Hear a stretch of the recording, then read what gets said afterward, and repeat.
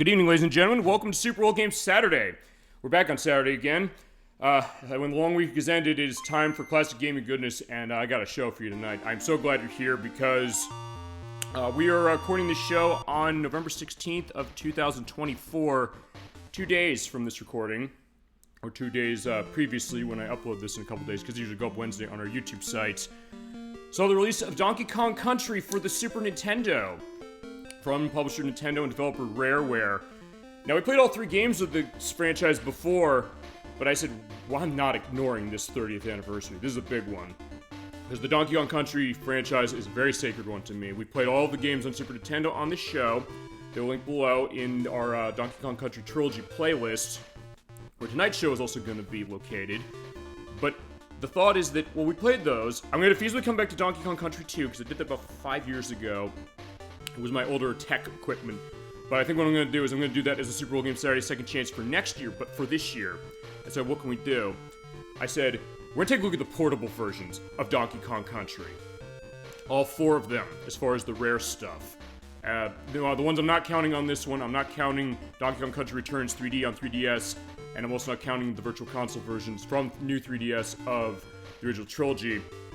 But these unique versions that were released in 2000, 2003, 2004, and 2005 of all 3 of the games. But Donkey Kong Country is getting double duty because it came out on the Game Boy Color, as you're seeing right here on the screen, on November 20th of 2000 in the US, although it was 3 days earlier in Europe. And it was in Japan, I think it was Japan, on January 21st, 2001. Yeah, they decided, we're going to port Donkey Kong Country, the 16-bit game that was known for its silicon graphics technology, to the Game Boy Color, while at the same time they're also giving Japan Donkey Kong Land 3 on Game Boy Color, which was only for them, because they never got Donkey Kong Land 3 in the US. But Rare specifically said, hey, you know, we're going to put this on Game Boy Color. It's definitely a trip, and there's stories to be going on for our 30th anniversary celebration of this franchise, and we got the regular crowd shuffling in tonight with Dollyfin. Hello, everyone. Hello, Dollyfin. So good to see you tonight for our 30th anniversary celebration of Donkey Kong Country. We got the trilogy going on Game Boy Color for 1, and then 1, 2, and 3 are on Game Boy Advance. We'll be swapping them out using the Game Boy Player. This is our first time using it, and our first full show going on with Game Boy Color and Game Boy Advance. So good to have you tonight, because 2 days from now, we're celebrating 30 years of Donkey Kong Country, the first, and I love this franchise. You know that. You've been on the shows we've done for most of these, and the case of it being that I'm celebrating this 30th anniversary with a special show. It's going to be our Donkey Kong Country Portable Port Showcase. So good to see you again, Dollyfin. Filled up memories full on Donkey Kong Country. Donkey Kong is a franchise, and if you played these portable versions, because there's unique things about these, that I figured, yeah, it's worth doing this. And also I'll say this, part of the other reason I did this was because we did Donkey Kong Country 3. I said, I have Donkey Kong Country 3 on Game Boy Advance fully in box. I said, when we played that, I said, that is different in a lot of ways from the Super Nintendo game we played. And I said, I should come back and show it. But I said, you know what? I want to get the other ones. I want to show it as a showcase. And now that we're 30 years out from the debut of this franchise, now's the time we're showing it. Although you're seeing on screen, this looks like something from Donkey Kong 64. As far as it, because yeah, you do have the selection menu of Donkey Kong holding up the barrels. You have Adventure Mode, bonus, link up, Game Boy Printer support. This had Game Boy Printer support on Game Boy Color. And so with options, one thing I'm going to do though is hit the Z button, because I'm using the Game Boy Player for the GameCube. We're not showing this off yet. This is a device you put on the bottom of the GameCube. It cost $100 when it came out, and people are wishing it cost $100 nowadays. You're able to play Game Boy games of any kind, Game Boy, regular, color, and advance, on your television through your Nintendo GameCube. Thing is, it's 2 parts. There's a connector that goes on the bottom of the system, but it also came with a boot disc. If you don't have the boot disc, you can't play it. But the good news is that when the game starts, it stops spinning the disc. So actually, for the purpose of other games we're going to feasibly show on Game Boy Advance, which you'd have to use this to show on the show, we can use it that way, and there won't be concerns of me picking the GameCube up, because I'm going to have to do that for Rare Twisted. But yeah, this is the information as far as the Game Boy Player, as far as the options it gives you. Your selection of frames you can go, of 19, 18, 17, and all of this, as far as what you want to see on the side. A little bit of a Tetris look as far as this. Pretty basic to certain degrees, but it's kind of like how the Super Game Boy was. But in this case, we have to use this because Donkey Kong Country on the Game Boy Color here is a dedicated Game Boy Color game, which means that if you put it into a Game Boy Pocket, or Super Game Boy, it will not run. And you can tell that because the Game Boy Color games that are like that which later in the system's life was most of them, but not right away. They have a clear casing themselves, and you actually see the inners of the cartridge. So in this case, you have to use it this way. I've framed, I'm rating to number 20.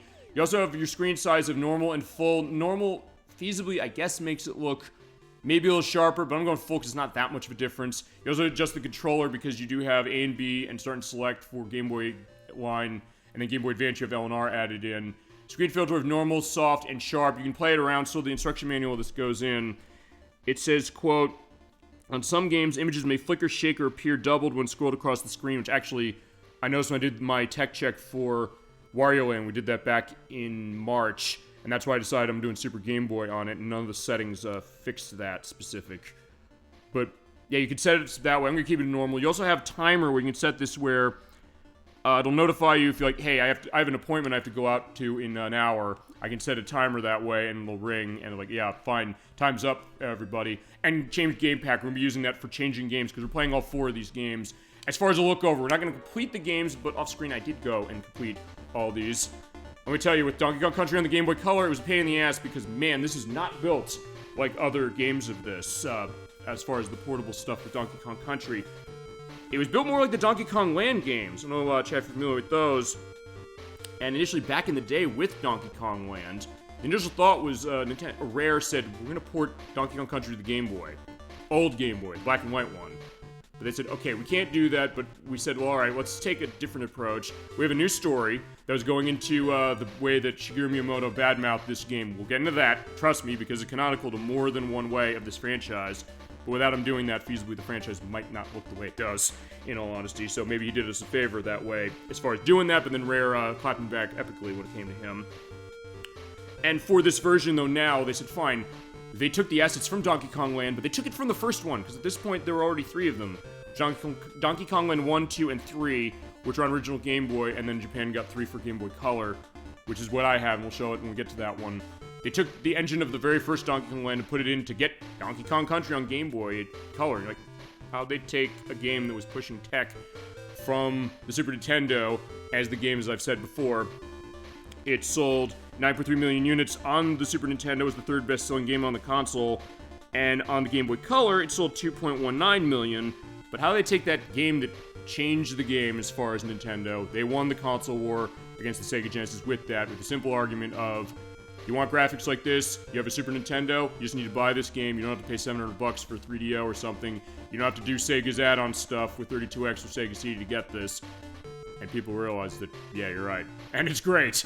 And I love this game, I grew up with it, and I'm looking forward to giving it a full look as far as all the unique things it has to offer. In fact, let's start there. In terms of bonus mode, you have new modes that are added to this version, specifically Funky Fishing, Crosshair Cranky, High Score Challenges, which they do go into those 2 modes. As you have the perspective, like this 8-bitified version of the Donkey Kong Country soundtrack. I'm going to show the minigames start, and also items, because one thing you do in this game, and I have a separate save file set up for these, this version of the game, unlike Donkey Kong Country on the game, well, actually not on the Game Boy Advance, on the Super Nintendo, you have the game saving after every level. Which, for this game, thank God they do that, because this game is insanely hard for reasons we'll get into in a little bit. But, so you're wondering, what is Candy's area about? Candy Kong. She's usually saving your game. This version, she has a game to play for each world. You can only play it once, which is why I actually went through the game a second time to have it completely fresh, to unlock all this stuff and have these coins. I unlocked on my main file, so that's we're going to have that for showing it that way on the menu. But to start, before we get to that, let's take a look at these unique modes for this game. These are exclusive to the Game Boy Color version, at least, well, fine, Crosshair Cranky is. The Game Boy Advance version does have the Funky Fishing redone. Let's take a look at Funky Fishing. Because here's the deal, yeah, we have Donkey Kong with Unguard. You basically move left and right and up and down, hit the A button to pull out fish that way and try to avoid the croctopus. And hear this voice going on as far as how it sounds. It's bit-crunched audio of stuff with voices like that. Oh, here we go. It goes, ooh. Actually, that is the voice of Donkey Kong that was in Donkey Kong 64. So it's not just the intro screen as far as the menu that they took from that game. They took the voice of Donkey Kong from that game. I'll get into who it is in a little bit. In this case, you just have the ticking clock there going up, but if you catch the croctopus, Actually, no, never mind. The croctopus is good. You just want to basically pull the hook up so you get tons of fish at once. It's later you get bad fish, specifically. So yeah, this is how they went as far as this, and this is something that is unique. So, like, actually, this case, I believe, unless I'm not right, I think this is the first fishing game we've played on the show. Okay, fine, sort of. Because we played The Legend of Zelda Ocarina of Time. That had the fishing in it. We did do that. But this game has it as well. Admittedly, Rare liked their fishing as far as stuff. And as you go on, you get the combo letters. Spelled with a K, of course, because back in the 90s, that was how everything was going. Zelda, yes, as far as the fishing. Yeah, because a lot of the Zeldas have fishing in them. Although for the ones we played, only Ocarina of Time has it. Although next time we come back to Zelda at some point, we'll do Link's Awakening, I think, unless chat and Dolly Finn to you, if there's another Zelda you want to see first. Actually, I'll go into that as we go. Because I'm going to go through this for a while, just to see how this is, so I get other levels. And hear the other voices of Donkey Kong going, yeah. Which I do love that, as far as it. But, yeah, because I know Ultra 94T, he called dibs, him and I think Gemini 96 wanted to call dibs on Twilight Princess, which we'd be using the GameCube for. Okay, I got 4 at once. Yeah, I just want to get those combos up completely. You get the, yeah. I love how bit crunched it is as far as the Game Boy Color is concerned. But it is something that's kind of fun as far as how the idea of it isn't basically the case that, I'll say this about Rare when it comes to the Game Boy Color. And fine, when it came to the Zelda stuff, also on Game Boy Color, of which there was Link's Awakening, and also the Oracle of Ages, Oracle of Seasons games, which I do have native on this console, and because of unique things that they have when you run them through a Game Boy Advance, which the Game Boy player does emulate for Game Boy Color games that had unique things going that way, we are not going to use the Switch Online to play those. We'll get to it because I have them both native. So we'll be able to show them the whole way. But the idea that, hey, Rare really... I've mentioned this before when it's come to Rare. The way they've developed for consoles or portables, they really would go all out. And with Game Boy Color, they really went all out. I mentioned Perfect Dark on Game Boy Color. You're probably saying, if you ever played Perfect Dark on Nintendo 64, you're saying, what's this? Like, how do they take that first-person shooting game, that great first-person shooter game for 2000, and put it on Game Boy Color? Well, they said, okay, we're going to make it a totally different game. It's a prequel to the Nintendo 64 game, where Joanna basically finishes her first mission that gets her to be the Perfect Dark agent. And it's kind of like a top-down thing, like Metal Gear Solid, actually, in terms of how it plays. But then they said, alright, fine, we're going to have this 4-megabyte cartridge that has the rumble feature built in, and if you have a AAA battery that goes into that cartridge, you have rumble going on when you shoot enemies. The game has full voice acting. So you have the cutscenes. They're also bit crunched a lot of ways, but they have fully vocalized speech going on as far as the missions, as far as Joanna, Daniel Carrington, and all of the enemies and friends that she runs into throughout that game going across. I'm like, wow, this is impressive. And it uses basically every single thing the Game Boy Color had support for. So the Game Boy cable for head-to-head multiplayer, the infrared port, which is on the top of the unit in order for like doing record mixing and like trading of certain things. It used the Game Boy printer like this did, where in this game how the Game Boy printer works, I'll show a brief idea of the menu. I don't have the Game Boy printer anymore. I used to. If I did, I'd absolutely be showing it off. And on the Game Boy players, we're pointing out, they do have a link port to it, so if you have stuff that would connect like Game Link cables for multiplayer or other things, or actually like the Mega Man Battle Network chipgate accessory, which we Nocturne and I will show at some point for Rockman EXE 4.5, you can use it fully on this television. You can even link a case where you can link other TVs together to have that. So if you have like 4 TVs and 4 GameCubes with Game Boy players, and then 4 copies of, say, I don't know, Baseball 2000, you can play them on televisions. You could do the thing for Curry the Amazing Mirror when it has its multiplayer. You can have that going. So the idea that there are a lot of different things you can do with this unit, but also the idea that how it came to Rare with the Game Boy Color, they said, like, fine, we're just tossing everything at this. And it was kind of interesting to see, and same with this one. How is The Legend of Zelda Tears of the Kingdom? I don't know, because I personally boycotted the game, and I probably should go into that. I probably don't know why. Because I mentioned when the game was on the way, that Nintendo, there was a video that DidYouKnowGaming put out. I've heard the game is great, but I don't know because I haven't played it, and feasibly, unless somebody requests it for the show, I will never play it. I do hold to my principles that way. I mentioned that with Pokemon Gen 9. And I'm also going to hold to my other principle that I made with that, which is that, fine, I made the promise that I'm going to, I will pay the full DLC price of $35 because A, Ed Wack requested the game to be played as far as the DLC of that, and B, because I said, will the Switch port of Sonic X Shadow Generations be a good port? It turned out it was, actually, pretty decent as far as how it was. It ran pretty well, given everything. So I said, fine, I'm going to hold to my promise, which is saying I'm going to pay full price. Sequel to the Legend of Zelda Breath of the Wild, that is true. I do have Breath of the Wild, I have it on Wii U, that's what we play it, and I have the DLC for it. But Tears of the Kingdom, fine. The reason for that is DidYouKnowGaming put out a video saying that there was these Lost Zelda games that Retro Studios were going to be making. They pitched to Nintendo, they didn't like the idea. Why don't you like it? Okay, I don't dislike the game, I'm sticking it to Nintendo on that one in a way that I said that when we played one of the last parts of Pokemon Gen 9, is that when it came to that video they made, he basically did like a journalistic take saying like, hey, I talked to people from Retro Studios. They said we pitched these to Nintendo. They didn't want to have them. He put that video out. Nintendo did a copyright strike on his video and said, you're basically violating our copyright infringement, or you're infringing on copyright for reporting on these games that nobody knew about and we didn't want to say anything about. It was a case where he said, he got a warning saying that if you do this again, your entire channel is going to be deleted. Also, I'll show this because when you get this, you get something bad. You get the yell there. But what happened was that you basically don't collect the trash. That's the idea. Collect the fish, not the trash for this one. But what happens is that, fine, that happened. Nintendo put that out specifically. The internet got really mad. Oh, okay, so fine. Let me continue that because there is a reason. Fine, I'm also gonna... If you don't have the fish there's gonna be that. But what happened with that is that he put the video out. They tried to do that, and here's the thing about DidYouKnowGaming. He was totally in his rights to basically report saying, like, hey, I talked to these people who did this. He wasn't violating copyright. Everybody knows that. Nintendo themselves knew it.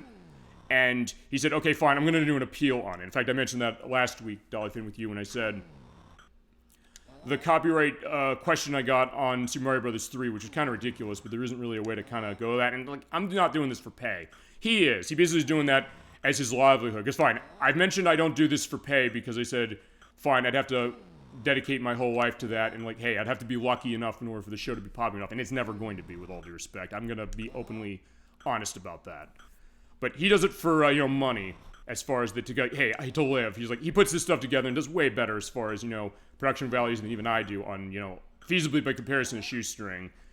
And Nintendo went after him, and the internet said, like, hey, it's horrible as far as what they did, but it's also something that when time came, as far as saying, like, hey, what are you going to do about it? It's always one of those things. We say, like, hey, when something happens for something like that, how are you going to take an ownership of that, or basically send a message saying, no, we're not okay with that? He basically had to fight that himself, because even though people came out and said for 1 minute, they said, oh yeah, this is horrible.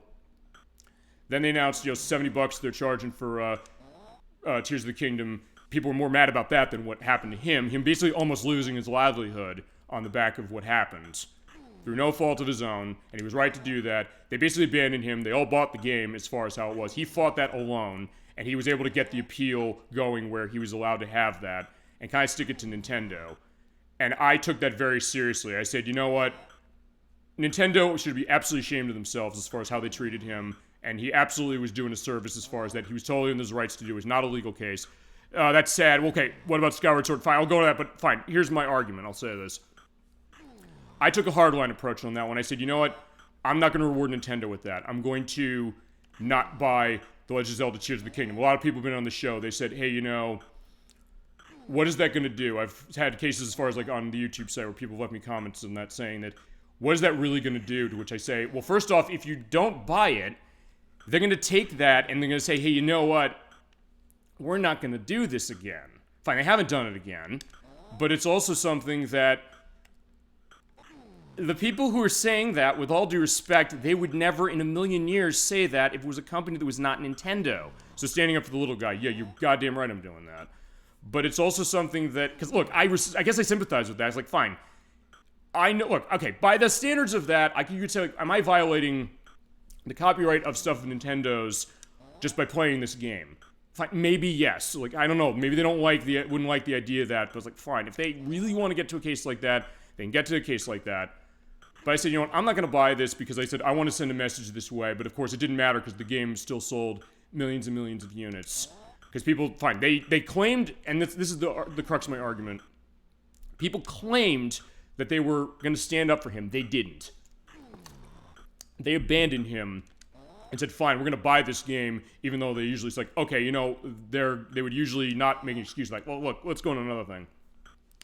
We've had cases where it comes to companies where they have insanely toxic perspectives themselves, like Ubisoft, who basically you could feasibly see the financial troubles they're in right now as massive karma for them. You could say that also about Activision Blizzard. They have that element going on too. When it comes to games like that, I know people who have often said stuff like this who bought Tears of the Kingdom without a question, saying, we're going to boycott this other stuff, it's never going to go. You see a lot of clickbait articles on Kotaku and things like that. Not that I have much respect for Kotaku anyway, but still the case of the idea that they'll start screaming and yelling when it comes to stuff like that. With Nintendo, they will not do that. They will not take a hard line when it comes to Nintendo, I guess because Nintendo saved the industry. And they did because, hey, you know, the NES was a huge risk, and they said, you know, we're going to try to go to console that way. But the case that, fine. I mean, I even said that before Tears of the Kingdom came out. I said that when we did We Love Katamari. I said specifically, I said, they charged less than $70, but everybody's complaining about that. They're not complaining about the thing with DidYouKnowGaming anymore. They're not complaining about the sexual harassment that went on at the Nintendo Treehouse. That usually a lot of the Me Too stuff that goes on with that, nobody came out and said that when it came to Nintendo doing it. They did it with everybody else, but not Nintendo. Because apparently they're a golden goose, and it's apparently they're too big to, you know, try and stand up against them that way. Whereas other companies, they'll do it all the time. They'll do it with Devolver, they'll do it with Riot Games, they'll do it with Activision Blizzard, they'll do it with Ubisoft, they do it with EA. They'll do it with anybody, but not with Nintendo. And I think, for me, the hypocrisy of that is so disgusting that I said, fine, with Tears of the Kingdom, I'm going to stand up and I'm going to take a stand on it, but I will say this, is that I have been asked before, I said, if my chat, including you, Dolly Finn, you say to me on this show, I want to see The Legend of Zelda Tears of the Kingdom, I will violate my case as far as the idea of boycotting it for all of you, because fine, I have another credo, which is basically whatever the chat wants, the chat gets. So if you want Tears of the Kingdom for the show, I will buy it and I will show it for you. I will feasibly doing it sort of against my will, against Nintendo's case, but I will put you ahead of Nintendo and my perspective of that. Because fine, people's like, who cares? This game sold like millions and millions of units anyway, to which I said, fine, if it didn't sell well, they wouldn't do this again. It sends a message to them not to do this, and you did it with other companies, but with Nintendo, you're not willing to do it. So I was like, okay, fine, that's my main case of it. And I'm like, fine, I've been feasibly wanting to get this out. And fine, also, I'll have to call it the hypocrisy of people on the show, with all due respect, because Edwack, he didn't, fine, I think he feasibly was in the case of respecting that, but he still bought the game, and he kind of was semi-angry with me in the sense of saying that, hey, you know, when it comes to that, as much as you hold to your principles that way, I hold to not my principles, of saying, like, you know what, I basically don't like people like you to a certain extent of, you know, coming out and saying, hey, you're going to do that and then ignore something that's really, really good, like the Pokemon Gen 9 game, as far as that, because of the broken case. Fine, he bought it for me to shut me up, and I also said, fine, I'm going to do it as a show because of this. I thought I need to be comfortable that way. I don't want to become hypocritical. I don't want to come off that way. And I respect him for that, but it's also the case that, fine, I'm going to say, like, that's his tack for that. I got my tack, and also even the case of other people, like with Nocturne, who, fine, she was on the Wheel of Katamari play we did. She said, I think later, like, hey, if I'd have known that, you know, I wouldn't have done this. But I said, you were in the show where I said that. So, with all due respect, were you listening? Yeah, I'm not attacking Nocturne or Edwack with this one, but I'm basically just putting in a perspective right there. Just like, hey, you know, they didn't do that, or feasibly the idea of kind of proving my point that people were selective with it. But I said, if you want The Legend of Zelda Tears of the Kingdom for the show, we'll show it. I will not say, you know, no. Because I don't ever say, no, we don't show something, unless it comes to a case where I can't show it live on show, in which case we do it on off-screen, and do it that way. Okay, but that perspective is over, because I felt like I needed to explain that. I really haven't. But to answer your question then on Legend of Zelda Skyward Sword, I have the Wii version of that. It's also on the Switch. It's an enhanced version. That's another one that's also quite good as far as what it does. I'm not going to say, and here's the thing, I'll also say this. I'm not saying that Tears of the Kingdom is a bad game. I'm just saying that the situation as far as it when it came to people who made it. Like, yeah. Fine, it didn't matter. Look, I'll say this. Fine. My perspective of holding my principles didn't do a goddamn thing, because people still bought this game, no questions asked. Like, fine, there is, it's like, fine, I'm just some random asshole, who gives a shit what I say? Because, hey, this game sold, so it doesn't really matter. And nobody talks about it, although the good news is that what happened was that, DidYouKnowGaming did fight that, he won the appeal, they put the video on that, and feasibly it scared Nintendo straight. As far as that, it's like, we're not gonna do that again, because they also did that all the time in the Wii U era, and people said, like, what are you doing? Yeah, it's okay, I just heard about it from someone that way, but no, that's fine as far as what it is. And look, I'm not gonna say to people, like, no, you're evil for buying that game. No, I don't think that. I'm not even gonna say, you know what, hey, even in the case that I know people who didn't pay attention to that, it's also one of those cases that, fine, I'm just gonna say, like, look, at least try and be consistent about it, because I know that if Tears of the Kingdom came out from another company, if it came out from Activision, Blizzard, or somebody else, the game would have bombed totally. Let's not deny that. Basically, the idea is that Nintendo's too heavy, as big as far as this, and people buy it no matter what. So I think it's worth pointing that out, but that's fine. It's like, point is, like, if you do want to see Tears of the Kingdom, we can do that. If you want to see Twilight Princess, we can do, well, fine, we're gonna do Twilight Princess. And I guess also if we do Skyward Sword, we can do that, and I guess in Skyward Sword's case, if your preference is to do the Switch version or the Wii version. I have the Wii version, but it's also something that the Switch version is a little better in terms of things it has, because it has some extra stuff. It looks a little nicer. They enhanced the motion controls a bit from how it was on the Wii. It does give you lack of motion controls if you don't want it that way. Although I've heard people saying it's a little bit of a double-edged sword in its way, too, as far as how that goes.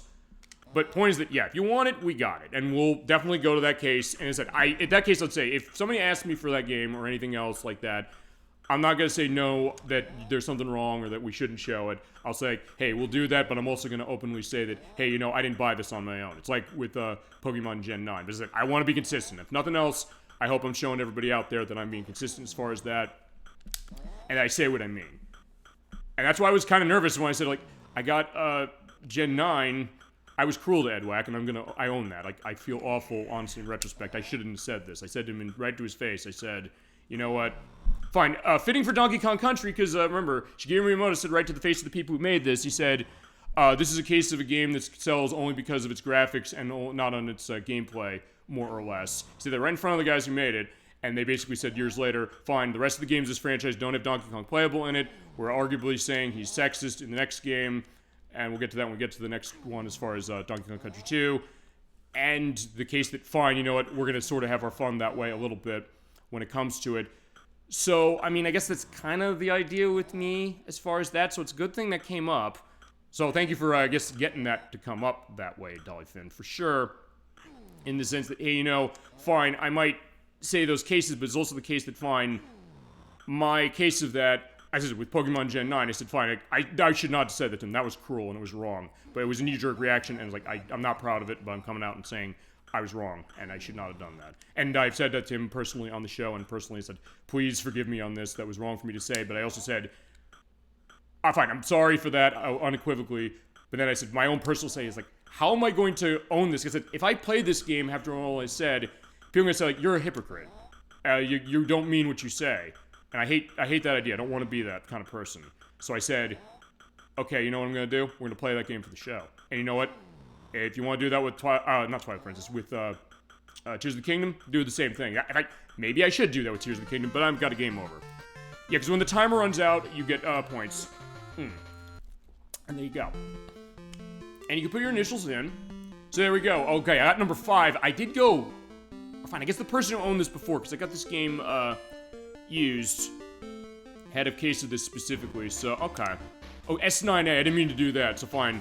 Basically, you have to go across each letter and do that. Okay, so that's Funky Fishing. We'll show Krauser Cranky. Okay, and then we'll get to actually showing the game. As far as what we're going to show, I'll show each of these challenges. This is a shooting game. So if you play Donkey Kong 64, welcome to bonus stage. And you have the games you have to kind of shoot the targets and then shoot the watermelon in the middle to reload. It's like this. Stop the criminals by shooting them, but don't hit your chimpy chums. You basically move the D-pad around and hit the A button to shoot them. So there's Donkey Kong. He is there. Right, you move left. Okay, you move left and right to go across, and then where the crumblings are. And when you are in a case of that, it says reload. I'll hit the B button. Okay. Yeah, but I don't want to shoot Donkey Kong yet. We'll shoot him later. You have 4 shots in a clip. Oh, shit. So, yeah, I did shoot Donkey Kong. Sorry. As you're hearing this remix of the temple music from this game. Is it? Yeah, we'll have the case as far as Donkey Kong Country specifically, because, yeah, there's stuff about this version I do want to talk about, because this was interesting kind of getting this game set. But I said, also, fine, go back to the Zelda thing. It's like, hey, then, I don't know, do you want to see Tears of the Kingdom? Then, I mean, that being said, I'll say this, with Tears of the Kingdom or with Breath of the Wild, because they're open world, there's going to be a question on how you want to scope that and how we should scope that. I don't know to what degree we should go heavily or not as far as showing literally everything. It's either way. We can do that, or we can do Skyward Sword, or we can see anything else. Your choice on anything. And also, next time we come back to Donkey Kong, of which, fine, now we got Diddy Kong in the mix. And you have to hit 50 Kremlings, I believe, as far as that, and make sure you don't hit the Kongs too much.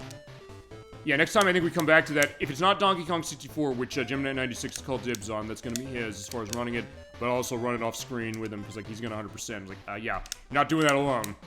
Alright, so we got everything. You win. And there are a couple versions of this. I will show that. Either one would be fine. Okay. Alright, so there you go. So, I mean, I can figure how we should scope that, because, fine, we haven't really done an open world game on this show. So that's going to be a little quicker question, how? And Dolphin, since you made the idea of it, if you have a suggestion on how you want to do it, what you think would be a good way to go about showing it? I'm all ears to hear whatever it might be. For either one. I mean, I have Breath of the Wild on Wii U. We'd use that because I have all the DLC for it. And Tears of the Kingdom would be a Switch game because it's only on the Switch. But that being said, is that I'm kind of sure, like, sometimes I say, like, how do we scope a game? That's gonna be a question. Alright, next up is Barrel of Kremlings. Hit the Kremlings, but if there's just too many, you're out. This is a case where, yeah, they're in barrels, and yeah, you do see it kind of smooth as far as how the animations are with them, for sure. You also hear these pieces of music, which actually are songs from Donkey Kong Land. And they sound very 8-bit. It sounds like rare stuff from the NES, which is fitting, because it was, I believe it was Dave Wise who did the music for... Fine, Dave Wise did the music for Donkey Kong Country itself, but also for a lot of stuff on NES. I know he did music for, I think he did music on Solar Jetman. He did music for Battletoads. He did music on Double Dare, which, yes, Rare made the game of Double Dare on NES. I love mentioning that. And we'll show that at some point. Oh shit, I missed. And he also did music on Snake Pass and on Diddy Kong Racing, amongst many other things. But I think they did, like, take that and, like bit crunch. It sounds like, hey, what would this sound like and maybe look like if they ran it in NES? I just want to see. Yeah, and also some of them are new pieces of music, or music taken from Donkey Kong Land. Alright, Kremlin Crackdown. Let's see that. Stop the Kremlin stealing the banana bunches.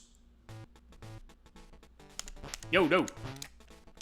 So it's basically a game of keep-aways. Like, yeah, the Kremlings are trying to steal the banana horde before they actually try to steal.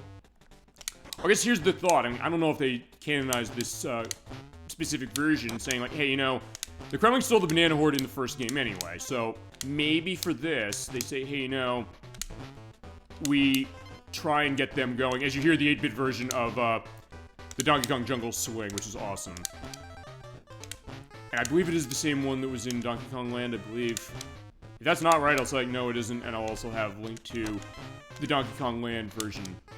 I think it is the same, because I know this uses a lot of the same assets as far as certain things. But fine, they're staying on the banana bunches long enough. Banana bunches.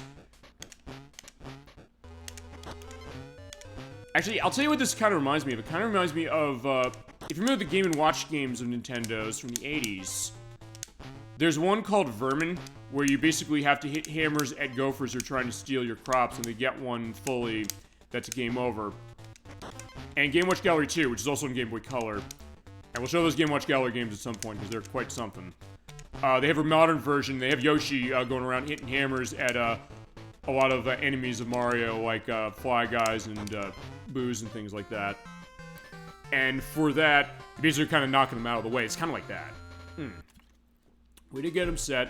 And that's Kremlin Crackdown. Next up, we have Buddies Beware. We'll take a look at that in just a second.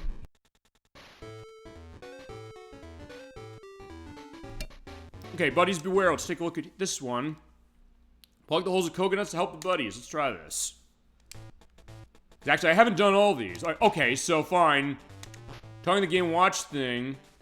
Yeah, we have to help, what's his name? Winky, the frog, jumping across. Okay, so fine. The Game Watch thing is again kind of applicable, because in this case, you're shooting that down to help... Oh, he fell. Shit. As he's getting chased by Very Naughty, spelled with a G... How's naughty spelled? It's G-N-W... Yeah, G-N-W-A-T-Y. In this case, yeah, we have Espresso, the ostrich, being chased, so fine. As I said, fine. Like with Game & Watch stuff, this is like, okay, fine. Bye-bye, Rambi. It's like, Helmet. Okay, fine. In this case, I can't reload it yet until, they walk over it. Yeah, I guess you have to save a lot of these guys. And fine, you can only have 2 out at a time. Hit B button again to reload, and A button to drop them down. So yeah, this is a preview of what it's going to look like as far as the main game. You're seeing Winky hopping along. I think I mentioned this, we played Donkey Kong Country 1 on Super Nintendo, but I'll mention it again. The dev team at Rare hated Winky as far as that. So what happened is when we get to Donkey Kong Country 2... Actually, I don't know if the Game Boy Advance version has this. We'll see. It might not. Well, first off, the instruction manual of Donkey Kong Country 2 does have Cranky saying, I liked Winky and Espresso, where are they? But as far as Rare's concerned, they killed him off screen, and they stuffed him, and he's basically taxidermied in the Super Nintendo version. Maybe in the Game Boy Advance version. We'll see, because we're showing the Game Boy Advance version of Donkey Kong Country 2 tonight as well. Basically, the way we're going to show all these, just to go into that as well, is we'll show the mini-games as far as it, because those are new. We'll show all the new levels that are in presence. We'll show off some of the classic levels. Chad, if you have favorite Donkey Kong Country 1, 2, and or 3 levels you want to see, as far as this, let me know. We'll show them. We'll show off all the new levels, and this version does have 1 new level. We will also show cases where, like, the level theme is going to be set. So, like, hey, going in the jungle, going into, like, the temple, going into, like, the water world. So we do hear how it is aquatic ambience, the song for the water levels in this game. How does it sound 8-bit? Pretty good. We'll get to that specifically. Cut down a bit, but still a case of, yeah, it's interesting to see, like, it is the concept of a D-make before I think the wording existed. But, oh, okay, good. Okay, so you have to be right on the edge in order to get them going. And, well, actually, let me see something, because fine, we have that not-so-happy picture of Donkey Kong down there. I guess when I have the, what is it? Fine, when the animal's falling, okay, he's getting more and more sad. It's like, okay, fine.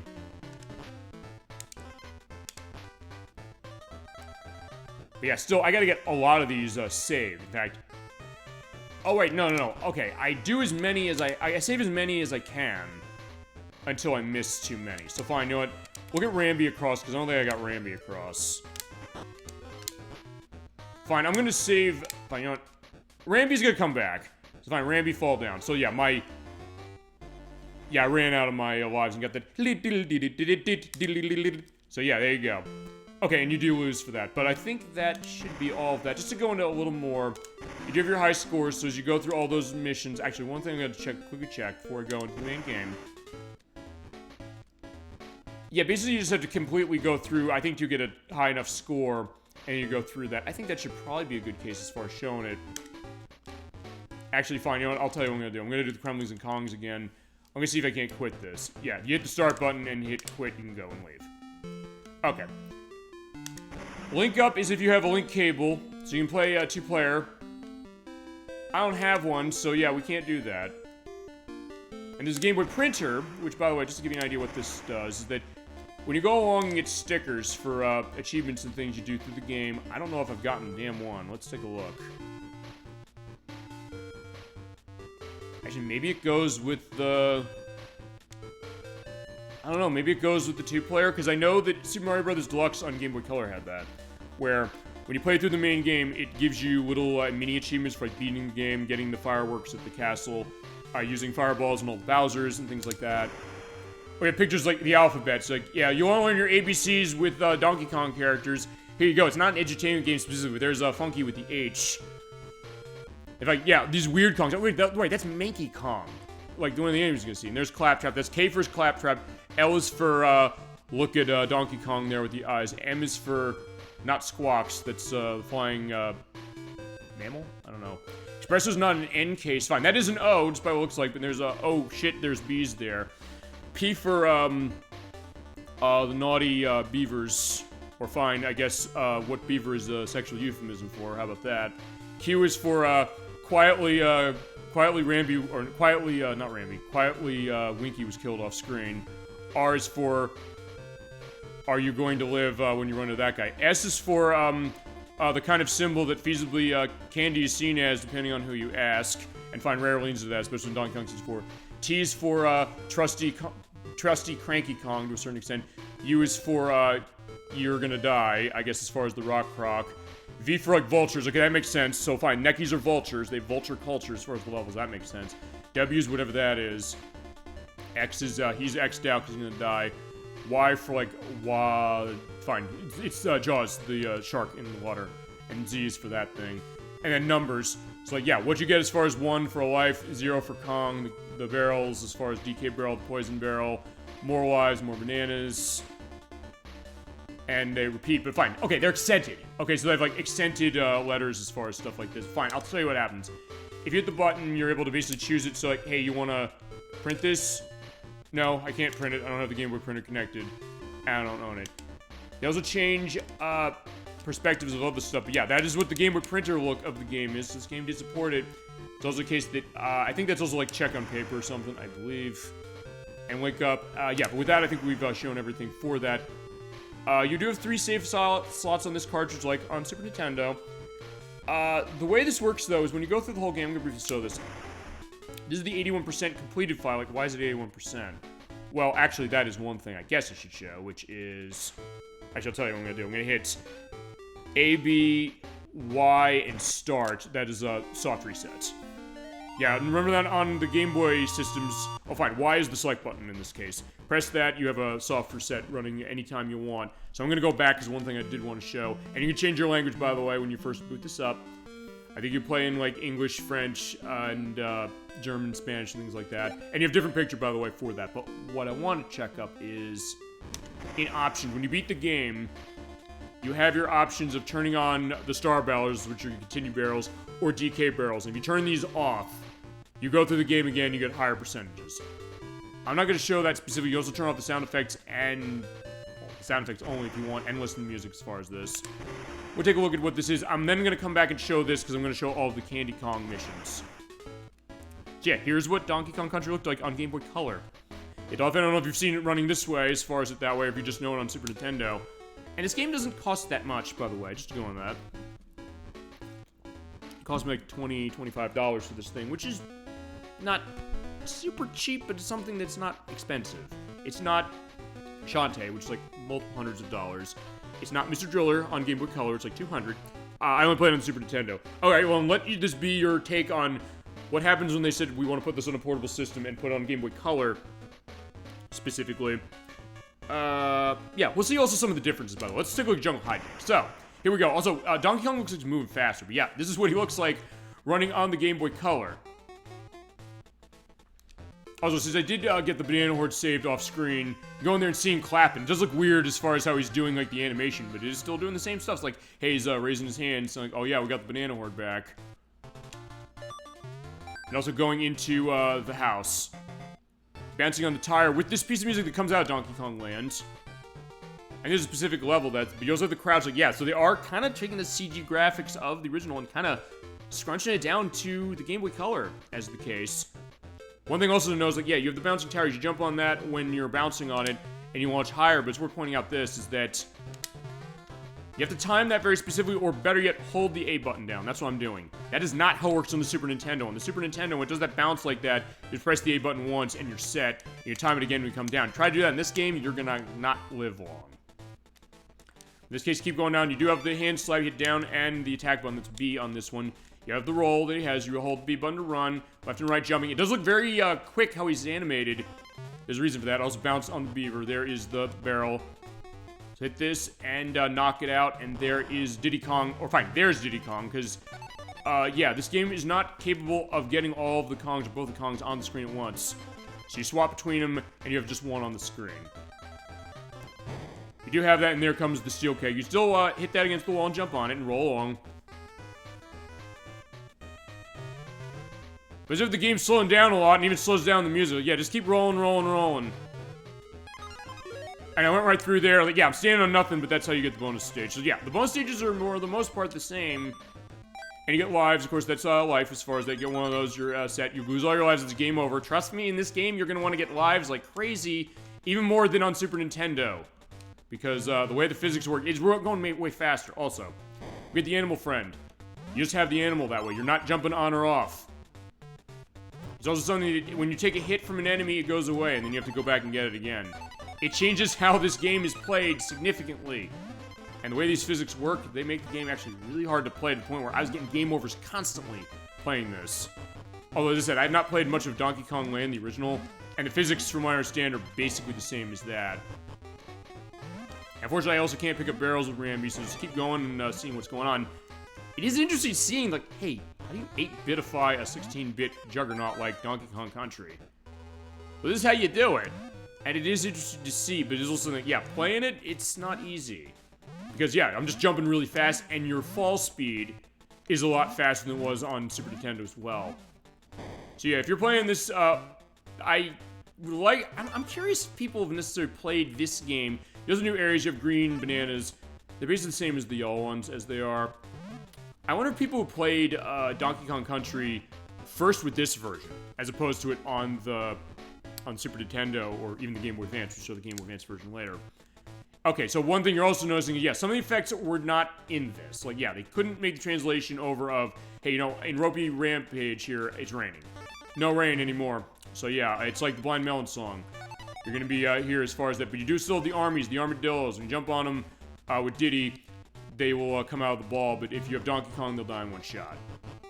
You want to get him out, and then hit select button, pull him out. It is surprisingly smooth what it's doing, but the way it plays is very weird. Especially some of the later levels, it gets nuts. And some of the physics are very weird, too. You get boom, as far as the sound effects, too. And usually, same case, when you do the hand slap, you do want to try and do that in between trees when you have that, when you have cases of it. Of course, bounce along and go down here and fall. Okay, I was trying to get the bonus barrel. I'll show that as far as it just because. Also, yeah, sometimes the physics are weird in the case that, yeah, you can roll into the armies and they'll just die. Which even the Super Nintendo version did not let you do. And also, fine, same thing with the TNT barrel. When you drop it, it blows up. Oh, fine, in this version, or in this game, I should say, you put the TNT barrel down, after you pick it up, it just automatically explodes. Every other Donkey Kong Country game would change that. So it does not happen. In fact, they designed the later ones around that not being a factor. Oh, shit! Okay, that's the other thing, right, you can bounce on them like pressure points on the ground. Sometimes they screw you up, because then you fall and die. So yeah, this is just the second level, but like, fine. We're gonna show off every cases of levels as far as like the theme of it. Going to more on our celebration of Donkey Kong Country, no question. I mean, as I said, when we played the first one, my experience is I rented this game when it came out in 1994. It was like, wow, even as a Sega fan and a Genesis owner, I said, hey, you know, this looks great. I'd never seen anything quite like this before. I said, okay, let's take a look at this. I rented the console. I played it. It's like, this game's awesome. It's terrific. I remember, I think, one of the times I rented it, I basically spent pretty much the entirety of, like, a Sunday playing the game, as it was. I was like, yeah, keep playing this game, no question. I kind of repeated that a little bit last week when it came to doing unlocks on all these games. So I want to make sure we have enough stuff to show as far as all of them. And as I mentioned, my late grandfather, of course, may he rest in peace, when it came to this, he was amazed by this too. He saw it, was like, oh my god, I've never seen anything like that. And as someone who had a background as far as tech stuff, like the gizmo work and all that stuff, as we have one of the bonus barrels, follow where the life went. I believe it's set in these bonus barrels, by the way, so I got it right there.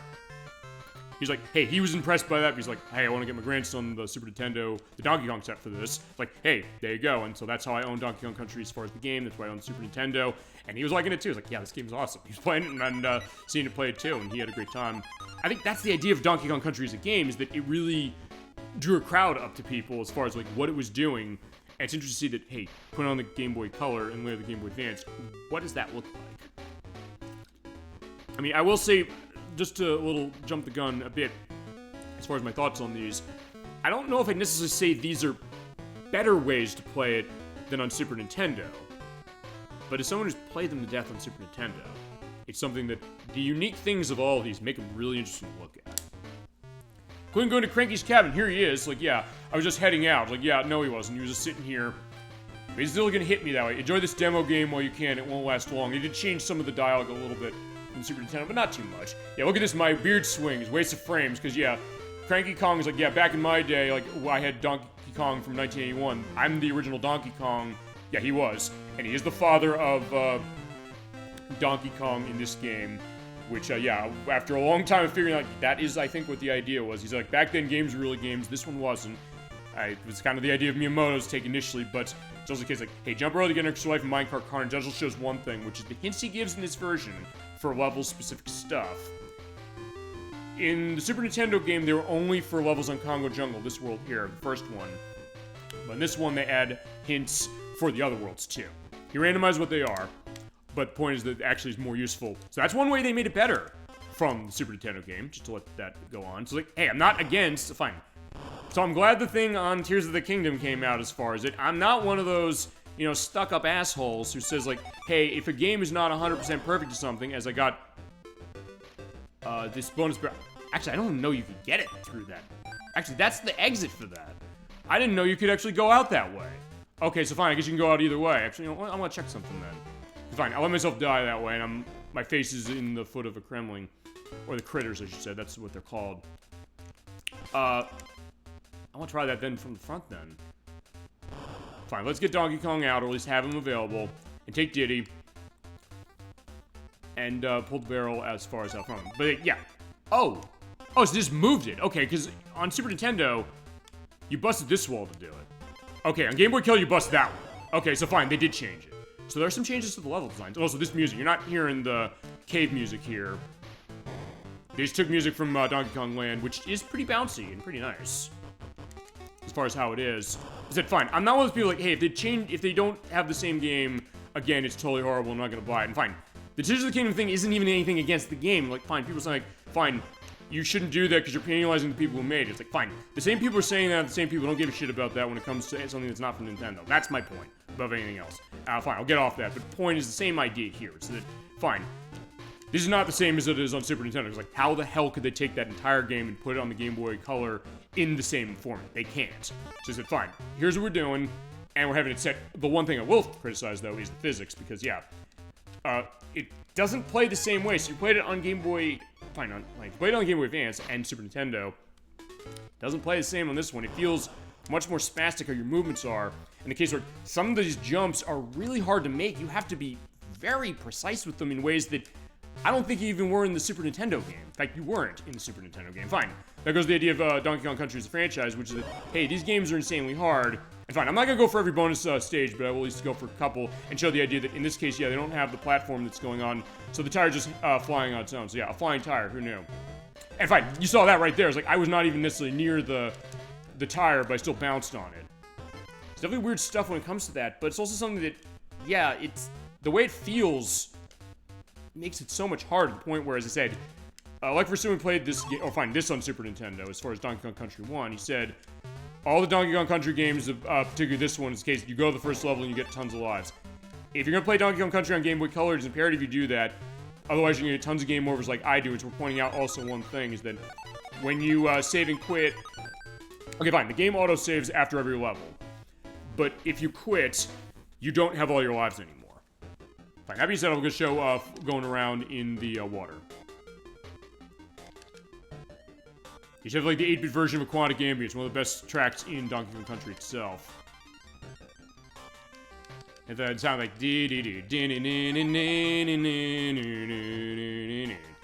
how does it sound like 8-bit? And how the Croctopus look, or Croctopi in this case look, just spinning around. I was like, yeah, this is a kind of interesting effort saying like, hey, we're gonna get this game going this way. on the Game Boy Color. I was like, yeah, it's feasibly a fool's errand, but they said, we're gonna do it, and they did it.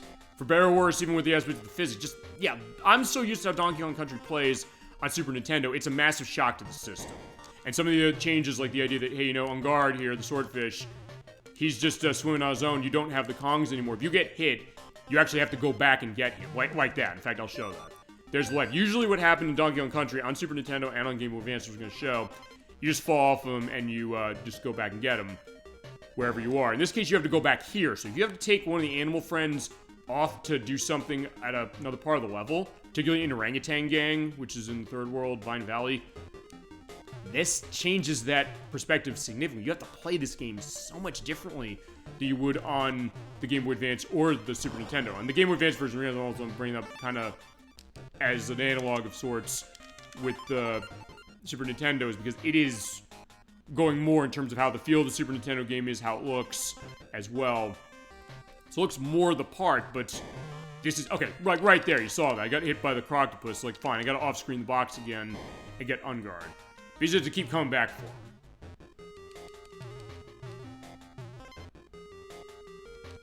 So this kind of changes, as I said, change the way that goes, and also show off the bonus stages as well. Because there are little things they do in the bonus stages that actually are unique from, and there are fixes, again, from the Super Nintendo game. Look, I love the Super Nintendo game to death, but I'm not gonna say it's a perfect game. Fine, technically nothing really is, when you think about it, if you really want to go that way.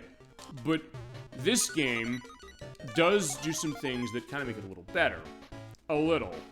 I'm gonna try to see. I think I have 3. Fine, you know what? We'll do Barrel Cannon and Canyon as well. Oh, shit. In fact, I will also show this, because fine, when it comes to other things, okay, fine, here's another change. There's the shootout of the barrel cannons. You can't steer in midair as effectively with these in this version as you could on Super Nintendo. So it actually makes some of the do-or-die moments from the original game way harder to handle. In fact, I will show that. Also, yeah, look at my rolls. Like, I'm going so fast. It's like, whoa, it's, you gotta find it. It's Sonic the Hedgehog-like, but even compared to that, it's like, yeah, you have to be ready as far as reaction time in ways that are different than how it originally was. So there's a little bit of adjustment. But I'm impressed by things about this game, but it's also the case that this probably is the worst way to play this, but it's also something that I'm also impressed by what it's doing. Hey, you know, I guess feasibly it should be the worst way. I mean, feasibly would be wrong. Well, fine. It would either be totally wrong or maybe totally right, depending on how you look at it, if this was better than it was on Super Nintendo. Fine, with the tacky thing, well, who knows? But I mentioned stuff like Cool Spot before. I like it on the Game Gear more because of the way the controls are. They feel better than they do on the console versions. Whereas this case is not quite the same way as far as that. So like, yeah, you have to time the barrels, because also, yeah, you have to be more precise when it comes to shooting out the barrel canyon, or canyon, we are barrel cannon canyon. But you sometimes just shoot that more specifically than you normally would. Like here, usually you just hit the A button to go through. For this one, you have to basically shoot it just right, and if you're off by a little bit, you might miss. Also, the balloons do not fly away, by the way, in this version. Just let you know that. So you have to relearn Donkey Kong Country a little bit, which is kind of a fascination. I guess for me, as someone who's played Donkey Kong Country so much, the thought that, hey, I have to adjust to... It's almost like playing it anew. Which is an interesting thing, but also a case where, hey... would you necessarily play it this way if you had the choice? Fine, we played the other ones. Not to say no, we don't go back to the other ones. I said we're gonna do 2 again, for tech reasons. Like, I showed with the older tech, I think I can justify showing with the new one. Or the new tech, I should say. So it looks really nice. Even nicer than it did before. I will vary it up, as we always do. But also, yeah, I guess just the thought of kind of, I guess, reacting to what's different on this. Like, okay, right here. This is actually pretty hard, because yeah, this is the zinger, the scary bees, at least I find them scary. You have to time that right, because if you don't get that shot off right, you can miss. And if you're off by a little bit, I was lucky to actually hit that. You could feasibly miss that and die. And I had cases where I was playing this game, I was dying a lot in this game. You'd be surprised. Like, I've been playing this game for 30 years as far as on Super Nintendo, but looking at the Game Boy Color version, you would never think that. Like, Jesus, I'm doing awful.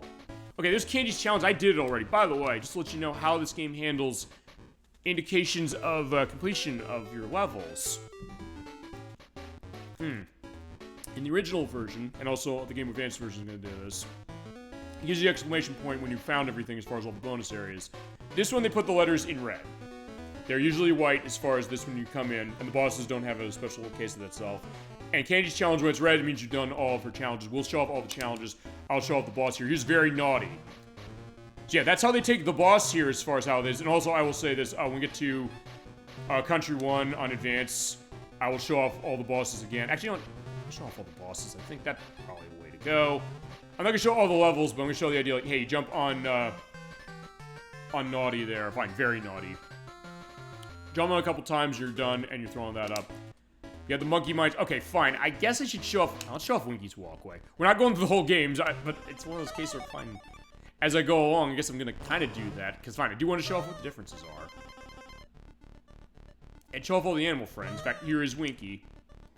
I never really hated Winky. I don't know why the... Actually, no. The dev team did say why. They said, hey, we didn't like the idea. He looked... Fine, we designed him, but we said, hey, he looks so googly-eyed as far as it seems like it's that case of, like, hey...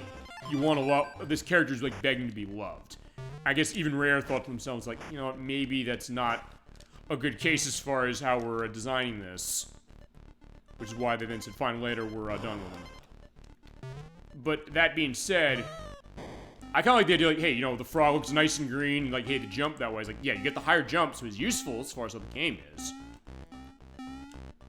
Yeah, we're going on this walkway that way. It's like, yeah, you're going in the background with how these are, like, do-do-do, do-do-do-do-do-do. But they also do change it a little bit. Okay, yeah, fortunately I missed that, but one thing, ow. Yeah, fortunately the beavers got me. Oh yeah, sometimes, yeah, the pressure points, you sometimes can't tell where they are. They're not visible. That one wasn't. If I had kept going, I would have fallen off and died. To be fair, this game does that a lot. Also, they changed parts of this level. This actually is not the same as it was on Super Nintendo. Fine, I jumped wrong and hit him on the side, so I'm dead. So they actually did change some of the level layout. I guess feasibly for the case of the Game Boy Color, although it's not a case where they do that for all the levels. Fine, okay, here's the other thing. Fine, Donkey Kong holds the barrels over his head. In that case, the critter ran into me, so it's not like a case they'll run in the barrel. It's not like with Diddy Kong. Ow, shit. Fine, okay, I was just off as far as hitting that, so like, yeah. The collision detection in this game is wonky as hell, my god. Fine, I will show Winky's walkway being beaten, though. So nonetheless, you do want to keep going, just like Donkey Kong Country itself, because of how, I guess, it is hard. Fine, this is harder because of the way the game is designed and the way the feel is. Yeah, because you saw me falling with Winky there. He falls way faster in this. So you have to adjust to that. Or fine, if you play Donkey Kong Land and you're a master of that one, you'll be fine, because the physics in this are exactly the same. In my case, I'm not sure, because I haven't played enough of... Shit! Like, okay, right there. So that showed exactly what happened, when I said, like, hey, you know, those pressure points, they're hidden, and then you can just die. So it's like, wait a second, hold on. But still, yeah, you do have, like, they take the sound effects for, like, the yelling of the neckies when you land on the... So you go, Erk! As far as, like, the bird squeaking. So they did say, like, fine, we can't have the voiceovers as far as that, so let's at least try and use the sound effects to carry some of the weight. And just so, like, the dumb drums, they're gonna shoot out the enemies that way. Oh, okay, I almost did it again. Shit. Alright, okay. Yeah, so you have to be careful. So, good news then, you don't have time limit in this game, like in the main game. Or in the original, I should say. But, yeah, you seriously need to be careful. Like, oh, there you go. Yeah, right there. I mean, it's good to find that, to get more, bananas. And 100 bananas, by the way, is a life, just like it always has been. But still, it's something that, yeah, it's kind of... Okay, there we go. So at least got the, Espresso bonus stage. Here's Espresso. Same deal as before with Espresso. You're basically going around collecting the tokens, and you get 100... Every 100 of them you get within 99 seconds, you get a life. And there's also the Espresso token that, you get that, it doubles it. So I'll show those being gotten. I will show that idea as well. Yeah, except there's not as many tokens here, so actually you don't get as many lives. And part of this is probably a technical reason, like, hey, you know, yeah, I'm actually clipping right through the timer as far as that, although the timer doesn't go down super fast. And also fixed the problem that Donkey Kong Country on the Super Nintendo had, where, for some reason, the timer hates Rambi, because the timer on him goes down super fast. Okay, in this case, though, yeah, you get the timer, but you also do not have the case where you're able to... It usually pauses the timer, and you can get the icons before it applies the ×2 to your tokens. This game doesn't let you do that. This is the only Donkey Kong Country version that is like that. We'll see if the Game Boy Advance they don't do that. Although I think on the Game Boy Advance there might be more tokens to collect. Because on this one I got 11 lives. I've never gotten 11 lives out of this on Super Nintendo. So that's going to be something interesting to see. Okay.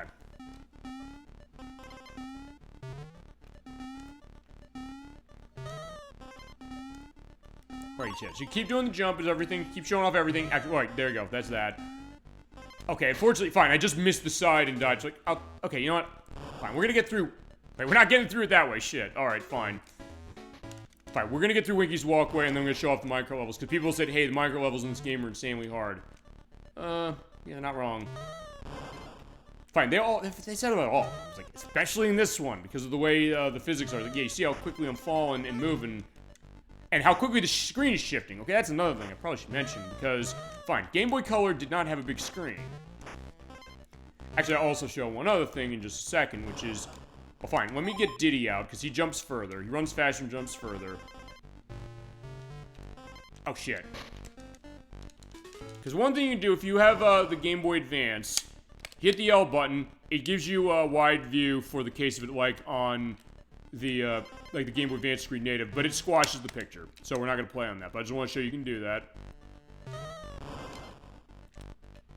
But yeah, you don't have a massive screen resolution, but one other thing is that there's some games they ported to the Game Boy Color, like I mentioned R-Type DX was porting R-Types 1 and 2. There's Super Mario Bros. Deluxe in particular, where they take Super Mario Bros. From NES and port it to Game Boy Color. Which they also give it treatment like this, where they give it extra material on top of the whole game. And feasibly second game for its Japanese sequel. Well, mostly. But with that one, you can pan the camera around, but in this case, you can't. You hit up and down, you're able to move the camera in that one. This one, no, you can't. You basically have to shift it kind of that way. So sometimes the idea, like, hey, your screen real estate, which is vital in Donkey Kong Country, can be kind of limited. Although, honestly, the Game Boy Advance version actually is better than the Super Nintendo for that rare reason, because you have more of it. We'll show that later, but fine, let's show the minecart levels, because you can't have a Donkey Kong Country game without these. Also, there's the, I know I'm going to show this. Yeah, remember, that's the shortcut to go through the level. This version says, no, you can't use it, so it's not there. Alright, so yeah, we're in the minecart, seeing that go, and yeah, you jump on the minecart. Yeah, you have to have quick reflexes, especially in this one. You hear the great music for the minecart.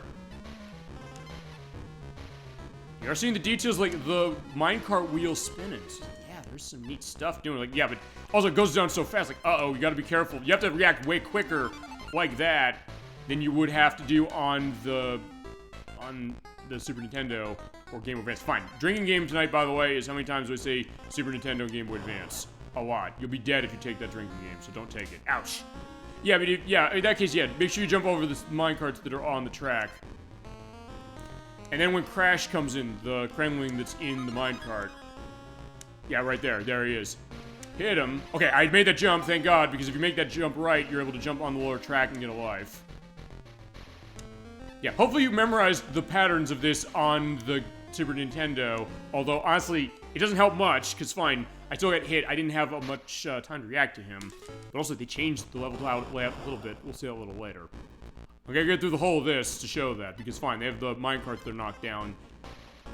Probably for tech reasons, fine, I missed that jump. If you're not dead on as far as at the end of the track, you're gonna fall and die. So, like, yeah, this game is saying, you better be dead on, and you better understand these physics that are not, this is not the Super Nintendo way of playing. And this is where the game was kicking my ass when I did the test stuff. Oh, but I somehow lived through that. Yeah, okay, if you jump too high, though, it's like, yeah, you're gonna not hit those tracks.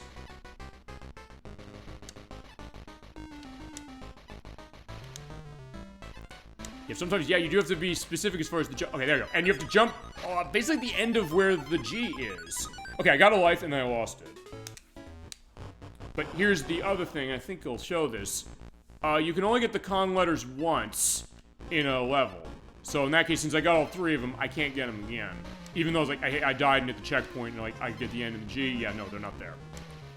The Game Boy Advance version, I believe, lets you do that. We'll see that in a little bit. Also, the thing I'll do next is I'm going to take a look as far as some of the levels that we haven't shown as far as the archetypes of the stages. Ouch.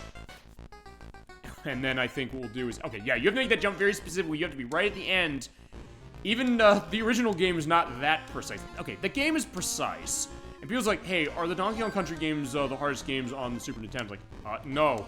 You ever play Contra, I was gonna say Contra Hardcore, that's Genesis. Contra 3, The Alien Wars.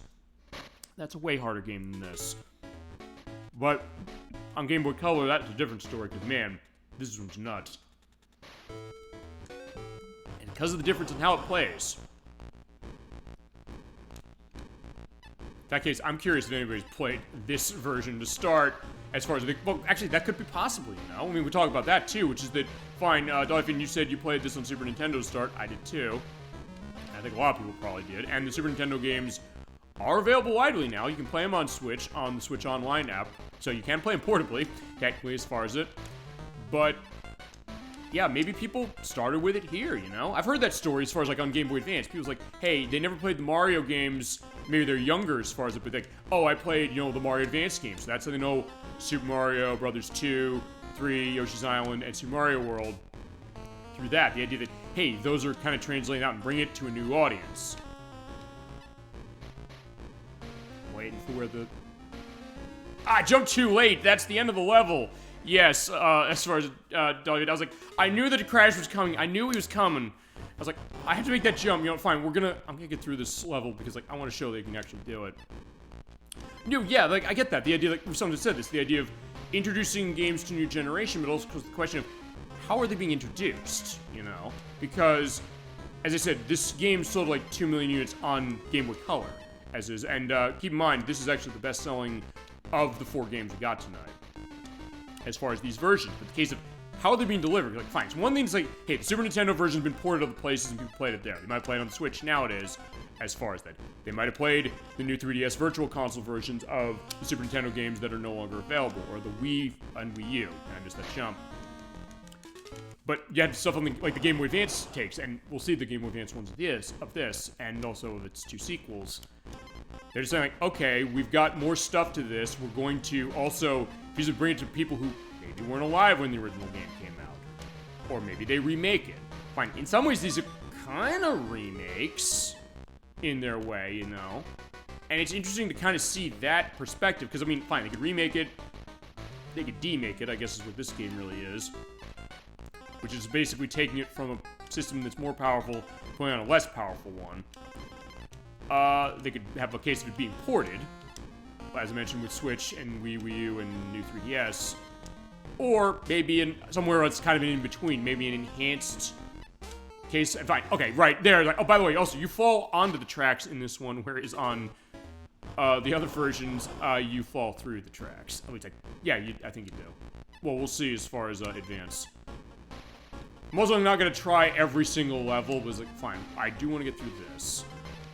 Actually, the second Minecraft level, Minecraft Madness, that one actually had me going a little harder as far as, you know, it being harder for me than even this was. I'd heard cases of people warning me this way. It's like, oh my god, the Game Boy Color version of this is nuts. I've had other channels to watch, like I know the Stops Coming From Sight channel, he did a video, Derek Alexander's show, he did a video talking about actually these games. And he said, this one in particular, this Game Boy Color of Donkey Kong Country, saying that I was so frustrated doing the minecarts in ways that I ever was on the Super Nintendo. But it's also that case that, hey, you know, it's interesting, I guess, to see the idea of what this is. But also the case that, yeah, fine. If you thought Donkey Kong Country was not hard enough for you, and you played Donkey Kong Land to death, yeah, this is probably going to be the game for you. Or in case like me, you love these games so much, you want to see what's the different interpretation. And then the thought that, yeah, maybe people came to this one as far as the first case. Maybe people had Game Boy Color as their first system. They said, hey, you know, I can imagine this case. You know, hey, you know, maybe people who grew up or played it on the Super Nintendo said, I have children now, I have a Game Boy Color. Like, hey, here it is as far as this game I used to play on Super Nintendo in a new way, and feasibly the case, like the child coming by, it's like, this game's so hard, and the question, like, what that's gonna look like, as far as modern audiences taking that, but then it's like, fine, I get the sense of Donkey Kong Country, as many as there are, and I jumped too early, that was my fault, I get the sense that it's always been a case where, fine, it's fun enough, or it frustrates you enough, we've sometimes talked about this, that you're like, you don't want it to beat you. You don't want to give up, even though it's like, yeah, if you're getting tons of game overs. Although, good news is because you have saves after every level, you don't have to deal with, you know, the way it used to be, which is you have to go through a group of levels in a world in order to get to the save area, which is Candy's place. And if you don't, you get a game over. You have to go back to where your last save was, and you have to feasibly replay tons of levels again, if that's the case. When we get to Donkey Kong Country 2, remember, in Donkey Kong Country 2 on the Super Nintendo, you have to pay banana coins in order to do saving after the first save, which is free. First save's free, but every other one isn't. In fact, this game has auto-saving after every level. It makes game overs not that big a deal. It's just a case that, fine, you have to get through the level that you're struggling on. No way to, skip that. No way to, get out of that outside of, getting good at the game and adjusting how the physics might be, and fine, there you go. And remembering the patterns, because fine, Donkey Kong Country is all about pattern memorization, and I love cases of games that do that, and unlike some other games like Mega Man and things like that, Castlevania. Shit, I jumped too early. Fine, that's the end of the level. I'm gonna stop. I'm sorry. I can't go at it. Fine, you know what? I can't do that. I was just saying before. Fine. So, fine. The theme of tonight's show is hypocrisy and how not to be a hypocrite, amongst other things. So fine, I'm not gonna do that. I'm gonna play the whole level, goddammit. I'm not going to give up. It's fine. That's why you don't give up. I didn't give up on this franchise as far as this. I kept going as far as it, and then fine, when it comes to Donkey Kong Country, it's been a while since we've seen a new one. The last new one was Tropical Freeze, which was on Wii U, which is where I have it, and they ported to Switch, and actually 2 months from today, Donkey Kong Country Returns, which is on Wii and 3DS, is getting ported to Switch. It's Forever Entertainment who's making it, and the people who did the House of the Dead remake and the Panzer Dragoon remake in terms of publishing it. And they're involved, like, hey, getting these things off the ground. Okay, I have enough hits, so, like, I can take the hit from Crash if I miss it. There he is. Okay, good, I made it. So that's why I had to, like, fine, not give up, and then the minecart disappeared. Okay, so there you go. That's how it goes. Yeah, what was I talking about again? Alright, Stop and Go Station. They don't have the same music as far as in the main game. They're the claptraps, jump on them. You have to press this to get the rock crocs to keep doing this. Also, I want to try something. It's either this one or the Game Boy Advance version lets you do this. Actually, no, it's the Game Boy Advance version, in fact. Yeah, it is. Okay, because on the Game Boy Advance version, you can actually kill these things. We'll see them dying later. Ow, fine. I jumped his teeth. It was like, yeah, fine. It was something that was so small to go through. It's like, fine, we're in the mines, this is the idea, but you do have to hit the stop barrels and the go barrels to keep them from moving, because when they're not moving, they're not hurting you. But the claptraps, yeah, they are not beholden to that. Just keep running and make sure you don't get yourself killed. And yeah, actually, you hear the minecart music in this game more because they have it in these mine areas. You don't have the atmospheric mine music like you had on Super Nintendo and also on Game Boy Advance, as we're going to show.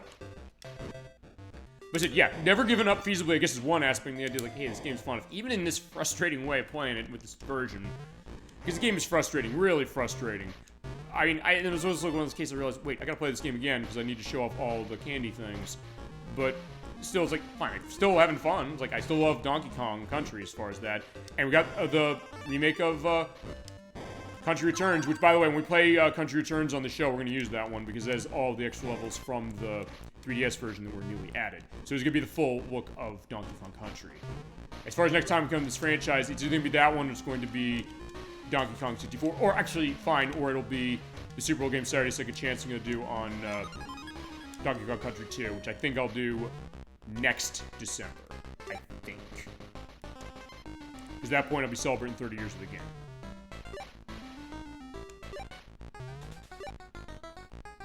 Alright, but yeah, so far, going okay. Okay, except, yeah, the rock croc gets me, so like, okay, fine. Yeah, so, yeah, Diddy's, rubbing his head, saying, yeah, fine, that hurts. Yeah, no question. Fine, that's where the, bonus barrel is. We got that already. Alright, so yeah, at least we're going along and still having fun as far as that, but like, yeah, fine. If nothing else is showing, yeah, this game's not easy. Fine, this version of the game's not easy. Also, the fact that, yeah, you saw the rock crocs there. You don't have the, what is it? You don't have the little window when they get up to avoid getting hit. When they stand upright, you're gonna get hit, specifically, so it's actually less forgiving than it was in the Super Nintendo game. So yeah, you better be quick and be ready to jump over them, and fine, not run into that one specifically. Okay, so that's gonna be the idea. As I said, what I'm gonna do is I'm gonna show off each of the level themes, and then we'll show off all the candy things and all the bosses. And we'll go to the next one. So yeah, we're in the temple. Here's the Crusher. So, ugh. Yeah, the Crushers, by the way, it's worth pointing out, yeah, you jump on them as Donkey Kong, as Diddy Kong, you have to hit them with a barrel, otherwise they'll laugh it off. So, alright, there's the millstones. They're small in this version, they can't be as big as they were on Super Nintendo, for sure. And you have the naughties running on top of them, as opposed to inside them.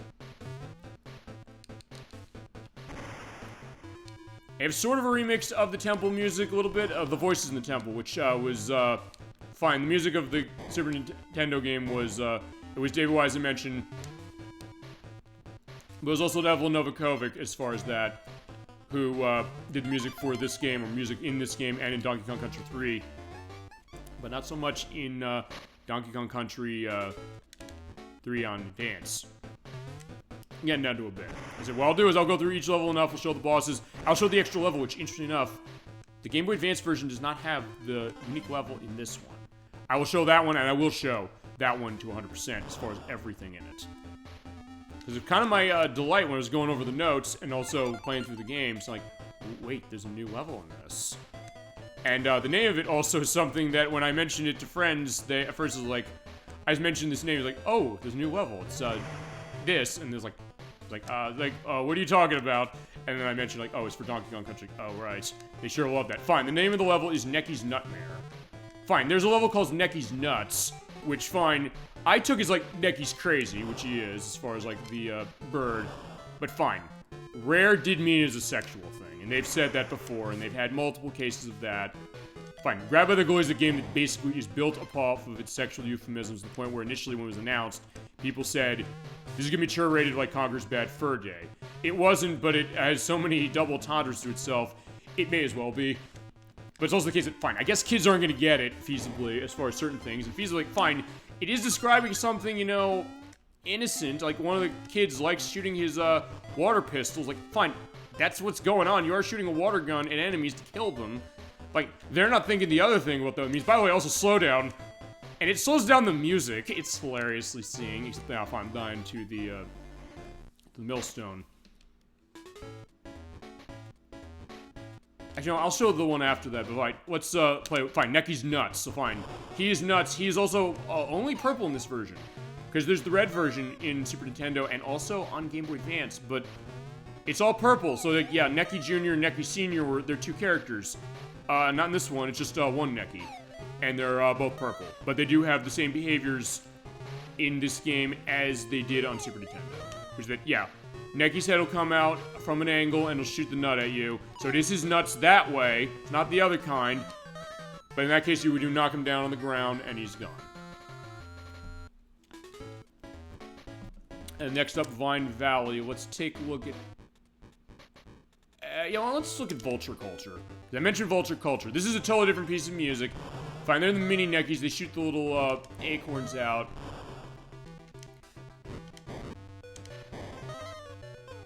Yeah, it is too bad you don't get, like, the music as far as the, like, the level on Super Nintendo here, but, like, fine. I guess they couldn't do it because, hey, it's very low pitch, it's very atmospheric, and, like, how do you transfer that into a Game Boy Color thing, which you can kind of do, but I guess they just decided not to do it. And keep that in mind when we get to Donkey Kong Country 3, although, fine, Donkey Kong Country 3 is a little weird. Alright, fine. I screwed up. By the way, they do change the bonus music here, like, it's the from its two sequels. So it's not the same as it was on Super Nintendo with the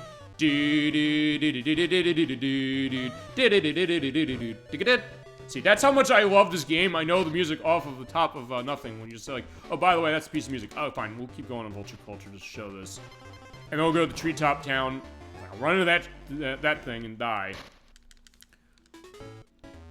Okay, no, I gotta keep going that way. Also, they do have the arrows on the map, so it's a case of, hey, you know, where am I going when you exit a level, and they do show you. So there's all these little things, and fine. If there's any game that I want to show this way, as far as like, hey, talking about the minutiae of a game like this is definitely one to do it with. See, like, yeah, how do they change this over? And also, how do you time landing when it comes to the Neckies? Because it's not easy to do that. sometimes the physics, yeah, he kind of goes out, you saw that there, he kind of goes out a little straight, but not as... Fine, okay, I also have to wait till the Neki comes down at the bottom, because he doesn't hit quite the same way, or fly the same way as he did before. Ouch.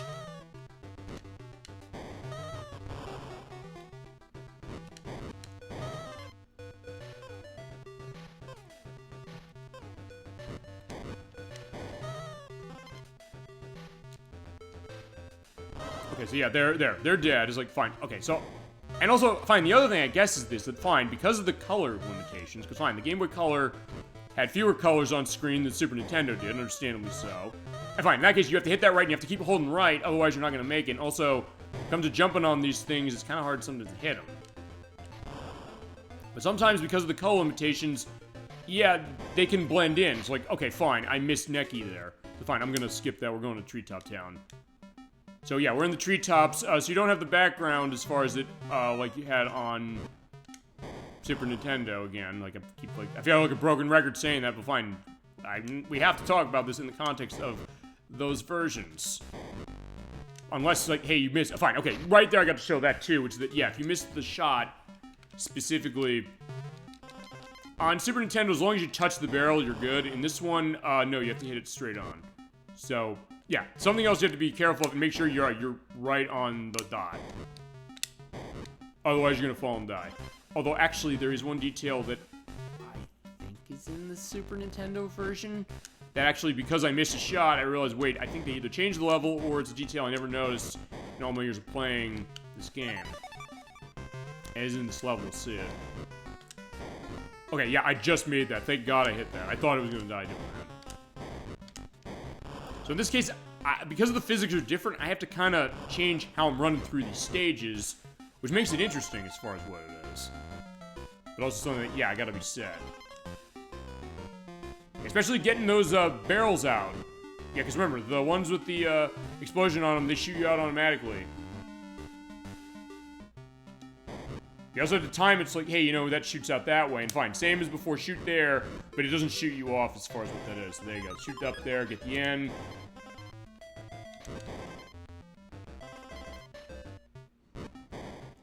Alright, this, because, okay, fine, one difference, fine, one more difference between this on Game Boy Color is when you shoot out of a barrel, you can't steer in midair after you shoot out of it. So, on Super Nintendo and Game Boy Advance, when I shoot into that barrel over there, if I'm not dead on to hit it, I can move left or right to just barely get over there.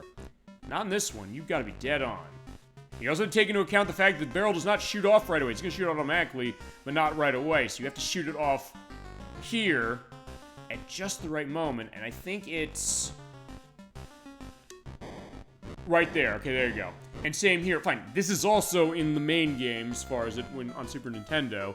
But this one, you have to get that timing down a little more because of... okay, there you go. I can't believe I got that.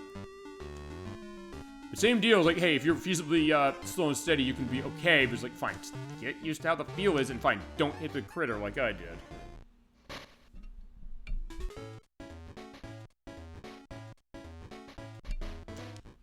Okay, let's try this again, because I do want to show... there is one part I do want to show as far as this level. Fine, but anything else, its differences and all that stuff is said. But alright, in the meantime, feel free to go into other aspects or insights on what you're seeing in this game. What do you think? What do you think about the idea of Donkey Kong Country being turned into an 8-bit game? Officially. It's like, sometimes people do this as like a tech exercise, like, hey, can a game be run on a certain console? I guess running it differently. We say that with Doom all the time. Sometimes porting it, but sometimes like, let's just build a new version, because why not? Oh, right, I forgot. Yeah, okay, so fine. Yeah, if you do miss that one, you can actually be shot back. Oh, I think you can only do that once. Because I think you can only do it once. Oh, crap. Okay, yeah, it's this one. Actually... okay, it was either this or maybe it was the Game Boy Advance. If you don't hit time this right... oh, shit. Okay, no, it's the Game Boy Advance version does that. It's right there. Again, you have to time that shot off just right, specifically.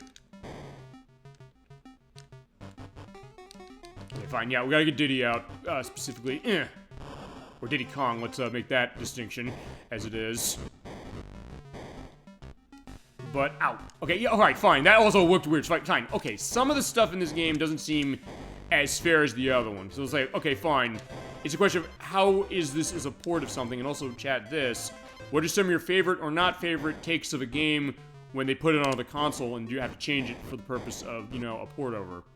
I mentioned Sonic the Hedgehog Genesis on Game Boy Advance before, which is awful. It came out years after Donkey Kong Country came out on that system, and also fun on this one. But also cases where, yeah, how do you accept that specifically or not? This one, given the limitations of the Game Boy Color, I can get it, as far as some of these things, although, except the idea of saying, like, hey, you know, we take Donkey Kong Land 1's engine. That was the surprise to me, because actually, alright, this shot.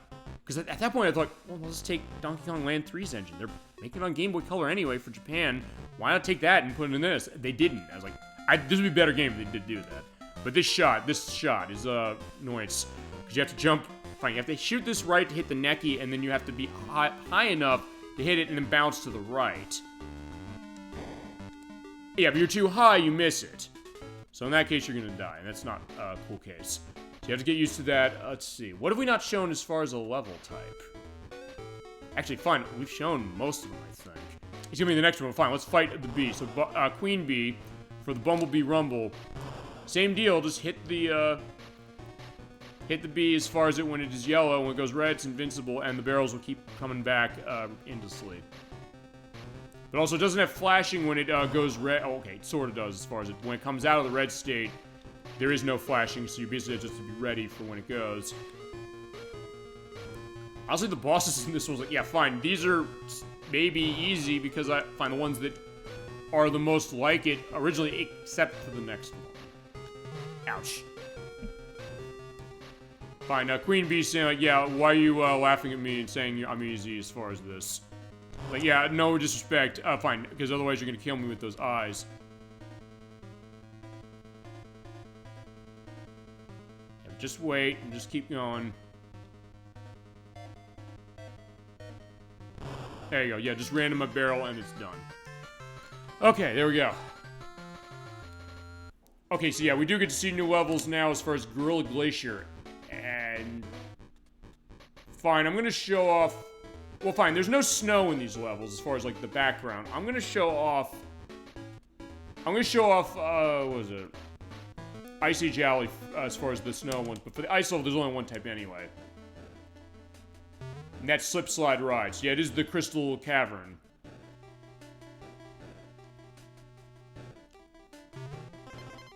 Same deal as before. You can go this way, and up there you can see the warp barrel, which is in the original game. You also have this unique piece of music that was not in the original game.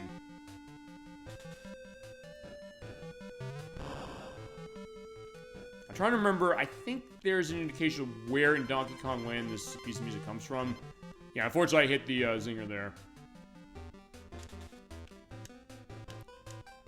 Also, you do still have the ice physics, so they do have those set.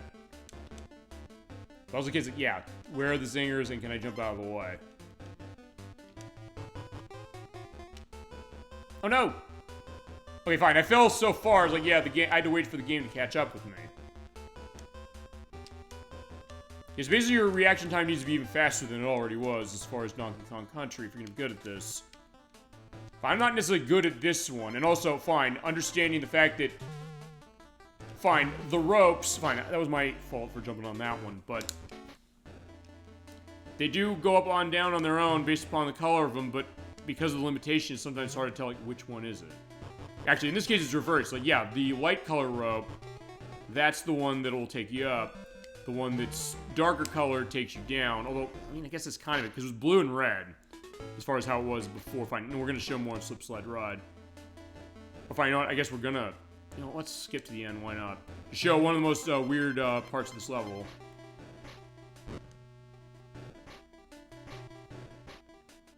If I can get up there. Oh no! Yeah, I don't want the claptrap to get me. Yeah, because these are dropping down, so yeah, you have to get a sense of that. Yeah, well, it looks really jerky, doesn't it? Especially here, watch this. Oh, whoa! Yeah, look at that, it looks crazy! Look at that sped-up animation, Jesus. That might be one of the most, oh shit, sped-up animation cases you might have ever seen in a game, or maybe I've shown on this show. I was like, whoa, whoa, I'm getting dizzy. Yeah, by the way, I apologize for any motion sickness that might have caused. Like, yeah, you do have to do that if you're gonna get through this level. Let's show Icy Jolly, and the reason I'm showing this one is because... Ow, shit.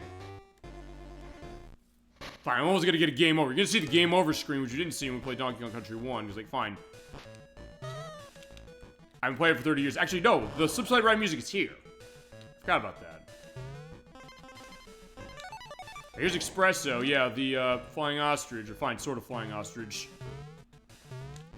Works same way as before. You hit the A button to flutter in the air as far as it, but it's way harder to handle long distance with that. And there's a bonus barrel here that's so dependent upon that you can't get it the old way, and they make it so that fine, you don't need to even use her for it.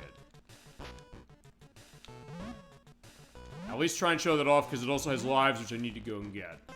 And also enemies that are low on the ground, you can walk right over them. Fine. Usually supposed to use Espresso to get over that to get that. Yeah, in this case, I'm not doing that.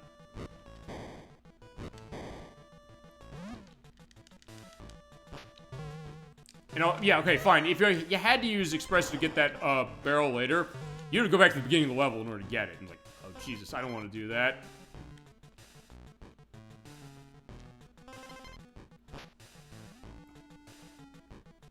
I be careful, because hit by that, I'm getting a game over. I think we're going to see a game over, specifically because I'm on my last life. Yeah, that's how quickly I went through my lives as far as playing this game. Okay, oh, that was weird. I'm going to stop that as far as the video when I edit this. It does still do the hitting of his head that way, and also with Diddy. It does still the thing with the cap. It looked like the claptrap touched my foot and bit me, but I still lived somehow. I won't complain. Yeah, Diddy saying how'd that happen? Good question. I don't know. Or maybe it didn't look that way. Alright, there's Manky Kong. He's actually harder to avoid in this game. Like, fine, like everything in this game. It's harder. Remember, hold the A button down to bounce on these, otherwise you're gonna miss the jump. I had to find out the hard way. Okay, it's right here. Because, yeah, usually what you had to do is you had to take Espresso here and use the flutter of her to get over to that platform up there. In this version, no, you can just jump up. And thank God, because there's lives here, and I want to get the 3-up balloon. Same deal as before. It's one life for the red balloon, 2 for the green, and 3 for the blue. Just take my time and make sure I line these all up so I can get 3 lives. Yeah, you want lives badly in this game. Trust me when I say that. Yeah, thank God I got 3. So, okay, fine. The dream of Donkey Kong Country on Game Boy Color lives another day, and soon enough we'll also get to Country on the Advance. I realize, yeah, I've been alone. I've gone over an hour and a half with this version alone. Fine, there's gonna be a little bit of a preview as far as or a look over, and I'll say this also: if you do want to see these as full shows, feel free to say the word because there's enough to justify showing this off as full show. All right, fine. That was near the end. I'm dead, but that's okay. The next level I want to show off is I want to show off Torchlight Trouble, because remember Torchlight Trouble, that was the one where Squawks, the only level Squawks in this game, you open that and then he shoots the torchlight out. Also, yeah, there you go, he's just here, so it just lights up the whole cavern. And we have the fire burning out of the oil and the clumps. So yeah, that's how they do this one. So actually, not a bad way to do it. They're sitting there like Squawks, he's basically just all in green. It's like, yeah, he looks like feasibly there's something wrong with him, but he's okay. He'll live. Remember, Squawks is the only, yeah, he's the only character of Donkey Kong Country for the Animal Buddies who's in every single Donkey Kong Country game, including Tropical Freeze and Returns. Before that, Unguard was in all of them, but Unguard was then not in those 2 games. Fine, there's Crush, he's laughing at me, I don't care. I'm just gonna jump over there and avoid him. Oh, but yeah, the mincers, they hurt, and I need to get that so I can get a life. Okay, there you go. Actually, also, one of the levels I know I want to show Platform Perils because the slowdown, that's hilarious. Because it's a weird case how the slowdown in this game works, is that it slows down not just the game, but also slows down the entire everything in it, including the music. Alright, so we're gonna have a really naughty rampage. This is the rematch with Naughty, but he has a different color to him, and every time you hit him, he jumps higher. And the further leaps he does across after the big jumps he does one more each time. Make it actually really hard to avoid getting hit by this, especially at the end. You do this, I think, 4 or 5 times, I should say, and then you win. In that case, yeah, he leaps, like, all over the place. Okay, fine, it's 4, so fine, he's gone. Alright, so bye-bye. Alright, next up, Cramcroc Industries Incorporated. Let's show off... Yeah, I'll show Oil Drum Alley. The only one I guess I gotta show this twice, because I show Blackout Basement. Yeah, here's how Fear Factory, the name of the music here, plays. It definitely has this nice kind of foreboding perspective to itself, just like it did in the original game. Oh shit. Except, yeah, unlike the original game, you can't just bounce on the naughties that way to get up there, so it's definitely a bit of an adjustment. Fine, we're gonna go through Oil Drum Alley. And I'll show Blackout Basement, I'll show off... I'm gonna show Poison Pond, even though it's under the water level, because that one... there's a counterpoint I want to make when we get to the Game Boy Advance version. With that, we're gonna do these in order, by the way. So it'll be Donkey Kong Country 1, mostly, as far as this, and then 2 and 3, and actually 3. I've watched on 3. So if I guess I probably should be hurrying up when it comes to this, but fine. We'll do what we gotta do. I just want a nice celebration of Donkey Kong Country's 30 years. I can't believe that. I don't know, Chad, if you can. Like, the fact that, hey, you know, 30 years ago in 2 days, or 2 days ago when I have the upload and the edit. Basically meaning the upload's gonna be on Wednesday. Shit, and I missed that and got hurt. 30 years of this franchise, because like, yeah, and we're saying, fine, we're not showing the Super Nintendo game like everybody else is. We're showing it on the Game Boy Advance in color. Crap. Fine, alright, let's show Trick Track Track. I'm basically just going as far as it. So yeah, with Trick Track Track, I'm dead. Fine, we're gonna see Game Over. I can't believe it, as far as Dolly Finn's saying. No, I get it as well. Also, can't believe we're showing the Game Over screen. Yeah, we didn't show this last time. This is what happens when you get a Game Over, but you don't get this music. Yeah, it's a case of, yeah, you screwed up, and they look at them with, like, the bandages on their face. Diddy has a bruised eye. Feasibly stuff that happened with, you know, Donkey Kong is so bad, he doesn't even want to show his face. But you go back to the title screen, and there are multiple things to show as far as that. Yeah, the big 30, yeah, no question. I mean, that's a big case of it. And the idea that the question of, has this game endured? I think the answer is yeah, it has. I think in its way, it's endured about as much as Donkey Kong itself, as far as the arcade game. Alright, here's Trick Track Trek. You're basically riding on the what was it? The conveyor belt platform. I'll also show the other one, which is Tanked Up Trouble. You have to be very specific with your movements for that one. And then the bosses, and then, yeah, and then the candy stuff when we go on to DKC on Advance. But it's interesting to see that, and the idea that, hey, you know, that being Nintendo's big push, fine, them and also Rare, because Rare said, hey, you know, after all the money we made with games on NES, like Battletoads in particular, which I know is a huge one for them, let's invest in Silicon Graphics computers and use the same graphic technology that powered the CG in films like Jurassic Park and Terminator 2 Judgment Day, and say, like, let's take Donkey Kong as far as that. Let's refit Donkey Kong Jr. into a new character after Nintendo said no. This is supposed to be Donkey Kong Jr. turned into somebody else. That's how we got Diddy Kong. And then make this game that, when it was first shown, people said, you announced the Project Reality, the Nintendo 64 as it became known, and then it was also the Nintendo Ultra 64 before that. This looks like something that's on that. It's like, no, this is a Super Nintendo game. It's like, it is? And they used that in the marketing. They said, yeah, you want graphics like this, you want gameplay like this, you want the return of Donkey Kong Country, the 800-pound gorilla in the house, Banana Slamma, as the cartoon that came later said. You just need Super Nintendo and playing this game, and people stood up and took notice. I think it's one of those games, honestly, I think even people who don't play games took notice on it, you know?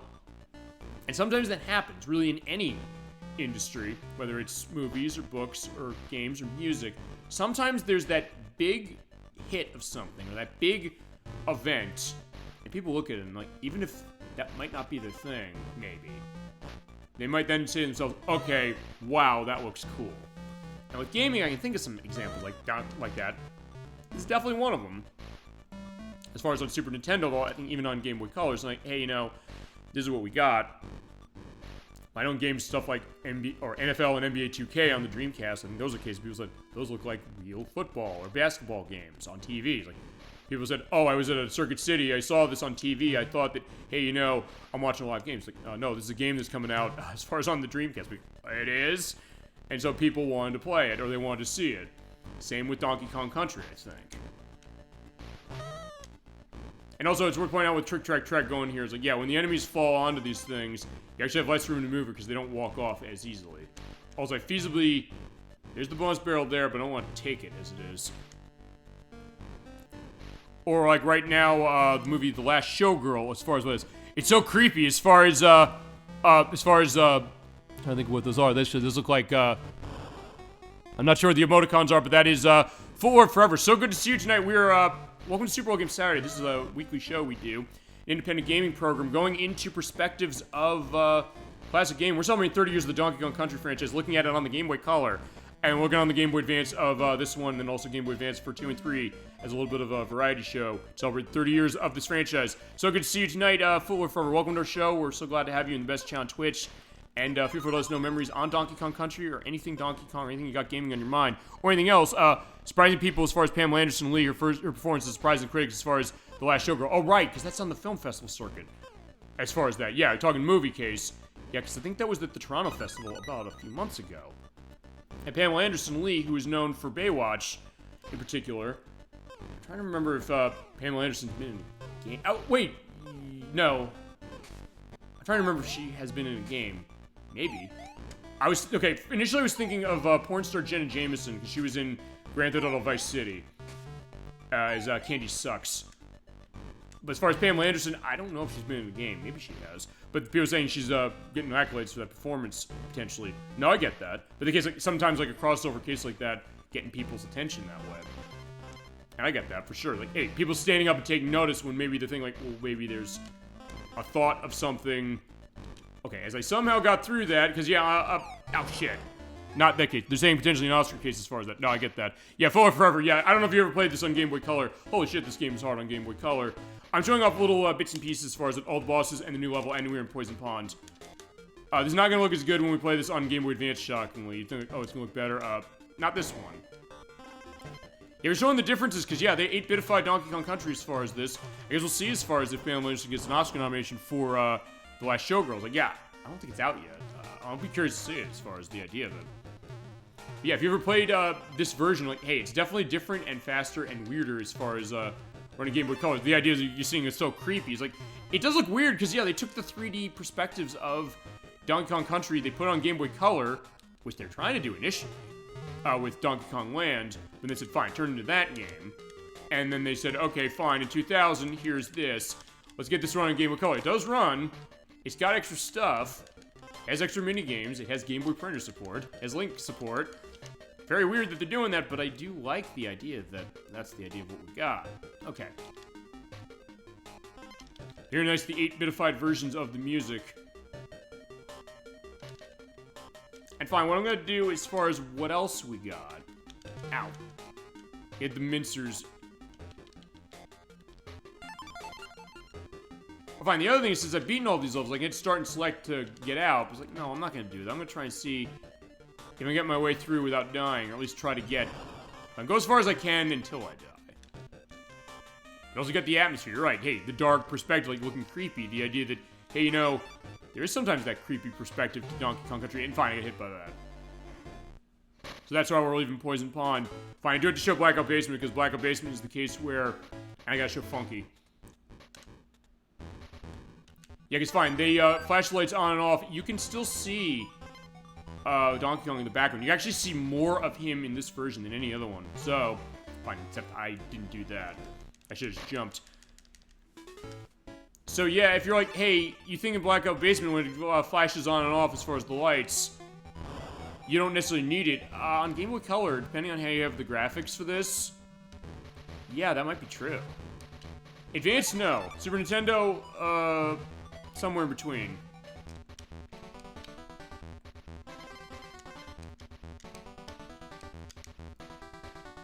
Barrels. I could feasibly go get that, but I don't have enough to get all the tokens. You do get the great 8-bitified version of the song here, which I do love that. Yeah, so adding to that kind of creepy fact, like, hey, you know, something out of like an 8-bit case.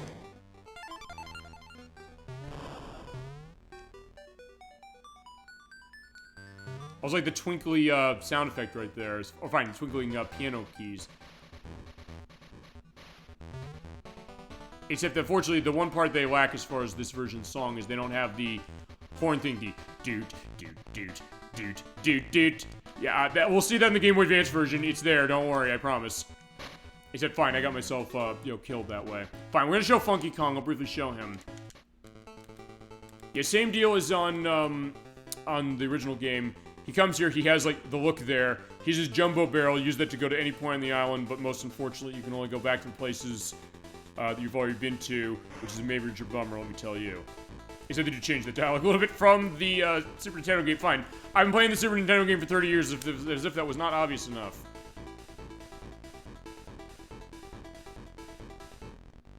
Yeah, except you don't have the hi-ya as far as the soundtrack, as far as this going, but you do still have the jet barrel just flying around as far as that's cool stuff. We're gonna fight Boss Dumb Drum.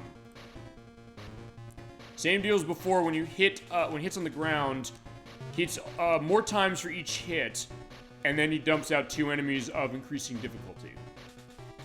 You kill each of them, and then you do that 5 times, and he kills himself. If you're not liking how this boss is, stay tuned till we get the Game Boy Advance version, because they got a surprise for you. And actually, it feasibly makes it better. Again. Ow, shit, that was my fault doing that, and yeah, fine, being Diddy here is not gonna be pleasant, because that means I'm gonna get in trouble for, fine, Clump is a case where you can just cartwheel into him. But the last thing, that's where things are gonna be harsh. Let's give it a shot. So the last thing he tosses out are, damn, okay, fine, there you go. So fine, he's dead. The armies. So yeah, thankfully I was able to avoid that. Alright, next is Chimp Caverns. As far as Chimp Caverns, fine. I want to show something on Tank of Trouble. Not that. Fine, we will show that. Why not? But I was going to show the thing with collecting the fuel barrels. Because if you remember this game, or if you're not aware, I'll tell you.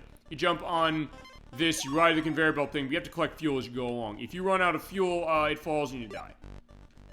So you have to keep going and make sure you hit them. And in this version, you have to hit every single one of them. If you miss one of them, you're going to be screwed.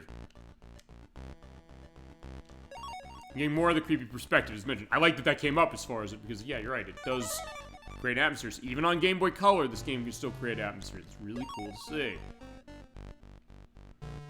I also want to show you how tight some of the jumps are. In fact, later in the level. Okay, fine. I missed that, so I'm fine. Later in the level... Okay, fine. I'm not getting that now. And actually, it is this world, by the way, that has the new level that's only in the Game Boy Color version, surprisingly. I'd have thought the Game Boy Advance version would have it, but it doesn't. Oh, fine. Game over. So there you go. Yeah, this is at least repeating what I had on the practice. I'm like, fine, you know what? This game is insanely hard, so we have to have that going. And yeah, you do have that. Which actually, this is the artwork they used for the issue of Nintendo Power that had Donkey Kong Country in it. Fine, back to Chimp Caverns. Let's go. No, I need to show off Tank of Trouble. And then I'll show off the new level. I'll show Platform Perils. I'll show off Necky's Revenge. And then I will show off K-Rool. And then we go to Country on Advance. And at that point, after that one, we will have a look at 2 and 3.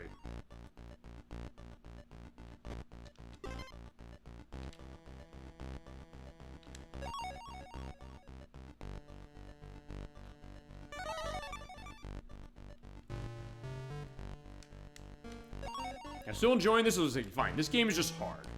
And because of the way the physics are, that's really why it's harder, you know? But then again, as a veteran of 30 years of this game, I mean, fine, I guess I should be set to that. Okay. It's slowing down, so yeah, when it gets to nothing, I'm gonna be in trouble, assuming I can get that. Alright, fine. I think it's later you can't miss one. Now I think you can, because in this case, you don't have to be worrying about you know, them having only a couple of fuel points. In fact, yeah, it's coming up as far as the next one, because I do want to show this. Yeah, because some of these jumps are way tighter than on Super Nintendo, and I had to really used to it. I lost lots of lives here. In some cases, you might want to delay it so that you can say, okay, fine, you'll wait for the zinger to go, so hit that. Okay, it's right here.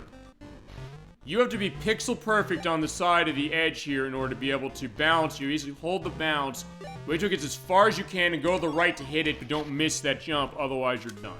Yeah, that's what I had happen to me. I'm just gonna stop there because, fine. We played the game fully already, just to let you know, for forever. We have played all the Donkey Kong Country games on Super Nintendo. We have it on our YouTube site, which is linked around area on the Twitch window here.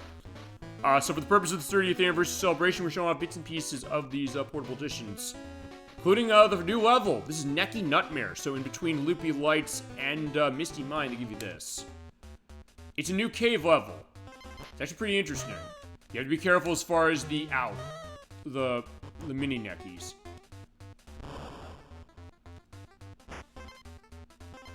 Yeah, you have the armies again. Here's the thing, they come out of the dumb drums. They're gonna be here forever, and oh shit, I'm stuck there. There's one bonus barrel here, it's right here. You spell it Diddy, you get a really nice item off of this, so I want to make sure to do this. It's a good place to get lives, you get a 3-up balloon.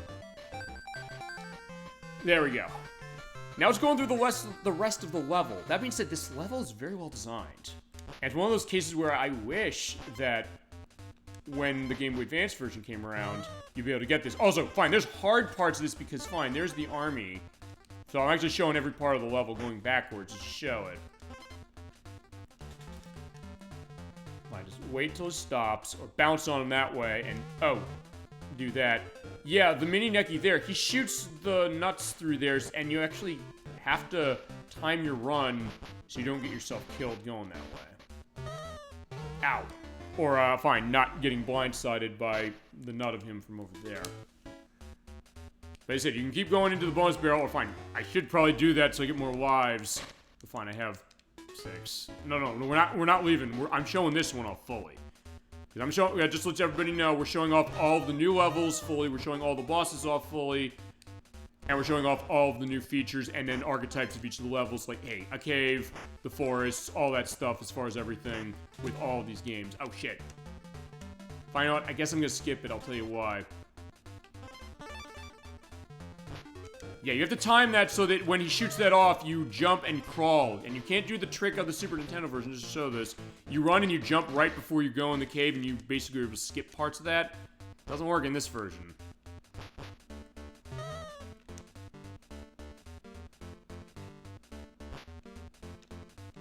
Also, here's where the K is, so I'm going to show off the full aspect of these levels, or this level. This is the only unique level that's in this version, but actually I like it. It's one of those things I wish that the Game Boy Advance version had it. Because I can imagine this running in, you know, Donkey Kong Country 1 method as far as the actual physics. Right, there you go. Yeah, you have to be dead on as far as being able to make that, to the point where you pretty much have to jump right after it shoots, and right after you have just a frame perfect to get through to get it. Also, by the way, this level gives you the Super Crushes. This is the first level. They have them in this version. Platform Perils, which I'll also show off, has them out. Where, yeah, you can't kill them with anything but a barrel.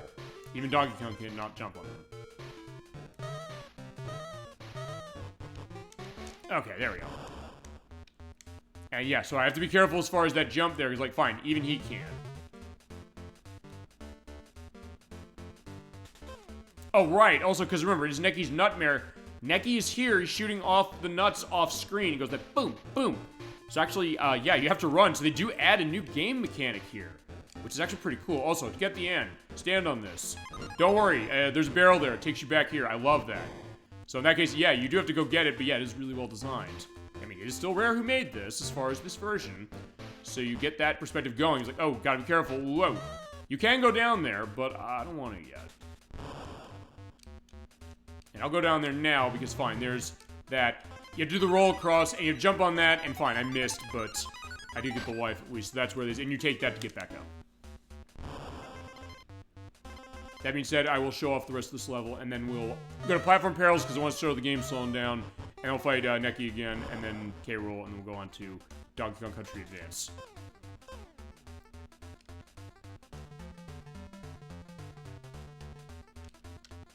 But fine, if you don't take that, you jump on that, and then jump over this way. Whoa. Oh, shit. Okay, at first, like, wait, do I want to go down there again? I was like, no, I don't want to go down there again.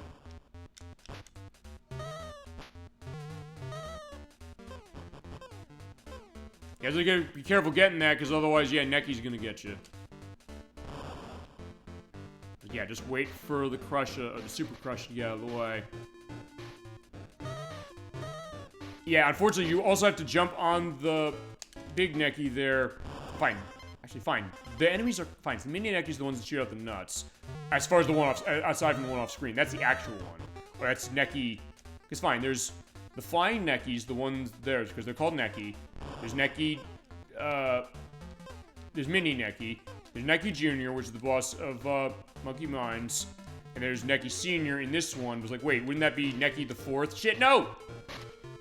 So fine, I'll tell you what I'm doing. I'm starting another, what's the lineage of Donkey Kong Country characters again? Like, fine.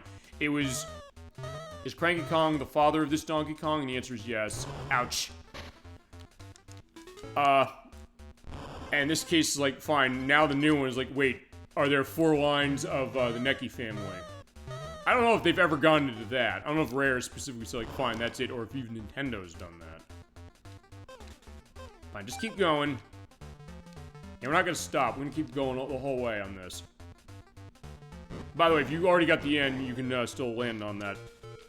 But I do believe the barrel is a one-time deal, so if you hit it again, or if you go out at once, you're gonna be screwed. You're not gonna be able to have it again. Whoa. Okay, so fine. Yeah, when I have Donkey Kong, just hold on to that. So like, hey, I can jump on the crap. Fine, just run. I'm not gonna even wait. Just go. But in this case, what I need to do is I gotta wait for the Super Crush it, and then I see that one flying across, boom. Oh. What happened? I guess I didn't hit it right.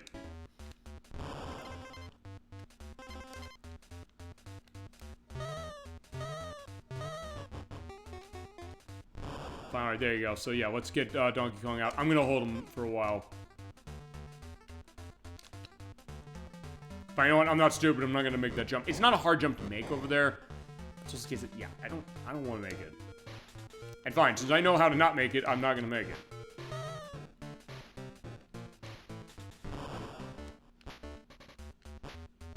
There we go. Just keep running, and here we go. And go over the oil, there you go. And we're out. Okay, so that is Neki's Nutmare, Neki Nutmare. Now I'm gonna show Platform Perils. Oh, right, and I gotta show the candy levels. Because there's 6 of those. There's 6 challenges you go through.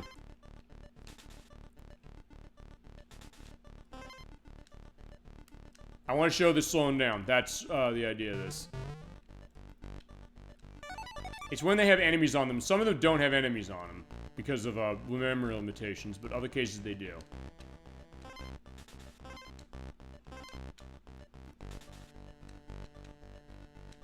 I don't remember when it comes up. I think it's after the checkpoint, I think. Okay, no, it's right there.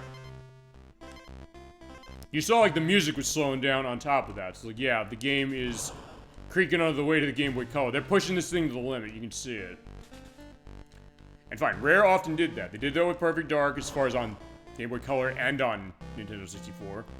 They did that with Conker's Bad Fur Day. They did that with Donkey Kong Country in its way, you know. Okay, that's basically the idea as far as what this is. So I'm going to start and select. And then we'll fight Neki. Actually, you know, we'll do this and then I'll show off. I'll show off the challenges and then I'll show off K. Rool. And then we'll go off to that because, like, yeah, I feel like I've spent maybe too much time on this one. Like, hey, that's the idea of what this is all about.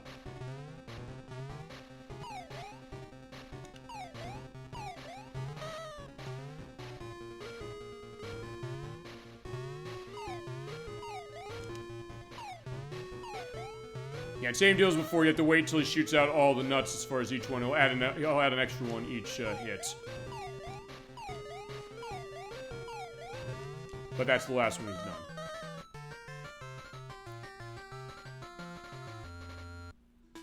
Actually, fine. I'll show K. Rool now because he's here.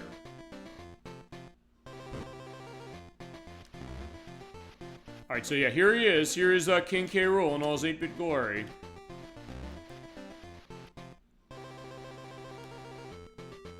Oh shit, I forgot. Yeah, he has another run past for each hit. He said, fine, I missed hit him. So fine, I'll tell you what I'm gonna do. I'm gonna do the soft reset. I'm gonna get the other file out. We show off all those challenges. I'm gonna kick K. Rool's ass. Cause yeah, it's the whole point. We gotta do that as far as taking him down. Fine, there's Dutch, French, or no, German, French, Italian, and Spanish. We're playing English though for this one.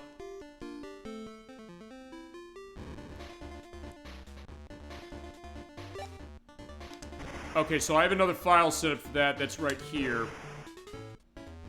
Okay, and I do have that unlocked. So, alright, fine. We're gonna go see Candy. So, yeah. Candy canonically is the girlfriend of Donkey Kong as far as the Donkey Kong Country lore. But since she doesn't do saving anymore, since it saves after each level, what do you do with Candy? Well, I'll show you. This is her challenge shack. Just play the kiss still, and Donkey Kong's loving that. Jump in the spin barrel. So you get a challenge. It can vary for different things. In this case, you basically just bounce on these and get the coin. There's a coin there, and you have to find it specifically in the level, and you win. And then you do it. You basically got to find where that coin is, and fine, we're going to use this as far as the funky thing. So go to Monkey Mines and see what she has here. She gives you different challenges, not always going to be a platforming thing. Alright, so let's have a challenge. So for Monkey Mines, you have to basically line it up and be careful not to hit the zingers.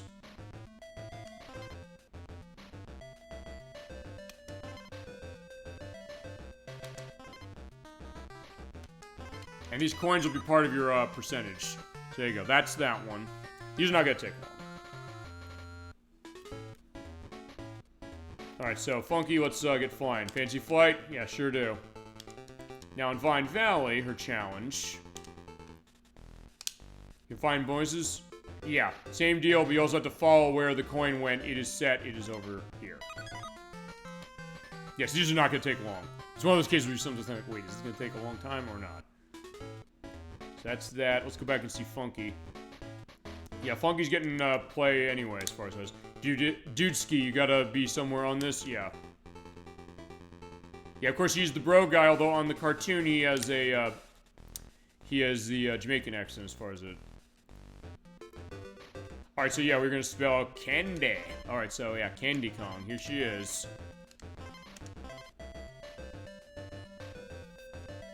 Alright, you'd have to spell more than just that. Fine, you have to spell all the Kong through. So you have Funky. So you got a life as far as getting candy. For Funky, you get 2 up. For spelling Cranky Kong, yeah. That's net. Oh, by the way, if you hit the croc head, it reverses direction. Okay, that's that. Yeah, sometimes the direction's a little wonky, but I got it. And there you go, you get the coin. So you do it 3 times in a row to get it. So basically give you a little extra minigame for each of them.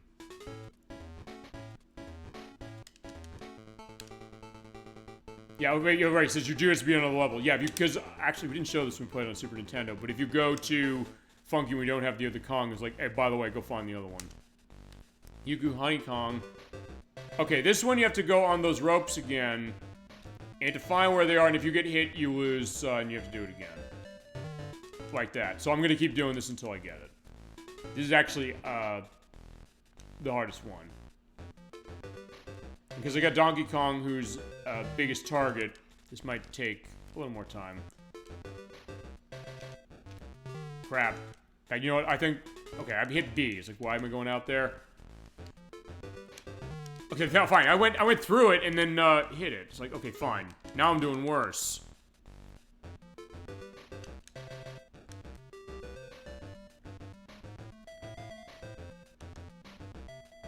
Ah, crap. It is hidden here, so it's not a case where you get to the end and you get it. You actually have to find where it is in this kind of maze. Whoa!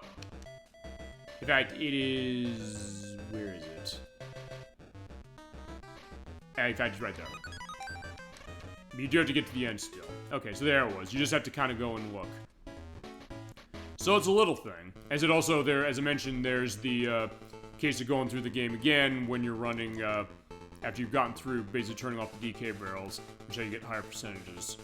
And the last of the challenges is this one right here. This is a barrel maze. Oh, and I got to it on my first try. That did not happen on the test, and I actually forgot where it was. You have to go there and get it. Okay, there we go. So actually, that was way faster. Okay. I'm surprised it was the fifth one that gave me the most trouble. It took me some time to find where I needed to go in, because there's the barrels that shoot you off in any direction, or multiple directions specifically, and you can't go back to that one easily. There's only one path, and I somehow showed it my first time. Yeah, which on the test play was not how it went, but I'm glad it did. That's why we do test plays on the show, generally speaking.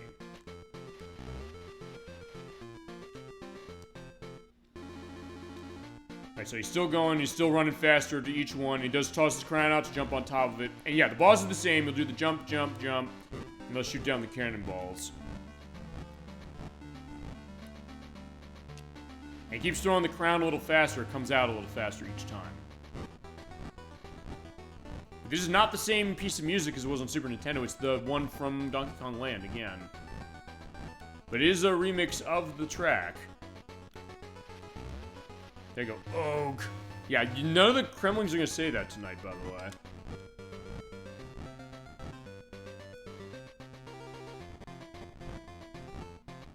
Alright, well...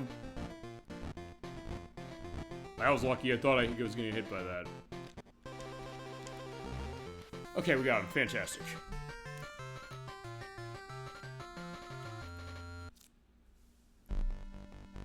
Alright, there we go. So we got the credits. So, we beat King K. Rool. Stuff about coding by Claptrap. And also, Crusher did the characters. So yeah, I guess they're going under surnames on this one. Coloring by Critter. Concept, Clump. I was like, yeah, who's doing concept in this game? And Commander King K. Rool. That's true. The end. Question mark? Yeah, okay, fine. I'm not gonna bullshit you anymore. I know that was bullshit as far as it's like, hey, you know, because then he does this. He does the jumps. I'm gonna try and see if I can't run under him. Because he doesn't actually do the, shorter hops that you can easily go under. Also, you heard there, the music was specifically a case where it went to, like, the credits music right away. But, like, yeah, one more hit. Alright, fine. Now he's dead. We got him now. So there's King K. Rool. He's dead. Fantastic. Alright, there you go. Who thought a whippersnapper like you could beat the Horde Kremlings? Alright, we'll get the Horde back now, but if I was playing, I would have found everything. But yeah, you can't find everything your first run-through of this version. But there you go. There is the Banana Horde. And we're all set. And this is what you get as far as... Actually, I do want to show the credits because... There's a picture that goes there that's actually very weird. So actually, I do want to hold on that. Yeah, that's Donkey Kong Country on Game Boy Color. Next up, we're going to have the Game Boy Advance version. I feasibly go a little faster on that, but I'll see what I can do. I mean, we're going to show all of them tonight. And we can feasibly come back to some of these, although, honestly, Game Boy Color, I think I might have made the whole point on that. I guess in the meantime, what I'll do is... Well, I'll give a thought on this one, which is... This is feasibly not the best way to play it nowadays. There might not be a reason to play it, except to get a sense of, hey, you know, what's different. But there is a new level, that's cool. There are new challenges, that's also something. And also, if you love Donkey Kong Land for those physics, the original, you might like this one as far as playing it too. And it is a fun game, it's just that it's hard as far as this one. And it's more of a curiosity piece now, but it's one of those things that if they put this on Switch Online at some point, they haven't yet, but if they do, I'd like to see it. It would be nice to see, as far as a compare and contrast. I don't think it would be a wasted release. I especially don't think the next three we're going to show are going to be wasted releases either. We'll get to those in a few minutes. Yeah, in this case, you don't have the enemy roll call in this one. You do in Donkey Kong Country 2 for Game Boy Advance. We're not going to show that, but I'll show a little bit of that. I'll be a little more targeted how I show that one. But that being said, that's the idea of what is on Game Boy Color. I'll go into one other thing, since we're going to talk voice acting. I mean, we sort of did at the beginning of this one, as far as, they took the Donkey Kong voice from, Donkey Kong 64 and put it into this, and also into, actually all the other ones. Who is voiced, by the way, by Grant Kirkhope, who, if you know him for music, he did the music for Donkey Kong Land 2 on Game Boy, as well as the music for Banjo-Kazooie, Viva Pinata, the remake of Castle of Illusion starring Mickey Mouse, Yaiba Ninja Gaiden Z, I didn't know he did the music for that one, Yooka-Laylee, Yooka-Replay-Laylee, which is the remake of Yooka-Laylee that's coming out next year, Donkey Kong 64, and Mario & Rabbids Sparks of Hope. As far as his other voice acting credits, he was Donkey Kong, as I mentioned, in Donkey Kong 64, but also in this game, and also on the Game Boy Advance one, and in Donkey Konga for GameCube. He's also the voice of Mumbo Jumbo and the Jinjos in Banjo-Kazooie and Banjo-Tooie. He's the voice of Old King Cole in Banjo-Tooie, and he did a voice of of a monkey. I don't know if that's a monkey or a monkey as far as a character in MacBat 64, which is an indie game that is a Nintendo 64 3D platformer tribute that he did have a hand in as far as doing the voice on.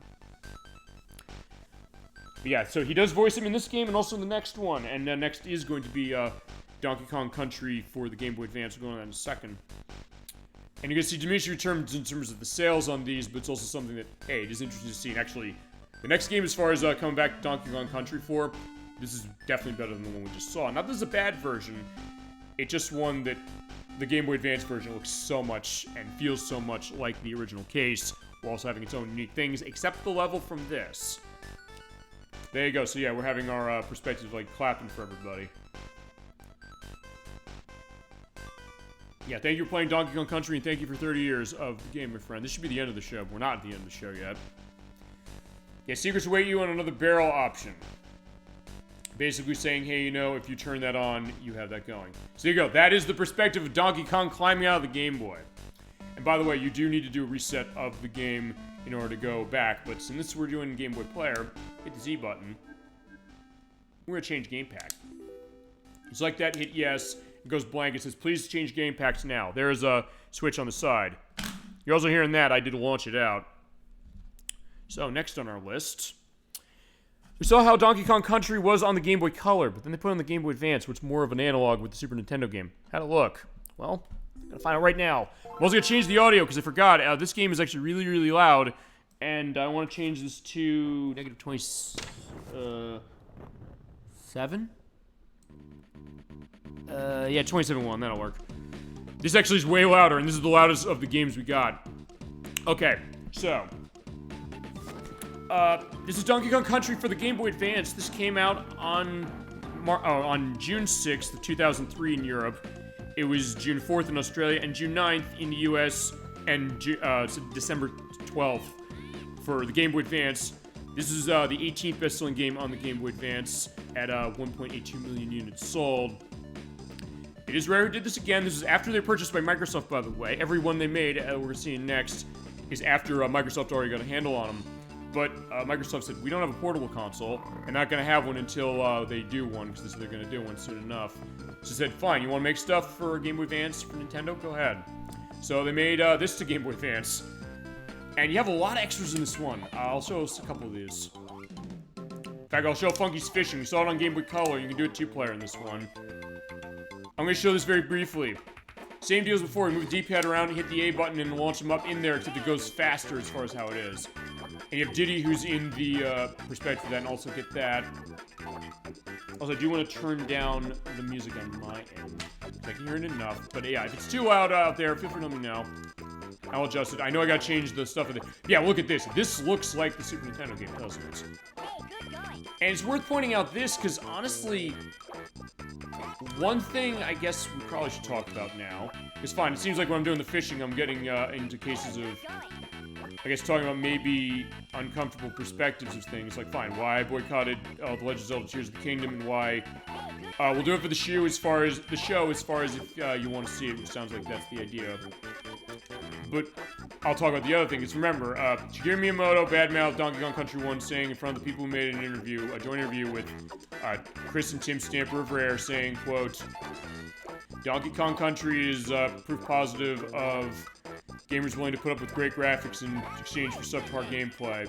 And he said that, he went on record later saying, the reason I said that was because Nintendo came up to me and they said, you came to Yoshi's Island for Super Nintendo, they wanted me to make it look like this. I refused, and I was like, yeah, I lashed out. It was wrong for me to do that. So he came out and said. But then again, it's also the case of fine, the backlash to this game that people tended to agree with him. Even when this came out on Game Boy Advance, I remember the Electronic Gaming Monthly review of this was very harsh.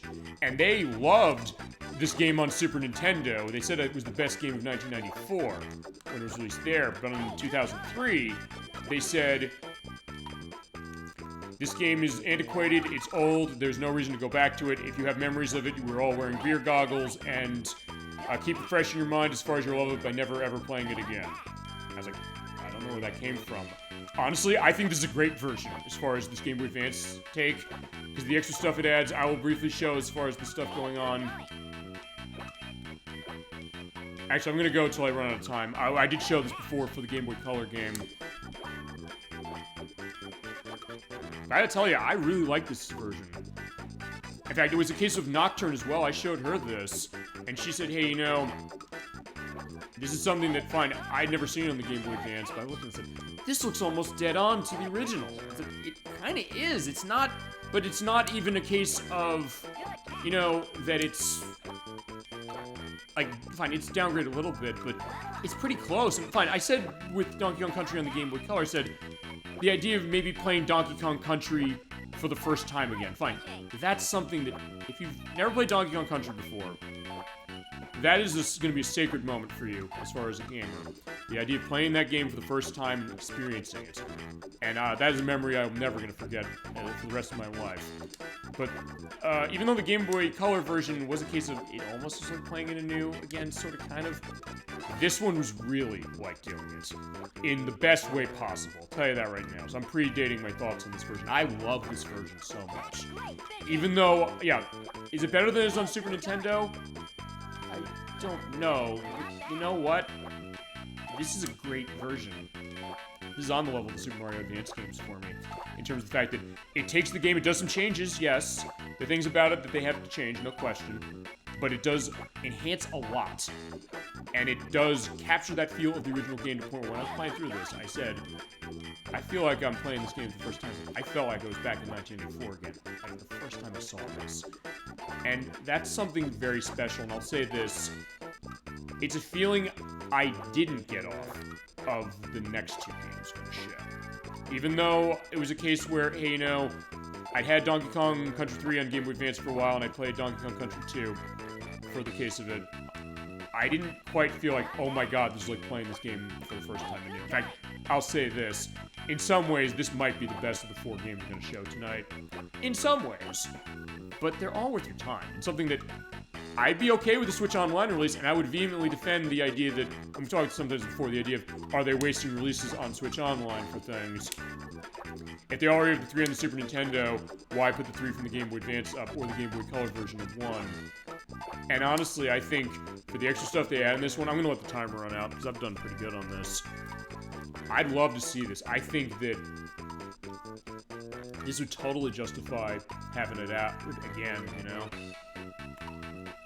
And other people I put this in front of, I said, man, this is impressive. Yeah, and I missed this one sort of growing up. But I played it in a store demo, it was on the Game Boy Advance. But I didn't own it. I mean, maybe if my thought was like, hey, you know, I have it on the Super Nintendo. I'm fine with it. Or the stuff in the Game Boy Advance got my attention. Stuff like Mario & Luigi Superstar Saga, which came out the same year, and WarioWare Mega Micro games. In particular, it's like, okay, fine, what's the original stuff? I like having ports and stuff like some of the Mario games. Fine. I don't necessarily need to go for Donkey Kong Country, but you know what? I was wrong.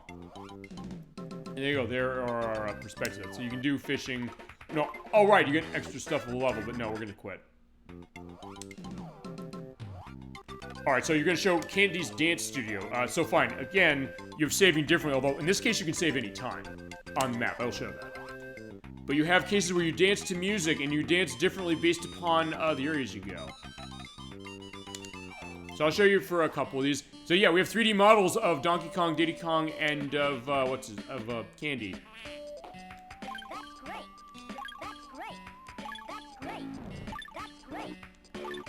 By the way, they're gonna say, that's great. As you're doing like a button rhythm game. So yeah, that's the idea. It's like, yeah, we're doing dancing, we find out Donkey Kong doesn't quite have the moves.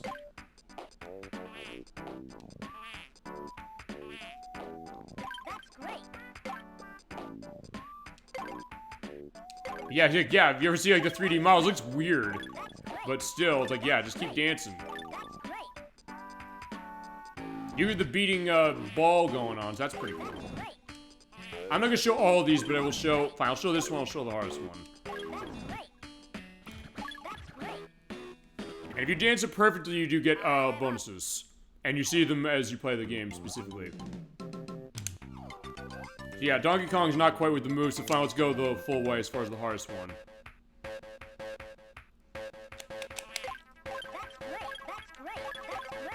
Because, yeah, fine, get used to the idea, like, hey, we can't show music games easily on the show with certain things. Whoa, shit! I've actually never played this, so you're seeing this for the first time just like I am. I was like, yeah, just taking my experience with, like, Theater Rhythm and Rock Band and Guitar Hero and Dance Dance Revolution and doing this, although fine, remember, Dance Dance Revolution Mario Mix was on GameCube, so yeah, if you have the DDR mat, I think you might be able to play this.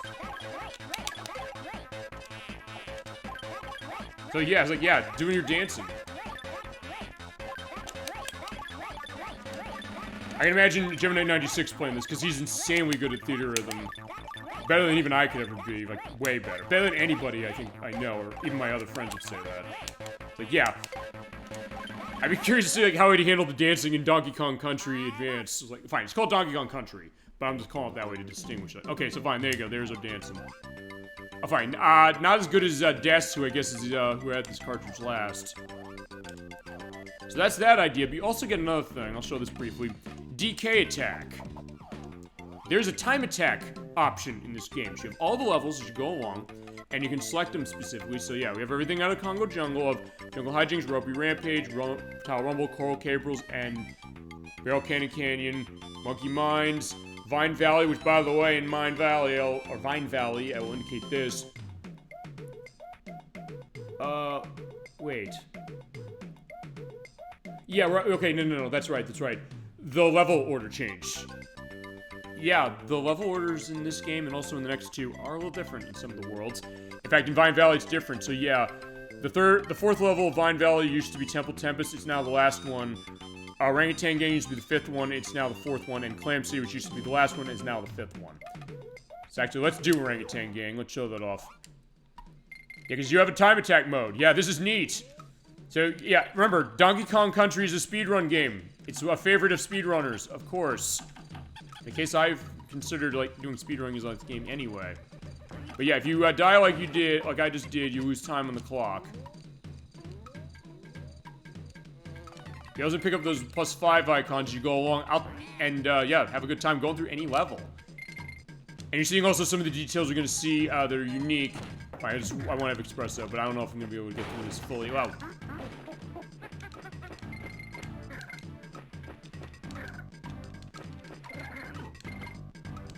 I don't know if I'm going to be able to get through this. Okay, especially not when I'm getting my ass hurt.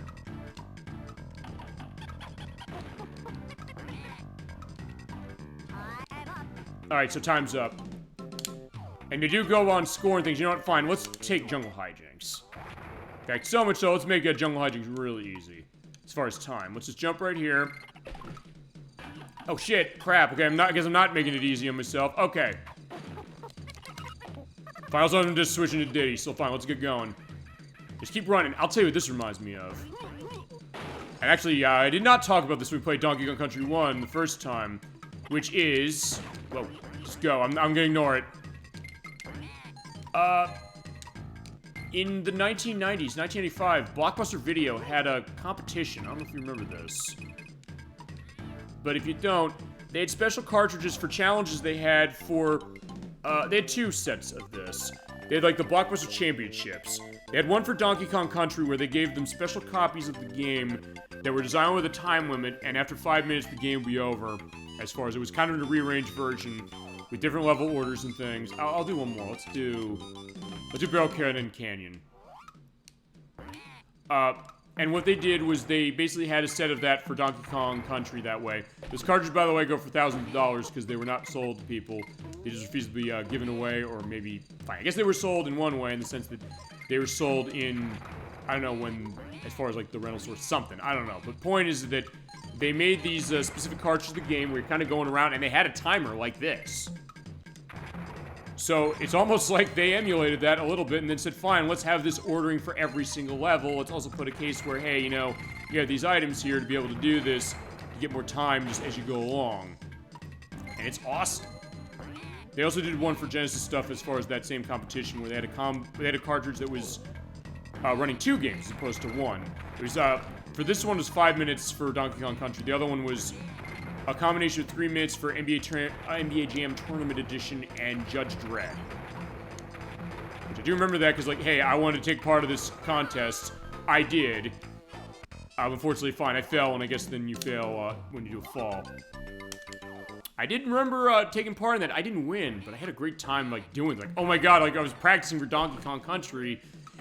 And honestly, in its way, that was kind of the first time I ever was aware of the concept of, you know, speedrunning a game or kind of practicing for a game for the purpose of like a competition. Which I thought was really interesting because I was not involved in the Nintendo World Championships. That was a little before my time as far as me knowing about them and them happening, except I'm falling again. Fine, I do want to beat this one, so I'll do this, and fine, we'll also go this way. I'm taking the big-ass shortcut to go through. But they also judge you based on score and time, as I mentioned, so there's that. Yeah, I thought that was actually really cool, and actually I forgot when I was doing my audio tests for this game today that this had it. It was like, right, there's a time attack on this. And it's cool, so it gives you extra reason to play through these levels that you know and love. And you're also looking as far as how it looks. Like, damn, this looks the part, no question. And it mostly sounds the part, although there's definitely differences on the audio. We'll get into that in a little bit. Oh, shit. And you're in the yell of Diddy Kong, by the way. That is Chris Sutherland, I should say, voicing Diddy Kong. He voiced him in Diddy Kong Racing, as well as in Mario Sports Superstars and Donkey Kong 64. He's also the announcer in Killer Instinct, so whenever you hear the guy saying, ready, or combo breaker, that is the same voice of Diddy Kong. He also is the announcer in the arcade version of Battletoads. He's the voice of Daniel Carrington and Trent Easton in Perfect Dark. We mentioned Perfect Dark earlier. As well as the voice of Crunch in Diddy Kong Racing. And he actually does voice the Kremlings in this and go, ugh! Yeah, this is the same voice as Crunch in that game. He's also the voice of Yuka and Laylee in Yooka-Laylee and Yuka Replay, which is out next year. He's the voices of Banjo-Kazooie and Clanker in the Banjo-Kazooie games. And he also did programming on Battletoads, Super Nintendo version of Donkey Kong Country, Killer Instinct 2 for the arcade, and both of the Banjo-Kazooie games from Nintendo 64, specifically. But yeah, that's that idea for that. So fine, that's your time attack. You do have time attack, so you can speedrun Donkey Kong Country that way. And it's cool. And they judge you based upon score and time. You can kind of do it both ways. Okay, so let's show what we're dealing with as far as this version. And by the way, you hit start button, you have saving anytime, you can call Funky at any time. So basically that means you get him on the horn, and he's like, hey, you know, I want to use that barrel to go somewhere. Let's go now. Also, they do change the music, by the way, for, Funky in this version. It's not the same as it was in either the Game Boy Color version or the Super Nintendo game.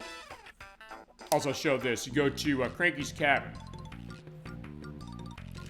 Yeah, what you brought for your old grandpa? But this section of memory is wasted already. Right, scrapbooks. Okay, that's the other thing this version has.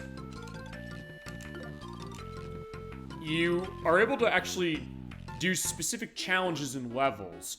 And when you do them, you get items in your scrapbook. In fact, I'll show that.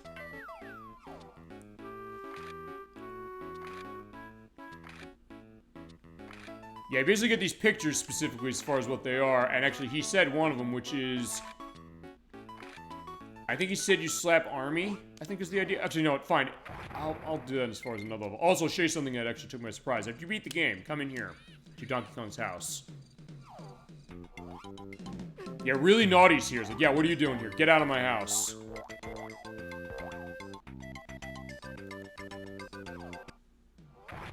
Right, yeah, let's get going specifically. Okay.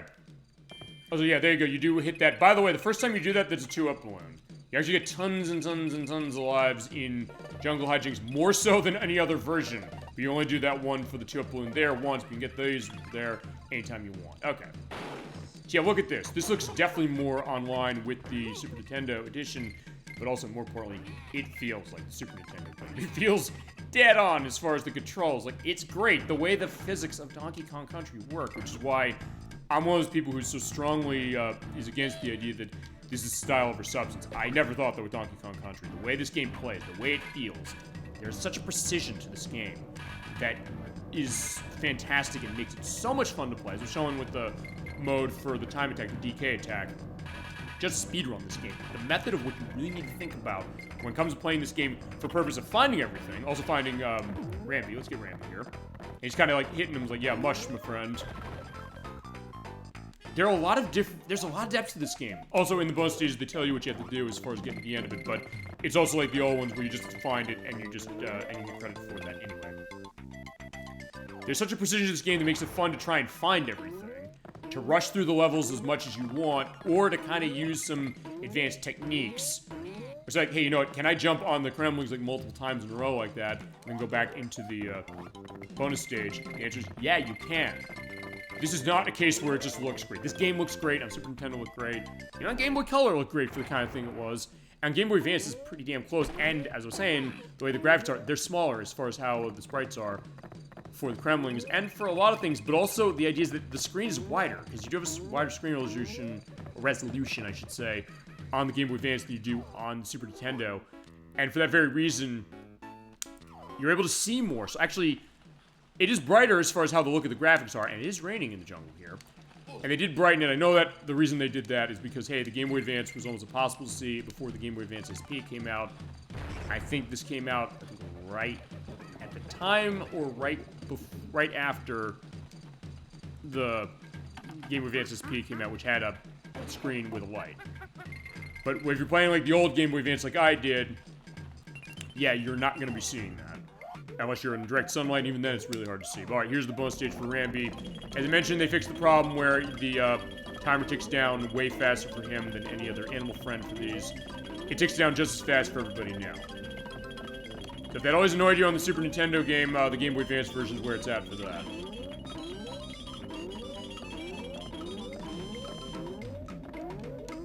Also, yeah, the platforms are wider here, so you're able to go across them a lot easier. And they're also not off-screen. Fine, they get a little tighter there. There you go. And they do have the brief pause there, so you can get those and get the double case. So, like, yeah, I got 8 lives off the back of that. Yeah, just keep going. It's like, yeah, I don't think I've ever gotten this many tokens off of the Rambi bonus stage in my life. In any of the versions. In this case, I'm going to max out the life counter. Which nowadays is how it is for me for Donkey Kong Country as it is, but there you go. 99 lives. And like the Game Boy Color version where it did not save your lives on quit out, this one does. So those 99 lives are going to be back anytime you please. Yeah, and this, yeah, as I said, they're smaller, but it helps with the gameplay. It's like, hey, if you're one of those people like, oh, you don't have enough time to react even in the Super Nintendo version, fine. I showed you in the Game Boy Color version, you don't. And you also have additional details in the levels, like there is a little tiny froggy there, kind of like Winky. Yeah, this actually makes it a little easier to manage. Like, hey, I don't know if I can handle this. So honestly, in that way, this is probably the easiest of the Donkey Kong Country games. But it's also that the level layout's the same. The bonus stage is still the same. Everything you have to do is still the same. You do have a little more of a wide perspective yourself, so you can get a sense like, okay, I can reach this now. Or he's like, oh yeah, I can make that jump. If you're coming to it new, or you're like, hey, I never was good at this in Super Nintendo.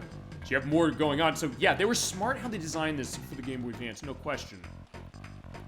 In the sense that, hey, how do you make this look feasibly as close as you can to it from the Super Nintendo as you can on a portable system like this?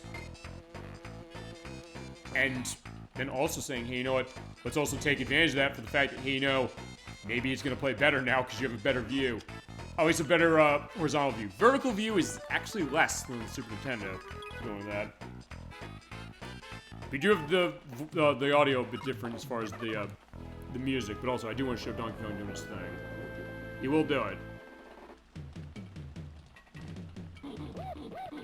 does still do that. He didn't do that on the other one. They kept the audio the same, which is fine. Did you hear the character switch? It's the one from Donkey Kong Country 2. Which, by the way, all of these cases do. And they do label the bonus barrels in this one like the later games in the series. Alright, so stop the barrel. So that's what they named this. It's like, yeah, you gotta pay attention to like where this is. And unlike the Game Boy Color one, this is not set as far as where it's gonna stop. If you pick it right, of course, you get a life that I don't need because I'm at maximum lives. Yeah, and the music is not exactly the same as we're pointing out. Let's talk about that. The music for this version, it was done by two people. It was done by Robin Beanland, who did work on the funky theme from the Super Nintendo game, but also the music for Conker's Bad Fur Day, Killer Instinct, Jet Force Gemini, Fable Heroes, and the Game Boy Advance version of Saber Wolf. And the other person was Jamie Hughes, whose experience includes doing music for Star Fox Adventures on the GameCube, Banjo Pilot for the Game Boy Advance, Conker Live and Reloaded on Xbox, and Sea of Thieves, which is the Xbox One game that Rare does now with it, is actually very popular for them and doing well for them. But they haven't made anything since. It's like, yeah, maybe come back to other stuff, Rare. We'd like to see it. And I know some people said, Phil Spencer said, fine, the big suits don't care about Banjo-Kazooie. And people said, how dare you talk about the franchise that way? To which you're saying, like, I do care about this, but let's be honest, maybe the company needs to take a different perspective on this. Like, yeah, he had a point, as is the case. Also, with Cranky, you go see him, as I showed earlier. He does tell you hints when it comes to different things, and they will be for every world. Actually, one thing I'm going to try. He said on Ropey Rampage, I'm going to try this. So an army, I want him there. I want him stopped. So in fact, I'm going to stop him. Ouch. Fine, so much for that. Alright, let me get Donkey Kong back, because I do need him back to try and do this. Yeah, that's how you get the scrapbook entries. I do want to show that, at least one of those. Fine, let him roll.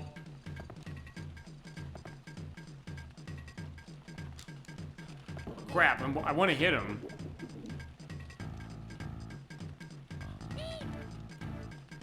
Oh, right, the warp barrel. I got to show this too, because they changed this a bit.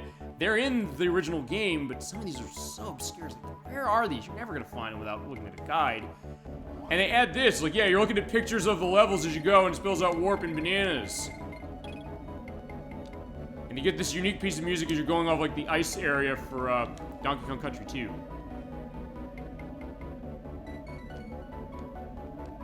And by the way, we get one of those that basically means, like, yeah, bye-bye. We're at the end of the level.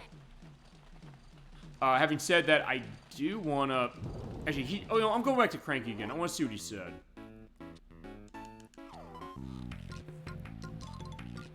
Because I think he did say... Yeah, where's Donks? Who's Donks? Really good gameplay. Okay, grab page 11. Check Donkey Kong's hut. Okay, so fine. I'm going to try the thing with Army again, because basically you do specific things, you get a snapshot. If I can show one of those getting gotten that I haven't gotten, I want to show it.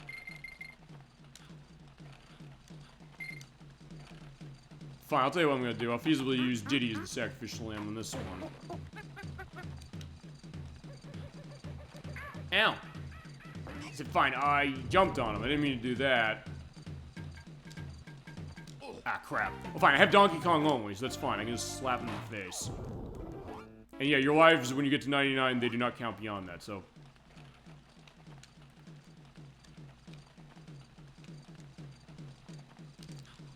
There you go. Fantastic. Okay, at least I got to show one of those.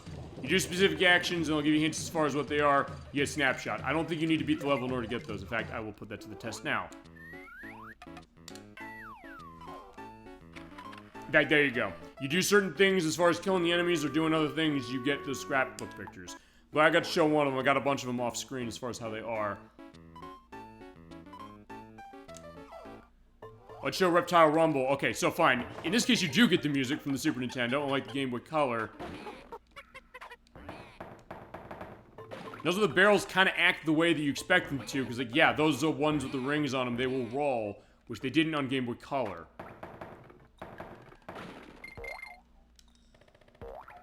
You can also see different details of the caves, including, like, little bats flying around. They're just for window dressing. They will not hurt you. Oh, yeah, okay. Fine. This game also fixes the thing you could do as far as jumping at while you're running towards that thing that the Super Nintendo version had. Like, ugh. So unfortunately, yeah, unfortunately Donkey Kong's gone, but he's back now.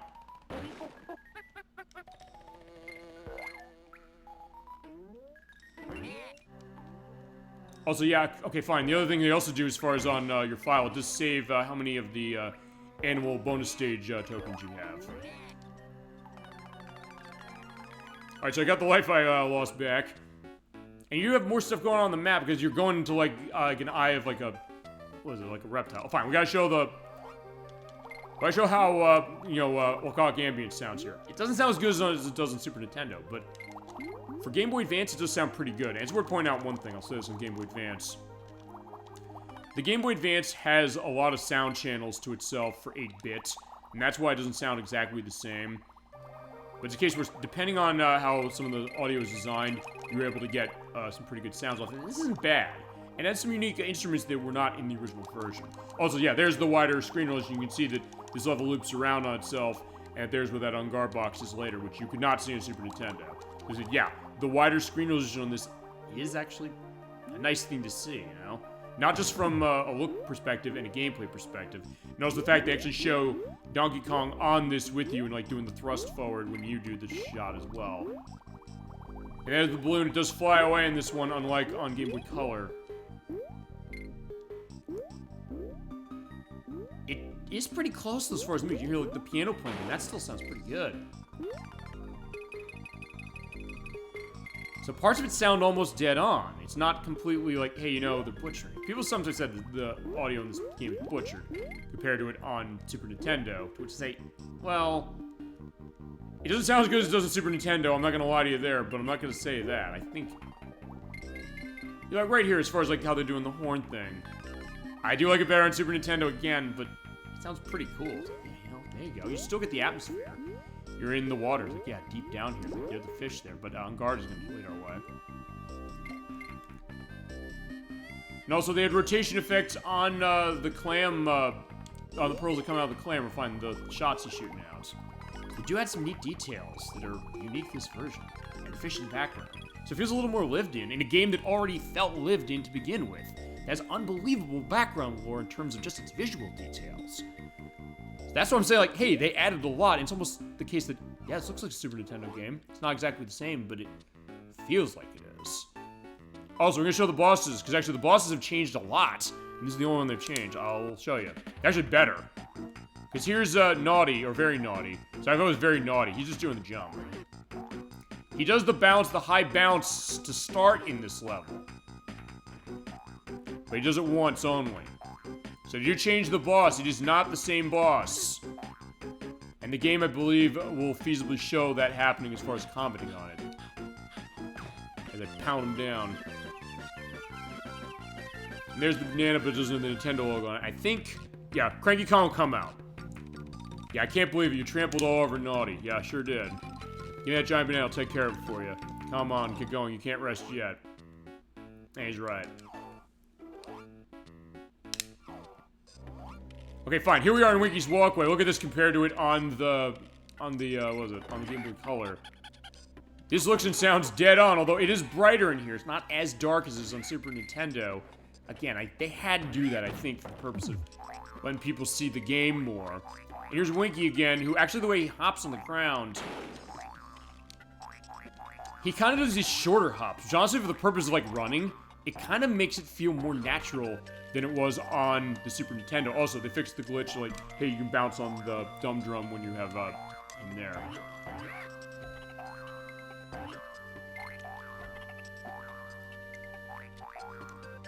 Also, they don't do the thing like, hey, there's the thing to hit there, as far as, you know, bouncing on.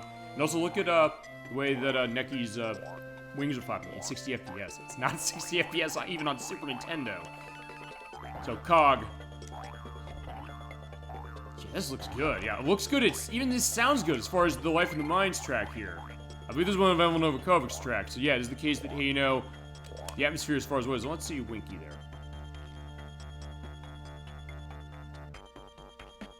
You still have the bass coming in there as far as the middle of the song. It's good stuff. My God. Yeah, see, this is the case. Like, I'm one who loves this on Super Nintendo, but this one makes some smart updates and fine stuff that, fine, is not as good, but other things that, when you combine that with all the stuff you're going to see on this, I'm like, yeah, absolutely. Never played this on Game Boy Advance. Definitely give it a look. And I kind of was looking forward to showing this when I got the copy of this back in July. That's how much I've been playing this. Actually, fine. I played this like 2 years ago because I said, hey, after we do, while we're doing Donkey Kong Country 3, I said, I'm going to show those portable versions. And I'm glad I did. And I didn't even know at the time that this one was as impressive as it is. There's a bit cranky here, by the way, now. Fine, let's show the minecart level going on again. You do have the skip going on as far as we don't jump down there, but here we go. It actually also looks more decrepit as far as the minecart here.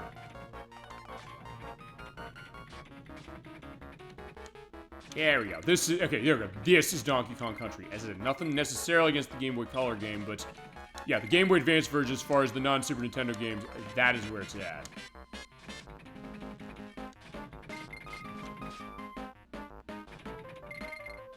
It actually makes it easier to avoid the stuff of, fine, the minecarts, because they're a little smaller, but also because you have more time to see them. So you're like, oh god, I hate these levels. Like, you play the Game Boy Advance version. They really enhance it in a way like, hey, it's still challenging, though. It's not going to be easy. You still have to bring your game to it. It's like, yeah, but in that case, I could see Crash coming sooner. He's also purple in this version for some reason. Don't know why. But there you go. You do sort of have to jump at the end, but not as pinpoint as on Game Boy Color. There we go. So there you go. This is what I'm talking about. Like, yeah, boom, boom. Like, yeah, there you go. Immediately, though, actually, they... Okay, now don't completely remove this. Alright, perfect. There you go. That is how I should be beating Minecart Carnage. That's the Super Nintendo way of doing it, and the Game Boy Advance way of doing it as well. Oh, fine. Let's also show Stop and Go Station, because in Stop and Go Station, the Rock Crocs, you can do the hand palm hit on them and kill them. This is the only version of the game you can do that.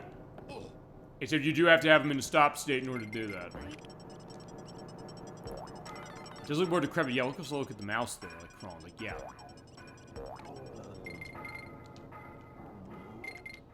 Also, the other thing I'll show, I didn't show this with the Game Boy Color version, but the levels that have like visual effects to them, or like environmental effects, some of those are missing. So actually, with Misty Mine, the mist was not really there on the Game Boy Color. I mean, it sort of was in some ways, but they basically just put like a white filter in parts of the screen. On Game Boy Advance, it's here in full force, and we'll show that as well. Ow. I'm not showing the ow! Like, yeah, that's how you do the Donkey Kong Country sound of that. And also, yeah, feelings like, oh man, this feels so good. As far as how playing it is. It's like, this is the same physics method as far as it is on the Super Nintendo. And it feels good.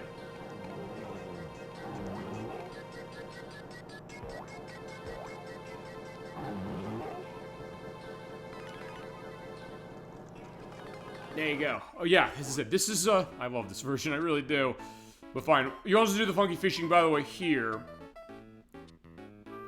And here's Millstone Mayhem. Let's show this.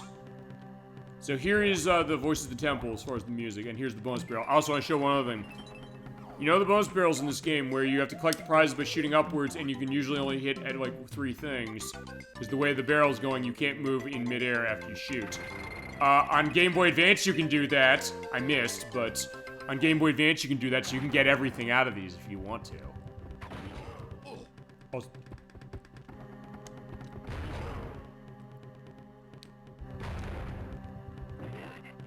Fine, there's Crusher. Yeah, you jump on him and he's gonna laugh just when you're Diddy. There you go. Look at the rotating of the millstones. Yeah, they actually are rotating in this version. It looks great. Also, they do indicate the pressure points it hit for the tire way easier in this one. Oh, crap, it's going through.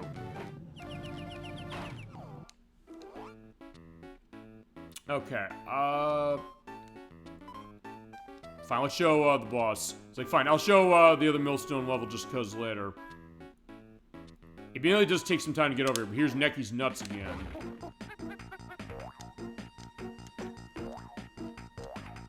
Also, they call him differently after he does a shot, so you know you can't hit him. Like, he's angry like that.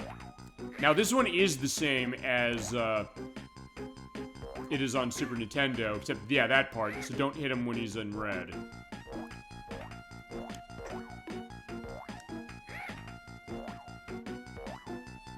As long as I keep bouncing, he'll be set. Now he's dead. Boom.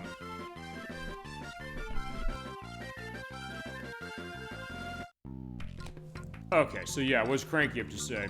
He sure showed Sir Bird who's boss. Good, there's another banana back. We'll go get the others in Vine Valley. Okay, we'll go to Vine Valley, we'll show that.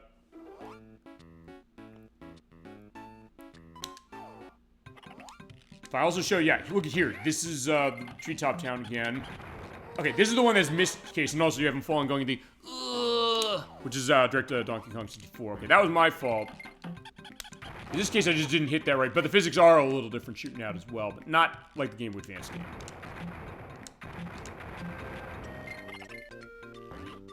Although they kind of shortened this track a little bit as far as how they have it set going on. And also you have the mist here, which you didn't have on Super Nintendo again, but it's really nice. Again, it's all these little things that really give it more life. On a game that already had tons of it. You know, also I'll say this, if you're going to be picking up any of the games I'm going to show tonight, I think this is the one. Although, that's not to say that the next two we're going to show are shabby in any way. Far from it. In fact, or that they don't add anything. They absolutely do. In some ways, they add more than this does in some ways. Right, in that case, yeah, they put the bonus barrel here, so it doesn't shoot you off into another direction this time. Okay, but me falling there is fine. It doesn't matter. Okay, yeah, that's it. Because, yeah, underneath this is where you have an extra area. Also, yeah, you do shoot out faster, and you're able to move yourself in direction when it comes to that, so... Yeah, it's much more like the Donkey Kong Country case you're familiar with as well.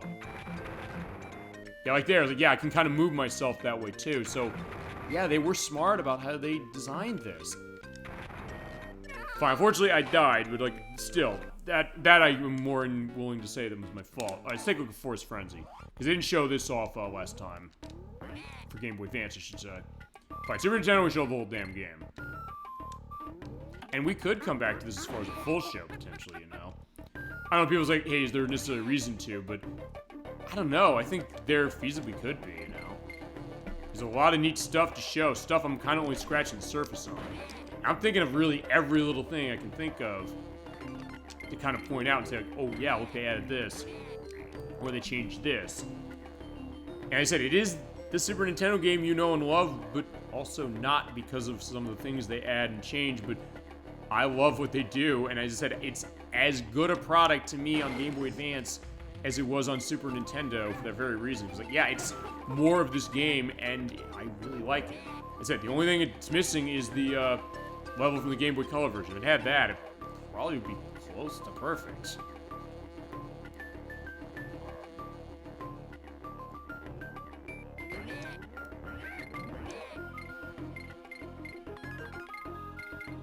So yeah, in this case, yeah, keep going through this, and also, fine, I didn't show this on Game Boy Color, but they do scale some of these areas back as far as on that version.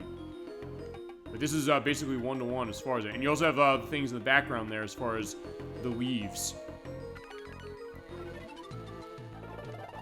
Ouch.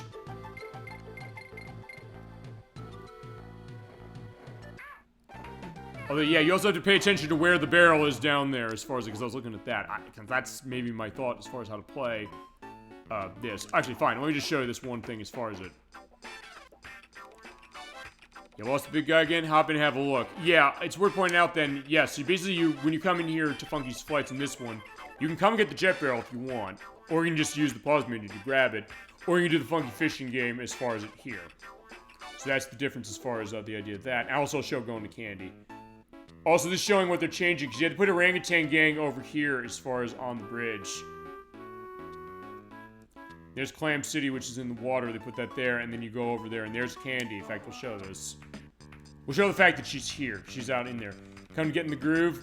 No, I haven't. I already showed getting in the groove and showing that I wasn't quite in the groove. Yeah, the last level is Temple Tempest. In fact, I'll show this specifically. Enjoying the fact that, yeah, you have, like, the branches back there. Yeah, it does kind of obscure your view. Oh, shit. And I slid off as far as that. Also, you kind of have more of an acceleration going up and down the vines in this one. Or, fine, it's a little slower to do it as far as when you're going down or up like that.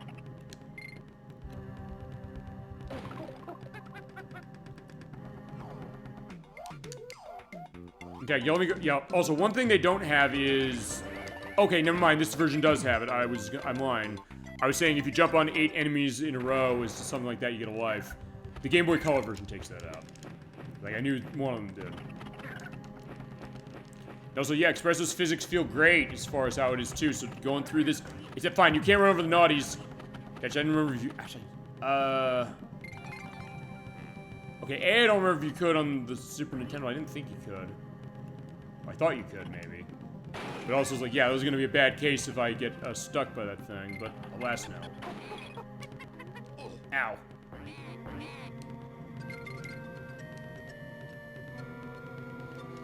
Yeah, but there are the bees again. It's like, yeah, those eyes, they always, freak me out.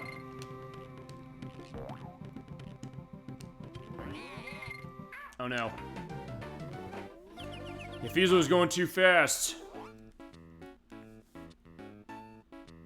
Okay, so next up, let's look at Bumblebee Rumble. They changed this boss pretty significantly. You do still have to hit it the same way as far as barrels, but when you do... It shoots out multiple bees there, goes in that pattern, and you can't hit it. So you actually have to knock them off that way before you get a shot. So it actually makes this boss go a little longer, but it also adds a little more depth to it. Because usually the idea is, yeah, you just wait for it to stop turning red and then hit it again. This one you have to hit the other bees that come out in order to get damage or get an opportunity to hit them again. Like that. Also, they put it in a different position. I forgot about that, yeah, because they have the... bees over there at the back, so like, yeah, you have to really be careful about how to hit them.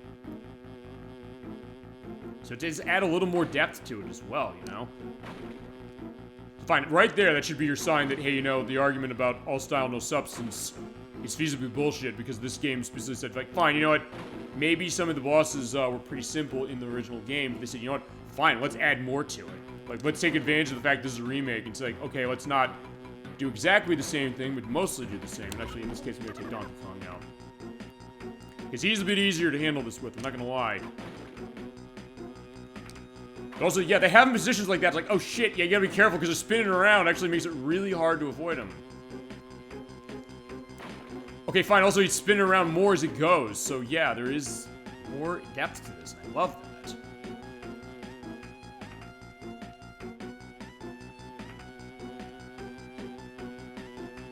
Yeah, come on, I want to get you. There we go.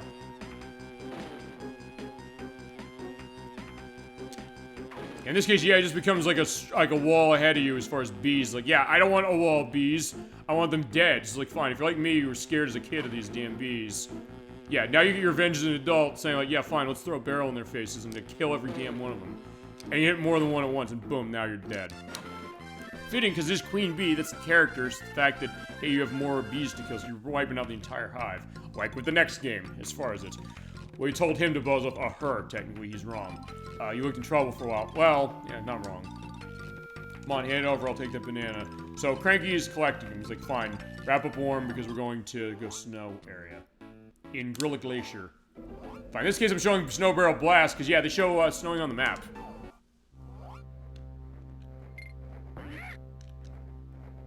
And this one does have the weather going on fine, I did show that with the Game Boy Color one with Ice Age Alley. You don't have that happening in that one. This one you do, so yeah, the time of day is changing.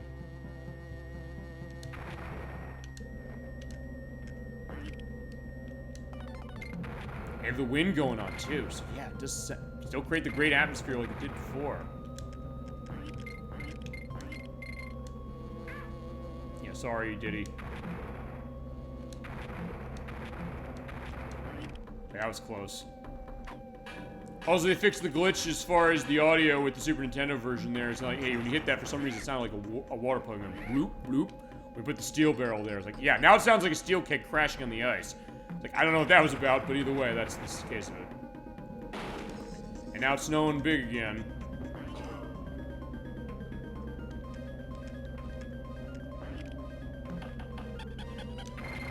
Now we get the 360 barrels. Yeah, these are not easy to do shooting off of. But yeah, it is still good stuff. So yeah, this is... Oh, shit. Especially when that happens. I'll also show one other thing, which... Like, I gotta get down there to show it. They don't get rid of that barrel when you get it, unlike Super Nintendo, so if you come down here after you do this, you don't have to kill yourself. Which on Super Nintendo you had to, so yeah, nice upgrade. Ow, shit. But it doesn't matter, there's items there either way.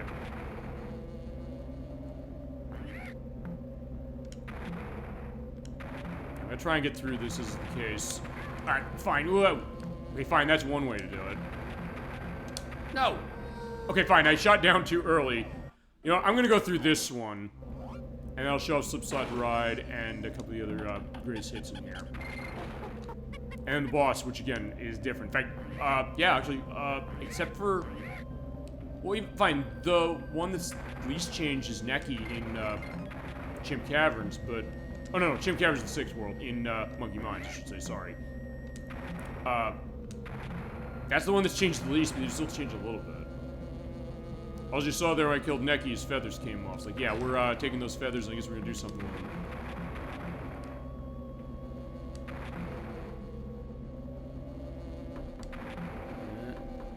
You just have to be careful as far as making the shot. Not always easy to do that. And that's why I fell in love with this game in the first place. The precision in this game and the difficulty of saying, like, can I get this? And you get it, and you feel like you're on top of the world. Oh, no! Oh, but in that case, alright, fine, I'm safe now. Thank God you can steer in midair in this version. So yeah, that is actually great. So in that case, I can say, fuck this. I can just shoot it straight up and we'll be all good. Okay, fine. I unfortunately missed the shortcut. Fine, I'm gonna show this one, and if I have to use a shortcut to get through, I'll get through that. I didn't when we played it a couple years ago, but still, at least show it off. Because that's what the point of tonight's show is, basically. It's like, yeah, let's celebrate this. Let's also show some greatest hits of a great game. Of one great game, and then of 2 more. Whoa. Yeah, I could never do that on the Super Nintendo game, so credit where credit's due on this one. Okay, fine, in this case, shoot down straight. Okay, shoot down straight at that one. Okay, I was 1 off. Just to show the idea of going through, because actually, fine, I didn't show that when we played it on Super Nintendo, so I'm showing it now.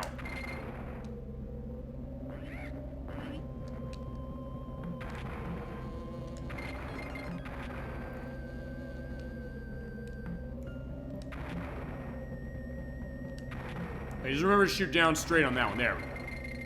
Yeah, if you shoot that, you get a massive shortcut. It makes it easier to go through. I showed the hard way when we played it on Super Nintendo, so watch her play that if you want to see how to do that the right way. But do it the easy way, that's how you do it. Alright, so let's take a look at Slipslide Ride. Still has the flashing stuff. This looks great, let me tell you. And you have little mice there as well. You have the great case of the Winter Wonderland here as far as the look and the music. Oh, man. Also, the instruments in this actually sound a lot like the Super Nintendo game. It sounds great. So, yeah, and this takes me back to when I first played this game. As I mentioned, that's what tonight's show is definitely doing for me. Hopefully it's doing that for you. Or you're impressed, you're like, yeah, this looks really nice in Game Boy Advance, doesn't it? Uh-huh, sure does. And it's rekindling those memories, but also reminding me, why did I fall in love with this game in the first place? And that's oftentimes what happens sometimes with something like this. And that's what this show is all about. Rekindling these memories and making new ones. So in that case, I am so happy doing this show. Fine. I look forward to every show we do every week. But still, I was one to do this one. I mean, I played collectively these games like 9 hours straight last Sunday. I'm not gonna lie. I used the entire day to get the unlocks going on all the games I hadn't done them before, which were... mainly not this one, because I'd already done this. I'd done this months ago. I guess in a sense, like, that's the one I was really liking the most, I guess. Fine, with the Game Boy Color version of 1, it was 2, and then 3 on Game Boy Advance, which I did finish the unlocks actually today. It's like, yeah, I was like, I want to be ready for this. I want to show my perspective of Donkey Kong Country. I love these games so much. I can't wait for Returns HD. Fine, I have it on the Wii. It was like the extra levels, and fine, that's how we're going to show it. More of that, and hopefully the case that maybe we get a return to Donkey Kong Country. It's a while as far as the new one.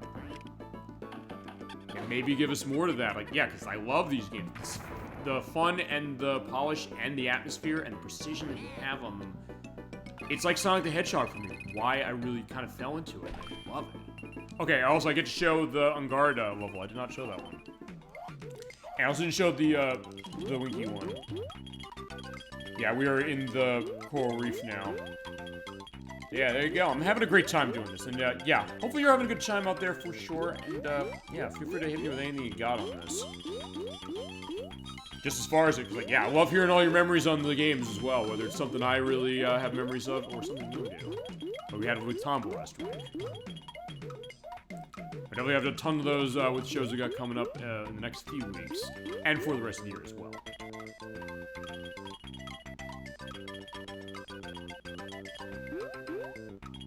Okay, I do need to go and get the token if I can go get it. It's down here. Okay, fine, I'm not gonna get it.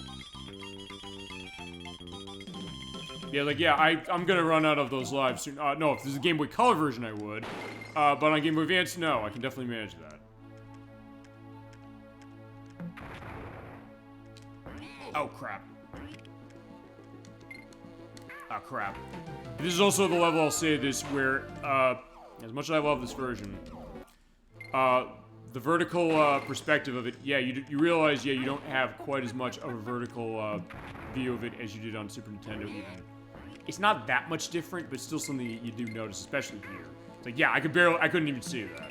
I knew it was there because I've been playing this game for years, but still, it's a little hard to see in Game Boy Advance. That's the one thing where, yeah, it definitely has an advantage on the Super Nintendo. Fine, the Super Nintendo version is still my favorite, but this is a very close second. Now, I'm surprised that it was actually this close of a second. I was like, yeah, I was gonna say, this is good enough. It's like, give me the Super Nintendo version any day. I was like, now that I played this, like, I don't know if I take the Super Nintendo version any day. Because, like, fine, I might have a day where I'm feeling Game Boy Advance.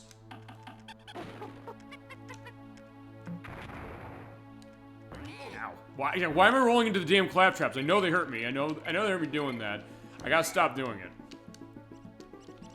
I said, maybe I'm just in such a state of delight as far as this. Fine. Yeah, I'm just having, see, now I'm doing bad because I'm having too much fun. But fine, but this one, yeah, this is one of those cases like, fine, I don't care that I'm not doing great on this. And you know what, fine, I've shown this enough. Diddy, we're going, oh. I gotta show off all this stuff. I can't just be sitting here for the rest of the night loving Slipslide Ride as far as what it is.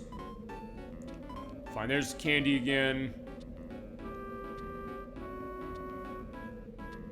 Actually, right, they changed the level order in this one, too. I forgot. Okay, so hold on, let me go back and show that. Yeah, so Croctopus changes the third level, so those swap places, so then you go to Ice Age Alley. And again, unique to this version, not on the other ones.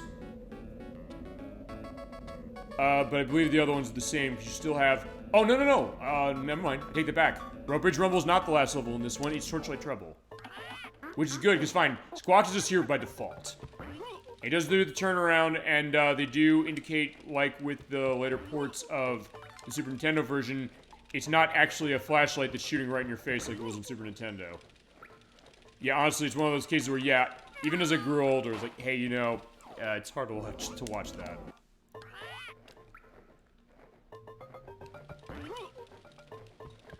Yeah, in this case, it's also showing the light there as opposed to lighting up the whole thing, which the Game Boy Color game did. Look, I get why I did it on Game Boy Color, so I'm not gonna say no.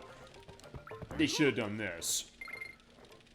But if you're one of those people who say, like, I wish it was like the original game, yeah, here you go. This is definitely like it.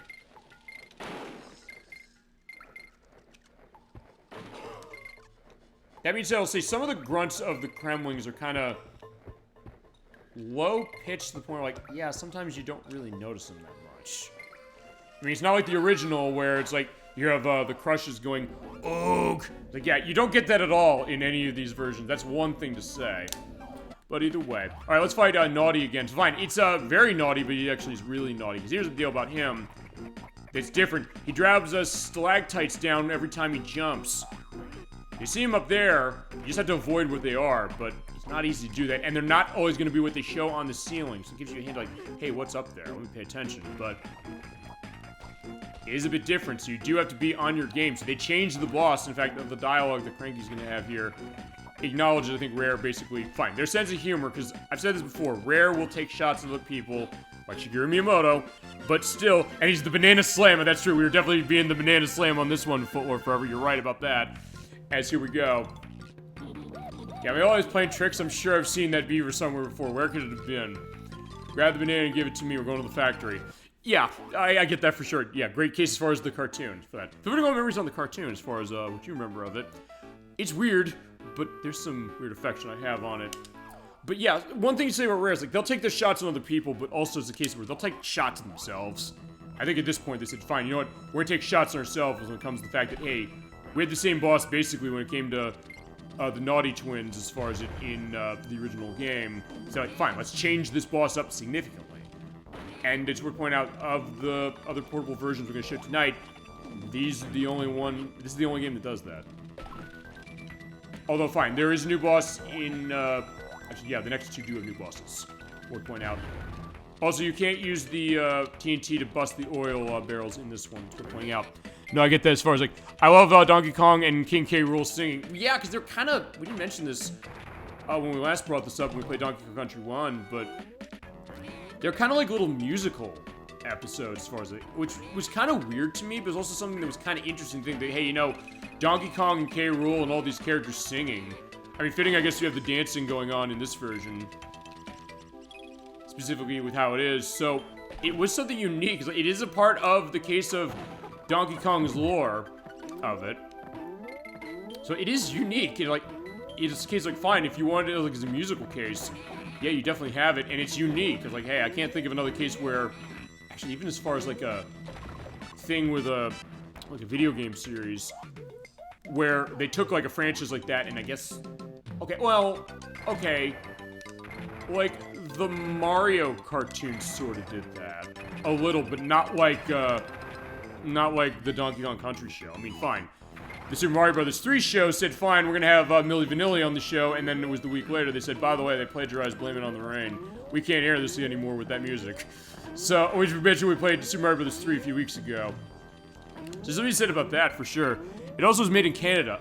Actually, I did not know that. Thank you, for mentioning that. I actually, well, okay, I was trying to think about, because when I saw it when it first debuted on the Fox Family Channel. Actually, I do remember the day of that. That was, August 15th, 1997.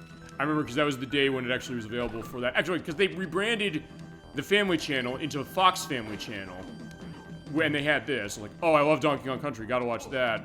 And they turned to ABC Family, and then they turned it into, I think, Freeform. And there's a life there, by the way, now. I mean, that's interesting as far as that. I guess it goes to, fine, because it was a CG cartoon. I'll picture, by the way, when I edit this in a few days. Because I do the edit for the YouTube site to give other stuff that we talk about. But the thing about that was interesting is that, yeah, it was CG-based at a time when you didn't have much going on in CG for a TV animated series. We made a little bit of it with certain things.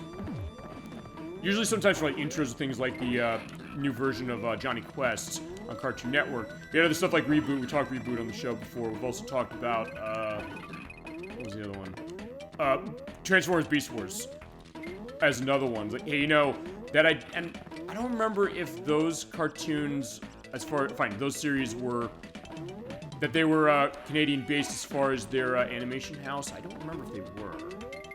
I'll let that down here if they were or not. I know it's when Ed Wack was on the show.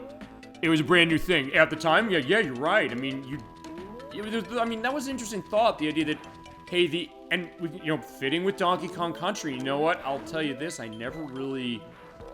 It shows that, fine, I don't think of everything when it comes to stuff for myself, but I kind of, until you just said that right now, I never really kind of sat back and thought, like, wait a second, Donkey Kong Country itself as a game was using CG technology for the purpose of running the character models, the character sprites, and transferring into something that the Super Nintendo, and by extension, the Game Boy Advance now, and Game Boy Color sort of kind of before, could recognize. Yeah, they were using that in case you didn't see that in games that much. So fine, fitting the TV show did that. So you're right. Great insight, absolutely. It's like, that's why we have the best channel on Twitch, and you are absolutely part of it now, for sure, forever, because yeah, that's what happens. And that's why this is a discussion program. It's like, hey, it's one thing to say, watching, playing the game and that, but it's like, what do you have to say? What's your insights? And you come with great insights, stuff I didn't think of, and I do mean that. I did not ever think that until you just said that. I'm not saying, like, hey, you know, just to say anything like that. Like, I should have. You'd think it would be obvious, right? But sometimes, I'll say this, sometimes with myself, as I'm being totally reckless, I think I should get through this level. I'm gonna keep doing this. The thought that, hey, maybe sometimes the most obvious thing that's like right in front of your face may not be obvious to you sometimes, it might be to other people. It's one of those cases, and so in that case, I do appreciate that for sure. All right, fine. Let's get through Oil Drum Alley. I love this game too much. As far as it goes, ugh. Fine, that's the Super Nintendo. I gotta get out of that mindset. Oh, fine, but it looks so much like it, you know? I get it in its way, and it's, that's the idea. Okay. I also learned that stuff on YouTube. Yeah, the more you know. No, I get it, right? And that's, of course, a case of it. Fine, that's sometimes comes with our show. Like, hey, we have people come in, it's like, hey, here's a case of something like this. And like, yeah, you're fine in that way. It's like, so we're getting that information out that way, too. Even stuff sometimes we find on games, like, yeah, if anybody documented some of this stuff, and the answer is, we do, when it comes to people playing the game. All right, fine, because what you're supposed to do, I'll indicate this, just to indicate that, yeah, you have to wait until it gets, okay, fine. That was my fault, because I used the horn thing on Rambi. You have to wait until the, what is it? You have to wait until the fire goes in. Fine, we're beating Oil Drum Alley. I'm not gonna quit until we beat Oil Drum Alley. And then we'll show off, fine, when we get finishing off as far as the stuff I want to show for this one, we'll show off, unfortunately the life despawned. Fine, there's that bonus barrel. I'll show off Donkey Kong Country 2 and 3 on advance. Shit, I got hit by Manky Kong, who, fine, lore time this way. I don't remember if he was on the cartoon, but I do know in the game the idea is that he's not part of the Donkey Kong crew, and he's jealous of that, so he says, like, fine, he's taking the method of Donkey Kong from the arcade game, the old one, and saying, hey, you know, I'm gonna just toss barrels down. So but in that case, like, yeah, fine, Cranky used to do that. That was his case. Like, fine. Back in the day, I kidnapped Pauline and was throwing barrels down and giving Jumpman Mario a hard time. And fine, I'm letting myself get hit in the face by the damn thing. So, yeah, fine. I have to stop it. Fine, that's me. As I said, I'm just having too much fun as far as that. As far as this, for sure. Alright. So, fine, let's do this. And fine, you know what? Just get Donkey Kong out. In fact, one thing I'm gonna do is like, yeah, I'm gonna jump off. By the way, you hit the L button to jump off and hit the select button. Yeah, do that. Okay, I just wanna make sure. Fine, I'm using the GameCube controller to play this. So I'm using the Game Boy player to run this perspective of it. And that, by the way, is gonna be how we're gonna run Game Boy Advance for anything, unless it's something that's on Switch Online expansion pack, and there's room to run on that in a way that there might not be for native console. Fine, this native way. I mean, there's stuff that we'd have to use that to show, because fine, it hasn't got re-released, or it's cases where they might have extra stuff going the old way, like Legend of Zelda Oracle of Ages and Seasons. Because I do have both those games physically on the Game Boy Color, so they would want to show them that way. Whoa, okay, wait, no, wait. There you go. It is a little different graphic, maybe that's what's throwing me off. It's like, I know it's the same method, so just wait till it goes full like that, does it twice, and then it goes down, and then jump on the oil when it's safe. There we go. Okay, fantastic. Yeah, just had to be patient with their cog. Like, yeah, sorry, no N. We'll get it later.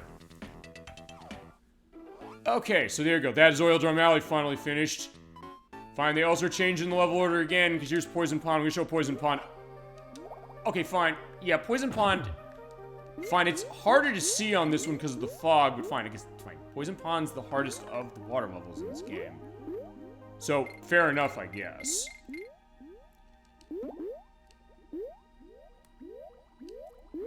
But if nothing else, it does look really poisonous. Like, yeah, fine. How are they swimming in this? How are they living?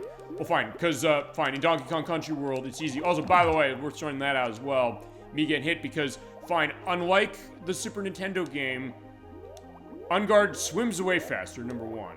And number two, he bounces in the direction that you get hit in.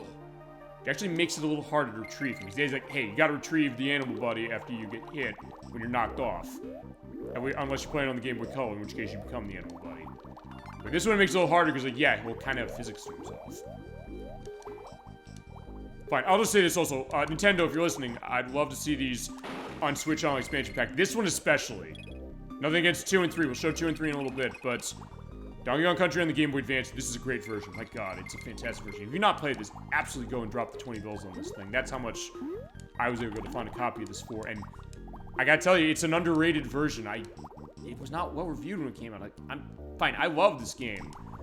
And I slept on this game too. So I'm glad I came to this. I'm glad I found this. Because they take one of my favorite games from Super Nintendo, a game that is the reason I own the console, and said, okay, fine, here's more stuff to it, let's rethink some stuff. Like, as someone who loves going into this, fine, loves dying, I guess, as far as into that, it's great. Okay, so fine, it's like, I'm just showing off little bits and pieces, fine. Elevator Antics is... Wait, wait a second, hold on. Oh, wait, Elevator Antics. No, okay, I was gonna say, wait a second, what level is this? Okay, it's fine, they changed the level order. Because, yeah, Elevator Antics is the 3rd level in every other version. This one, it's the 4th, and it basically, Poison Pond and Elevator Antics swap places. The first is, wait a second, hold on. And fine, Blackout Basement there. In fact, I should show Blackout Basement because we showed it on Game Boy Color, it's shown on Game Boy Advance. In this case, the screen is going fully dark, you can't see anything. But it is a slower blink, by the way. You also can't see the enemies here. Fine, the only thing you can see, which is consistent with the original, is the bananas. You have to be careful as far as how it's flashing out. I don't think... I usually put flashing light warnings in. Fine, this is a... It's flashing on and off, so I don't know if that constitutes a flashing light warning. Fine, if it's severe enough, I'll put that up. To play Skies of Arcadia, I'm putting that up every goddamn second, basically, or I'll say at the beginning of the video. Flashlight warning this entire video, it's intense. If you have sensitivities to that, maybe don't watch this thing full screen, or maybe you listen to it as far as audio or something. I don't know. But it's just the jump. I don't know, but okay. Fine, that's Blackout Basement. At least I want to give a little bit of credence. If I was Minecraft Madness, I didn't show this for Game Boy Color. I'll show them this one. This is the other Minecraft level, and this one you jump out.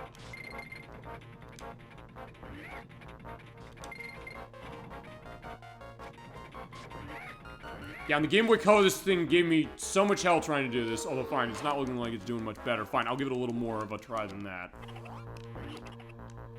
Fine, the only reason I'm feasibly saying, hey, I'm not going to complete some of the levels I select is like, fine, this is a showcase show, and like, I have to show the other ones. I've already spent over half of this on Donkey Kong Country 1. Fine, fair enough, there's 2 games based on it as opposed to only one of the other ones. But still, I said, fine, I do have to show the other ones. And do those justice as well. That's kind of the question. Or kind of the struggle.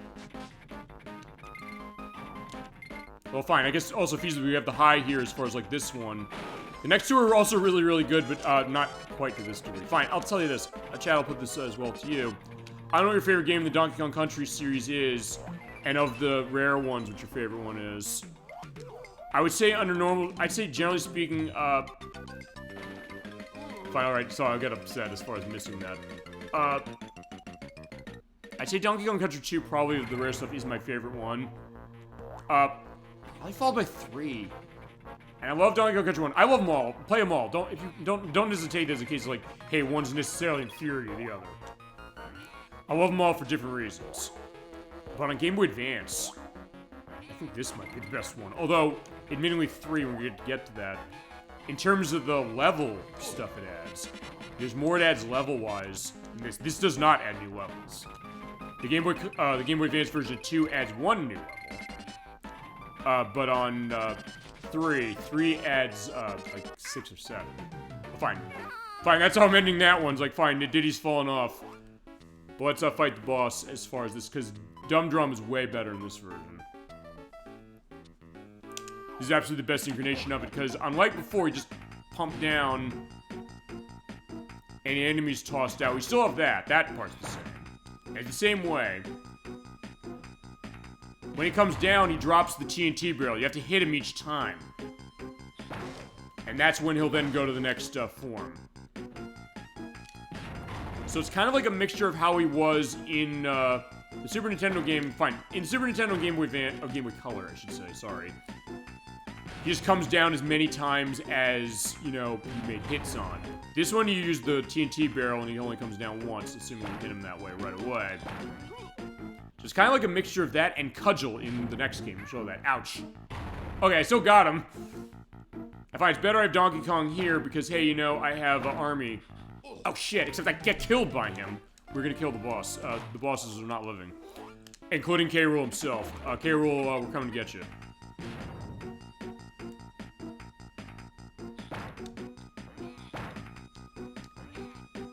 Yeah, they do add more, so it's like, yeah, it's really thinking through, saying like, okay, fine, take a boss that was pretty fun, it's like, hey, you know, it could maybe be a little better. And they add more. Yeah, this is cool. This is actually a great way of fighting it. And it's not a case where I feel like the difference really, I don't know, loses anything. In fact, I think it adds something, even though it's like, fine, you're not running around from, you know, bounce multiple times again. I mean, we've done that. I'm fine doing that in the original game. But in this case, it's like, fine, let's add something else. It's cool. As we get to the next boss. The next boss is interesting case of that as well. But fine, alright, fine.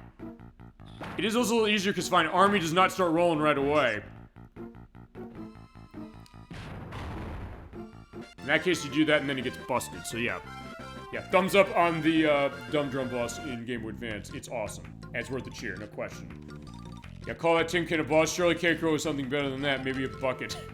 Or perhaps a really nasty fridge. Okay. Yeah, good case, Cranky, no question.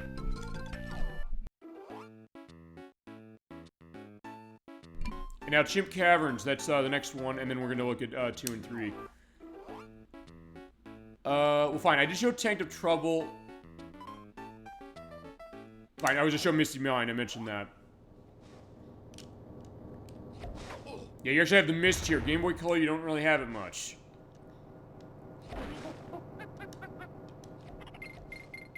Okay, fine. Here you can beat the drums with the TNT. Oh no, it's the Game Boy Color you can't do that. That was what it was. I was like, wait, hold on. Yeah, fine. That's I gotta keep my. Okay, fine. I can't run into it with it. I have to toss it. Yeah, but I have to keep my version straight. It's fine. I was playing the Game Boy Color version earlier, and now the advanced version. And fine, I'm not gonna take account how many times I say Game Boy Color, Game Boy Advance, and Super Nintendo on the show because it's a goddamn ton. If you play it as a drinking game, you're gonna die. I guarantee that. So don't do that, ladies and gentlemen. I was only joking the idea like, hey, some of the drinking games that comes to Super Bowl Game Saturday, but don't take that one.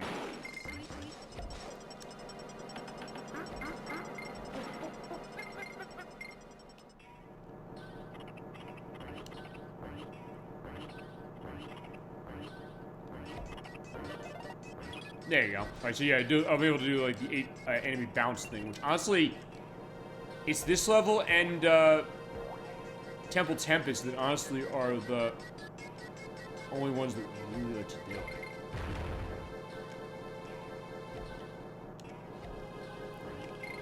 Okay, I'm gonna get through. Fine, I'm gonna die here. Never mind. I said I was gonna get through that, but I was like, fine, that's one way to get through as far as the look, but alright. Yeah, and you also see the perspective of the background. Yeah, it looks more fine. It's Chimp Caverns.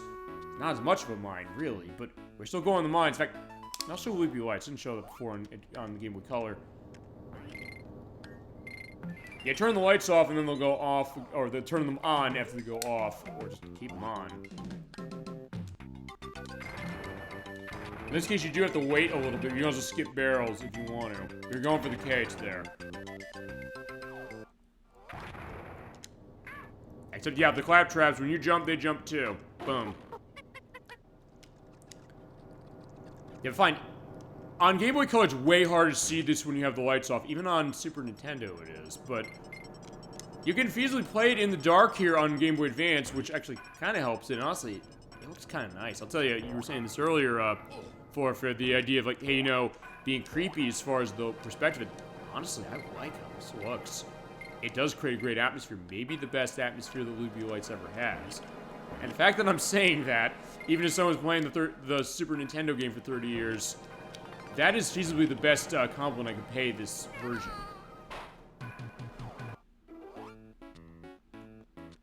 I am dying, and yeah, Platform Perils is kind of the same. Necky's Revenge. Alright, this is not the same. Okay, remember Necky Jr. and Senior. They're fighting together in this version. You have to hit both of them. They don't shoot out multiples anymore, but the idea is you have to avoid both of them at once. And hit one of them specifically as far as the idea, but basically the idea is like, yeah, get rid of both of them, and, yeah, so it does change that dynamic, too. You can choose anyone to go after first. When you hit 5 on one of them, they'll go down, and he'll stay down. Oh, right, and then he goes and hits multiple hits. Right, okay, that's what it is. So, yeah, they mix that up as well.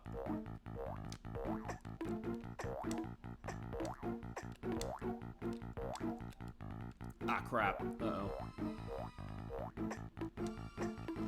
Oh, right, and he'll shoot it, right, A, they rotate, and B, he'll shoot them out more in direction of where you're standing. Which he didn't do on... It was random, the pattern upon which he did it on the other versions, but in this one, they kind of change it.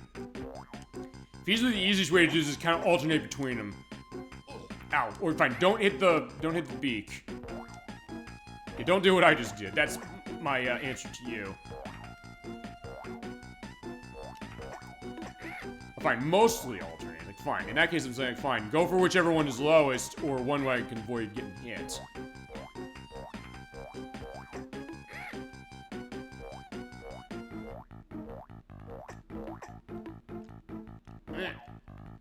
Except, yeah, they are getting away as far as that. Well, no!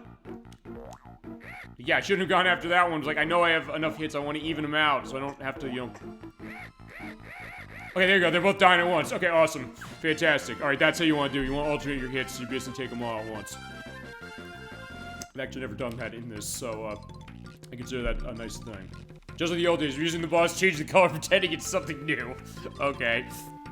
Remember, Rare is saying this about themselves. Yeah, consider the preview and get to Banjo-Kazooie Nuts and Bolts at some point, because fine, that game, they're savage to themselves. Which is shocking, and people didn't like that to certain degrees, but like, I love that idea. But alright, only K. Rool, so let's take care of him. We were taking care of K. Rool, and we're going to the next couple of games. And they only have 2. I guess I'm gonna have to try and feasibly, when it's like 45 minutes. Not that I'm saying like, oh, it has to be 5 hours. We're gonna try. Like, ugh. But just still do the run, so like, there you go.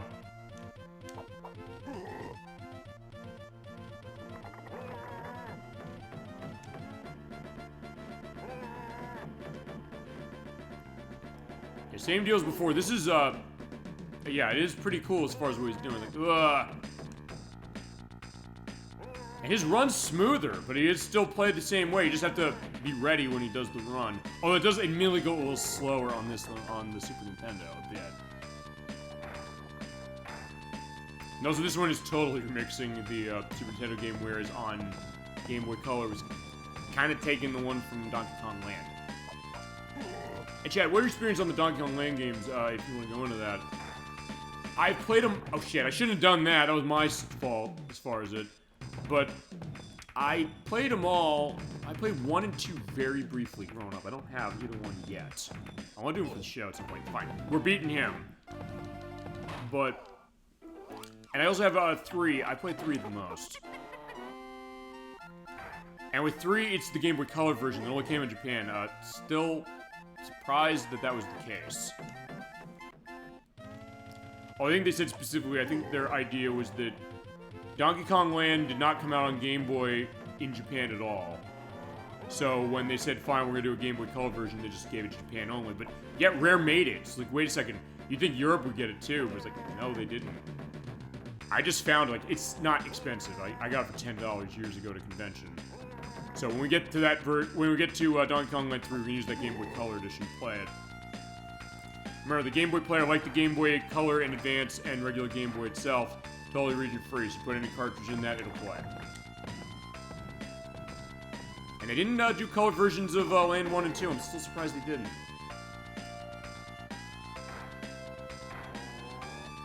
I mean, I like them as far as, although I'll be honest, I like 3 the most, especially because of how the physics work. And for Donkey Kong Country 1 and Game Boy Color, yeah, the physics are based on Donkey Kong Land 1, and they're wonky.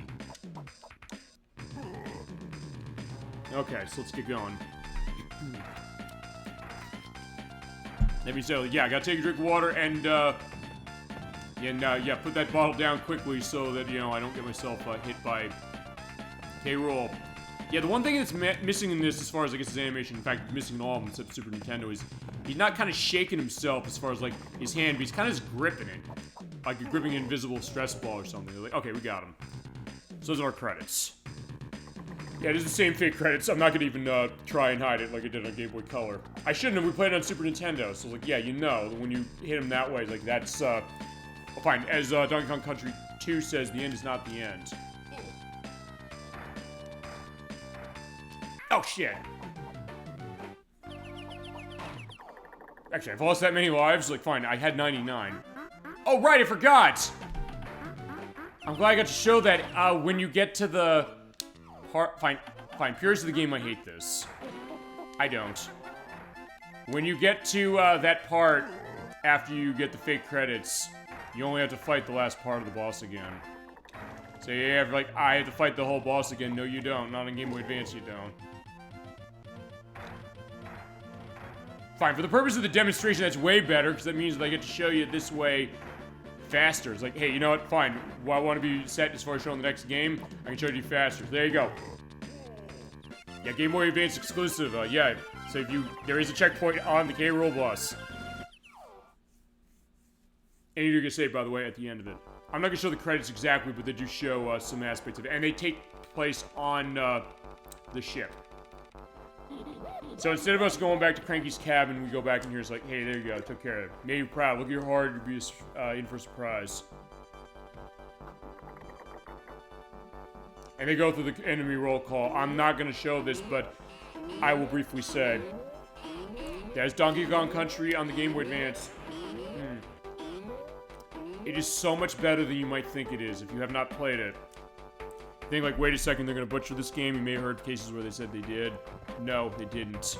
Also, they color fine. They sort of colored the Super Crushes a little more in the Super Nintendo game anyway. But yeah, you just see that way.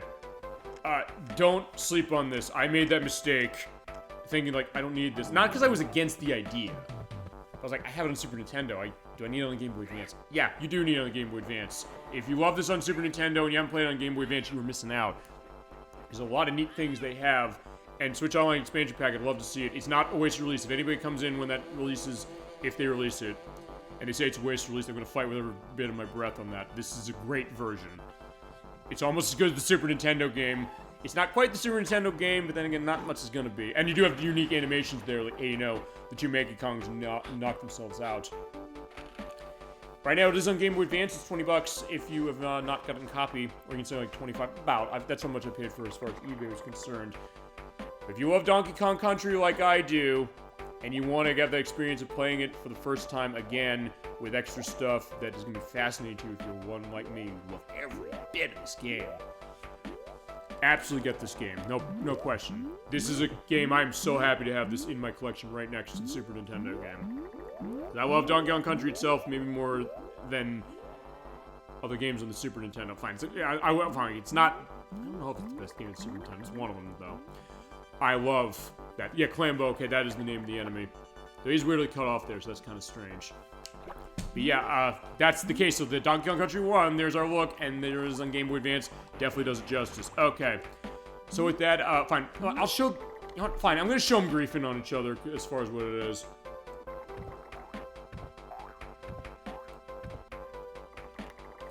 And yeah, they're going to be very naughty and Master Necky. Actually, yeah, because they only show,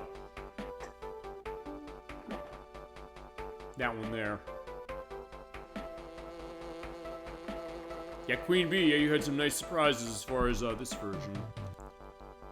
Yeah, really naughty, had a color change. Basically the same coloring as very naughty. But, except he has the stalagmites.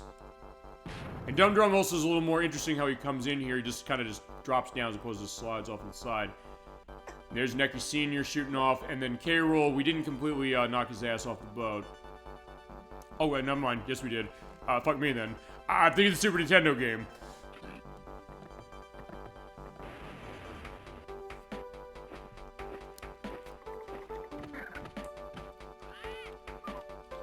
Yeah, there's Squawks. Yeah, we'll see more of you in the next game. And Wiggy will feasibly see you text distributing in the next game. Yeah, and I also love the idea that they actually set this on the ship, so it means that when you have the enemies in the water, they actually go down in the water. So it's a small thing. And here are the Kongs, of course. Now that they'll sort of going back to sleep. Ooh, Abe, you're getting too old for this. You've done a great job, guys. Yeah, wicked, man. So you do get this. Sears doing me no good at all, though. Oh, K. Rool is back. Make yourselves at home. K. Rool. All right, because this adds connective tissue to the next one. Yeah, right. I've had enough of this. It's time for me to get going. So you Kongs better get off my boat or else. Or else what? Yeah, let's do DK Outwood. Yeah, he tries that in Donkey Kong 64. But, he's like, yeah, you're lying. We don't buy it. But Candy says, yeah, I don't believe it. Let's get off. So fine, we're saying, alright, we're gonna leave. Yeah, we'll meet again. So basically this sets up Donkey Kong Country 2. Yeah, I'll be back. He's not lying. So in this case, we're all gonna take a swim back. So like I said I was gonna skip this. That was a mistake. I won't show that as far as the other ones. Call it an ending. Look at cheap stunt setting up for the story for the sequel. Well, I mean, now in this one it is. And actually, that's one detail I'll show on Country 2. Actually, I should have shown on this one. You know what? I'll briefly show on this one. Yeah, because there's the Game Boy Advance team, but I'm going to soft reset this. Because what I'm going to do is I'm going to show off when you start a new file, and then we're going to go on to 2.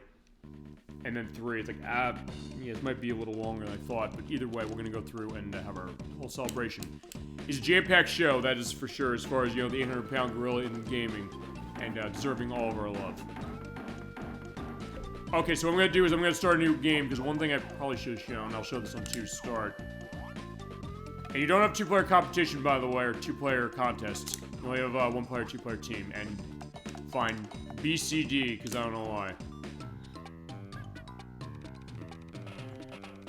Right.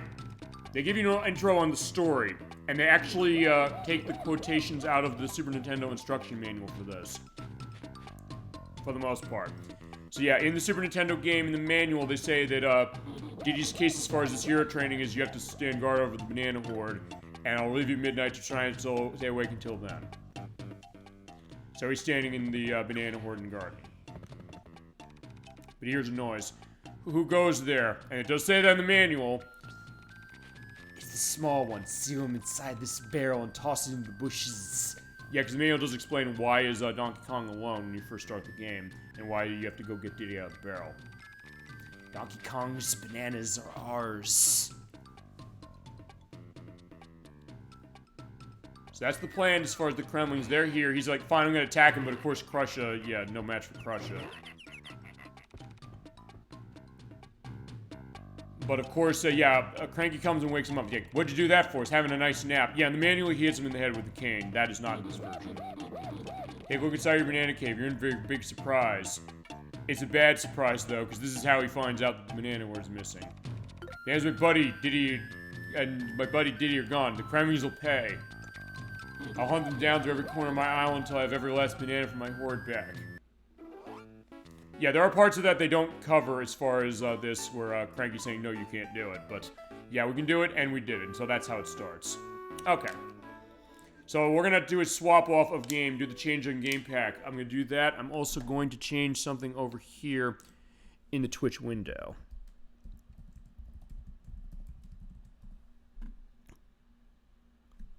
Oh, where? Oh, that's tags. That's not a category. Because I want to change what the game is we're playing, so people say, like, yeah, we're not playing Donkey Kong Country 1 when we're actually playing the second. Okay, and it's that too. It's the Game Boy Advance too. So it's one that's set. Change your game packs. Next is Donkey Kong Country 2. This came on the Game Boy Advance the year after. That was 2004. So boot this baby up. And I do need to change the audio on this one. It can be a little louder. 26.2. That'll work. Okay, Donkey Kong Country 2 for the Game Boy Advance. With the game on Super Nintendo, it came out on December 5th of 1995, where it sold 5.5 million units. This Game Boy Advance version came out on June 25th, 2004 in Europe, and July 1st in Japan, but we had to wait for it until November 15th. So here it is. For this version, it sold 1.23 million units on the Game Boy Advance. And it's taking the case of the sequel, and I will show the intro as far as it to start right now. I'm also up my volume on my end.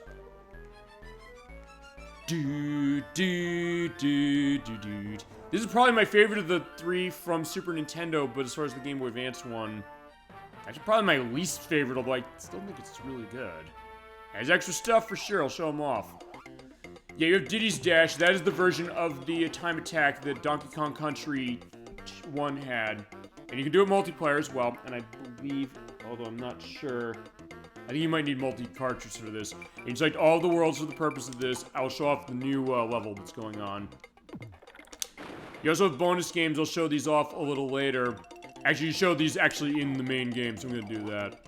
But the first thing I'm going to do is I'm going to load a new file, and the reason I'm going to do that is to show the story intro. And you can do 2-player team if you want, or 1-player, one player. And fine, we're going to go DKC for Donkey Kong Country Forever. Okay, so Donkey Kong Country 2, it is a sequel to Donkey Kong Country 1, as they indicated. It does take the manual quotations for the most part, but changes some stuff. Except this is new, because yeah, Funky's going surfing, saying like, come in for the water, but Donkey Kong says, I'm just gonna sit on the beach and drink my nice banana milkshake. And of course, Cranky's saying, what do you think you're doing sitting around all day? They're not gonna get much of a game out of this, will they? I thought you were supposed to be a big star, right? Me and video game heroes deserve to get some time off. But he's saying, like, back in my day, I didn't. I whisked off Pauline in particular. I threw barrels around 7 days a week, so he never stopped working. That's why I got where I am today, you know, hard work, none of this lazing around on the beach. He said, why don't you go pester Diddy or something? Leave me in peace for once. He's off somewhere with that new girlfriend of his, but I can see when I'm not wanted. Yeah, because it does introduce Dixie Kong. We're going to her in a little bit. Yeah, we're sitting on the beach. Yeah, the Flying Croc has come by. And remember, K. Rool did say he's going to come back. That was something they added for the Game Boy Advance version specifically when he said, hey, I'm coming back. But he's like, fine, I have the pirate gang, or the pirate garb, and I am Captain K. Rool. Yeah, and now, like, after what happened, I want you to take Donkey Kong away. And also, Rare was saying to Shigeru Miyamoto, yeah, you shit-talked us in front of the people who owned our company when it came to Donkey Kong Country 1. We're going to make Donkey Kong not playable in any other game in this franchise that we're making, except for Donkey Kong 64. So yeah, they definitely showed him that way, although fine, it's a good thing, because who knows if Miyamoto hadn't done that, and he came out and apologized specifically for it, but if he hadn't done that, would we have necessarily had this pirate theming? Would we have necessarily had Donkey Kong Country 2 or 3 the way that we know it? And of course, he's going to take over DK Isle, as is the case, but we just see the smashed chair there as far as Diddy, who is once again voiced by Chris Sutherland, and Dixie, who they took the voice acting of her sister from Donkey Kong 64 and put her into this, and she's voiced by Evelyn Fisher Novakovic. She was the voice of Tiny Kong in Donkey Kong 64, as well as Candy Kong. She was the voice of Pipsy in Diddy Kong Racing for the Nintendo 64, Vel in Jet Force Gemini, the voice of Joanna Dark, the main character in Perfect Dark, going back to that, as well as the voice of Tooty and Brentilda in Banjo-Kazooie, and also the voice of Humbawamba, Honeybee, and Canary Mary in Banjo-Tooie. And Evelyn Novakovic, her music background, did music for Donkey Kong Country 1 and 3, Ken Griffey Jr.'s Winning Run on Super Nintendo, which has an unbelievably going hardcore soundtrack, and it's really good. Not what you expect out of a baseball game, but it's interesting. And the music for It's Mr. Pants, which was on Game Boy Advance as well. It was a rebranding of Donkey Kong Coconut Crackers that was not a case of best Donkey Kong Country game, so this is Edwack. Oh, hi Edwack, so good to see you tonight for our Donkey Kong Country Portable Showcase. We are looking at Donkey Kong Country 2 for the Game Boy Advance. We looked at Donkey Kong Country 1 for Game Boy Color and Advance already. Have you played the Game Boy Advance version? So good to see you tonight for sure on the program. If you're going to go on your memories on Donkey Kong Country 2, 1, and 3, we're going to take a look at 3 on Game Boy Advance as well. And if you played the Game Boy Advance version, what do you think of it? As far as the Game Boy Advance versions, we showed the best one already, I think, which is the first one. But this is a good version. They add some new stuff to it. But read the letter, because remember, well, fine. Cranky apparently is the only one who can read right now. The letter says, we have the big monkey. If you want him back, scurvy dogs, you have to hand over the banana horde. Captain K. Rool. I thought we'd seen the last of that old rascal.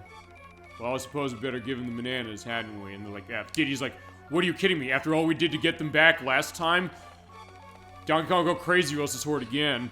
I haven't played the Game Boy Advance versions. I will tell you, Edwack, if you have not played the Game Boy Advance version of 1, do everything you can to play that one. As far as the other ones, I'd say actually do the same in terms of those, because this adds a new level and there's some nice new features it adds. And Donkey Kong Country 3, they do add a new world. We're going to show that off. Yeah, I would agree with you as far as on Super Nintendo. This is probably my favorite of the 3, but I love them all. And 3's been inching up. Electverse's favorite is 3. And honestly, when we played 3 on the show, and also my prep for the new version, because 3 is the one that's the most radically different of all the games I'm going to show tonight.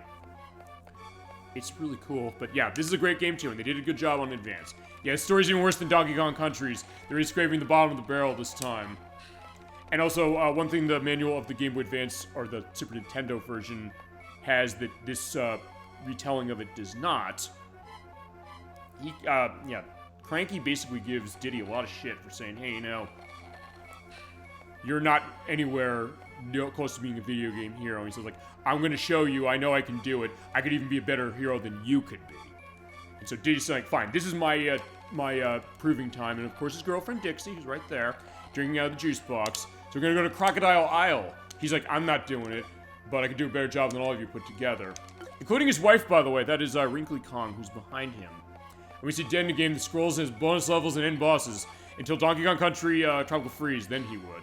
By the way, Nikki says hi. Well, hi, Nikki, as well. Hope you're doing well and enjoying the show and are doing well. Hope all your stuff for your bead works as far as everything's going is going well. I know you've got a lot of stuff going for the purpose of that, but it's so good to see you all tonight and having a great crowd on our Donkey Kong Country 30th anniversary show. Yeah, 2 days from now, 30 years of Donkey Kong Country 1. I was there in 1994 playing it, and yeah, 30 years later, it's still just great. But we're going now, and On Guard's taking us, okay? So actually, they explained them swimming over to the island. Okay, so that's that. I'm going to reset this because I'm going to load the file I have, because I have everything unlocked on that, or most everything unlocked. Because what I want to do is I want to show off some great states. By the way, Edwack, also to you, if there's any levels you want to see that we cover for this or for 3, as far as like what does it look like on Game Boy Advance, feel free to say so, and we'll definitely do it. I'm going to show some, I will show one of each level's primary themes, like, hey, the pirate ship levels, the rigging levels, all that stuff. We'll go the whole way. Here's my file to 90%, because there's stuff I skipped doing. I did get to the end to get to Crocodile Core. Fine, since I'm here, I'm going to show one thing. I'm going to show Animal Antics first. Right, why am I showing Animal Antics first? This is usually the hardest level of the game. And remember, you're switching animal friends. There's a big change they make on this one. So yeah, we're going out into the jungles. So if I was starting the hardest level first, just keep going. Whoa. Except unfortunately, I got myself killed. Yeah, so you can't do on Super Nintendo what I always like to do, which is do the charge up. By the way, hold the R button down to do the charge for that. Although, actually, fine. I gotta go backwards, because fine, behind there is your extra hit point as far as the DK barrel. You can't necessarily just go through this and be like, hey, you know, you're gonna be able to just do the dash the whole way. Oh, shit. But also, yeah, the physics are a bit different, so that's one thing to keep in mind. Also, feasibly, this is gonna cover, like, three, like, level themes at once. Shit. Ugh. It's like, yeah, unfortunately, he doesn't do that. Also, you heard that go, ugh, as far as canon there. That, by the way, is, Chris Sutherland, who is the voice of Crunch in Diddy Kong Racing, is the same voice they have as far as that. Shit, I got hit by him. Okay, now to start with Animal Antics. Anybody's played Donkey Kong Country 2 in the audience? I know there's at least one as far as Edwack's concerned, and, maybe Dolly Finn and, Footwear Forever and Nikki as well, I would think. But, if you have, you know this game level's insanely hard, as far as certain things, but you also know, feasibly, that there's a specific reason why it's hard, and there is a big change they make on this version I do think we need to talk about. Because actually, it's harder, the first half is harder than it is on Super Nintendo. Probably, how? Well, I'll show you, but also the second half is not as hard. Shit, oh crap. See, I was gonna try and not get myself hurt. Like, fine, okay.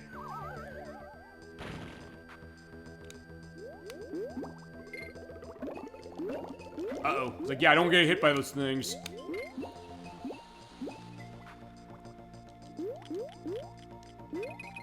Fine, there's the lockjaws. They're, getting me in trouble. It's like, yeah, stab them. Yeah, when, you get angry, yeah, fine, Unguard doesn't get mad, he gets stabby.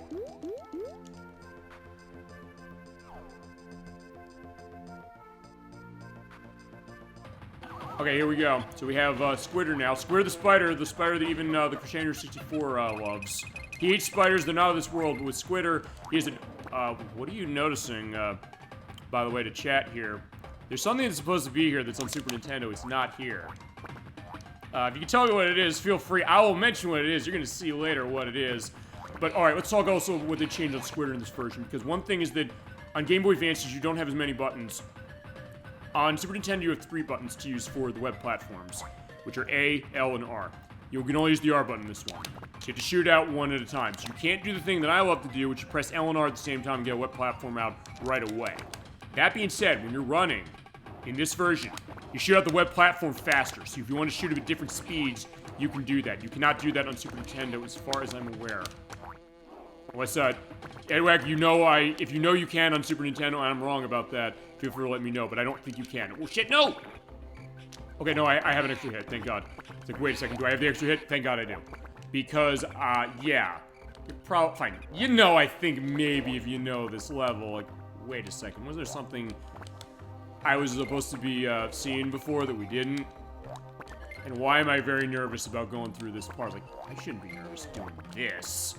There's something else I should be nervous about. Well, yeah, hold on. As long as I get through this, I'll show the bonus barrel because it's here. Why not? Same deal as before. Go over, and you just see it going up a bit. And like, boom, there you go. I got a life. Thank God. There we go. So yeah, destroy them all. It's like, yeah, you get to kill the Kremlings here. And in this version, by the way, what you do is you get a counter of the enemies you need to kill. So if you need to get a sense like how many enemies you need to kill and in order to beat it and get the coin to appear, you're all set. Or the Kremlin coin. And sometimes some of them are hidden. Also, remember, in this one, you gotta get squawks. Okay.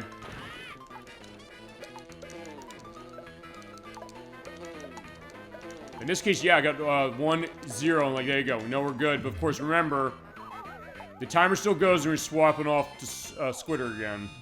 So you gotta be quick on that, but there we go, got it. Okay, so go in here. Okay, fine, I'm saying it now. The continue barrel, we did not see it at the beginning of that section. The Game Boy Advance version, they put it here, because people know this is perhaps the most infamous part of the entire game.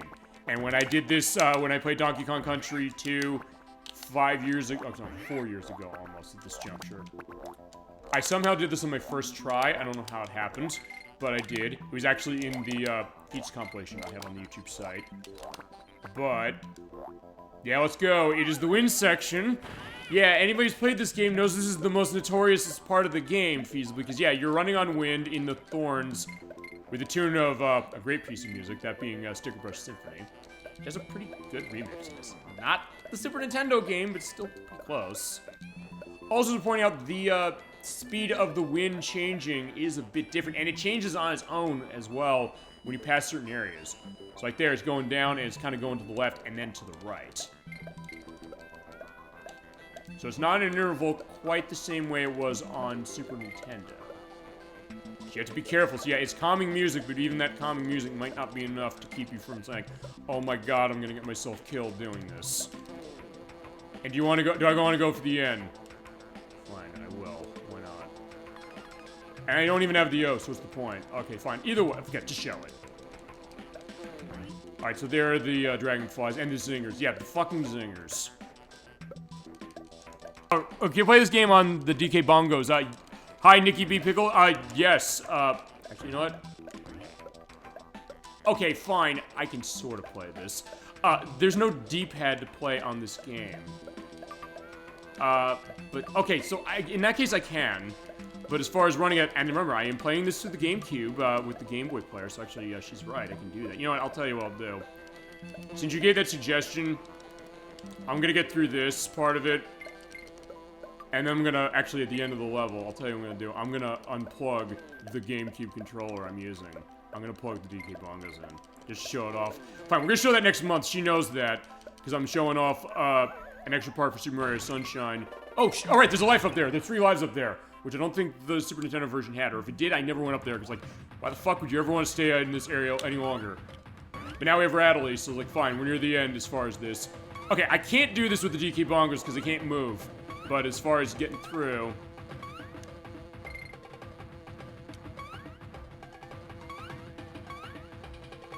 Be careful on the punji sticks, because, yeah...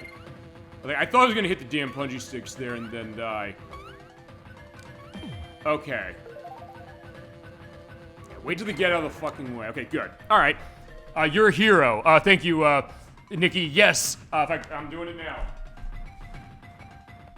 I wish I had the camera hooked up. I guess I don't now, but like, fine. I'm fine. Hopefully you're hearing that that's what it is. Let me just unravel this. Because also I have the GameCube on the table. I didn't actually plan to do this. Fine. I will show you how this works. Fine. Do your juggling, Diddy. Let's take the controller out. So there goes the GameCube pad. Actually, you know what? I'll tell you what I'm gonna do. I'll do something better. I'm gonna plug it back in. Because I'll tell you how this is gonna go. I was like, be careful not to hit the reset button. Let's move Diddy right in front of the target. Actually, fine. No, actually, no, I can do this without it. So fine, let's get it a little before the target. Here's the DK bongos. You can't see them, but I'll show them on camera in a month. All right, so you're the yell, actually, which is the R button. So actually, okay, pause it because it's start on the controller. Okay, there it goes. So I hit the A button, which is on the right. There you go. Okay. Okay, there we go. I did use the DK bongos to beat the level. Okay, fine. In that case, I'll tell you also what I'm gonna do is, I have to go to another level to do this, so I have to swap controller again. Hang on, okay, this is amazing. Okay, I'll tell you what I'm gonna do. We're gonna go to another level. Also, I'm gonna show one other thing, briefly. Because in this version, you have a pause menu. It shows your DK coins, your Creme coins, your banana coins. They hold the banana coins, by the way, on a save. Thank God. Super Nintendo game did not. Also, Wrinkly's Help, Scrapbook, we'll get those in a second. Gyrocopter, this lets you take the gyrocopter to any level.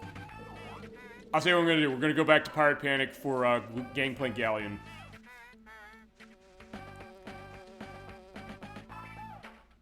Because, yeah, I think I can do this. So, fine, let's go to Gangplank Galleon. Let's start Pirate Panic. Let's unplug the GameCube controller. Let's put the DK bongos back in. Because fine, left is the B button. The start button is that. R is set on something else. Actually, you know what? Okay, fine. So jumping, I'm hitting the left to jump. Hitting the right to do the cartwheels. Like, fine, okay, you know what? This is going slow, but you know, fine. This is how I'm playing DK, yeah, playing Donkey Kong Country 2 with the DK bongos. In fact, it doesn't take forever for us to get there. Like, come on, Diddy, get going. Okay, I can't, okay, unfortunately, I can't go off the sides. Like, wait a second, damn. Okay, unfortunately, I'm stuck. So, unfortunately, I can't do that. Well, okay, I'll tell you what I'm gonna do. We're gonna make this work somehow. I'll tell you how. I didn't expect to do this. This is also why I have the best channel on Twitch, or we have the best channel on Twitch, because they'll come by, it's like, can we see that? Like, yes. Yes, I'm not gonna say no, you're not seeing this. Just see me on camera live doing this in a month. And also be a clip out of the Twitch site when it comes to be beating Animal Antics, technically with the DK bongos. Not actually, but I did part of it. Alright, here's Dixie, by the way. She has the helicopter here. You have the helicopter spin by doing the jump and hitting the B button.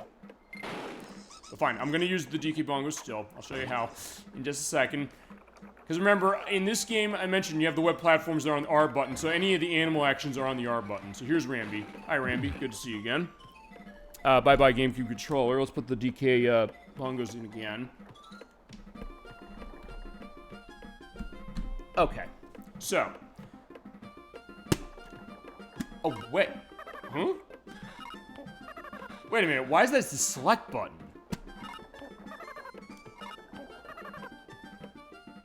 Okay. That's not what I expected.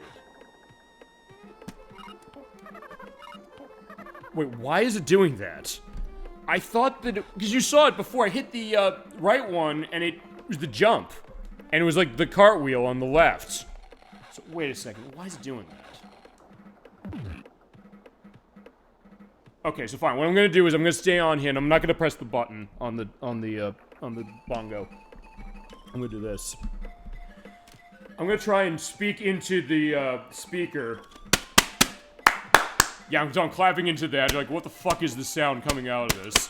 Because I'm trying to do the charge up, but he's not doing the charge up, so unfortunately I can't really go far, but...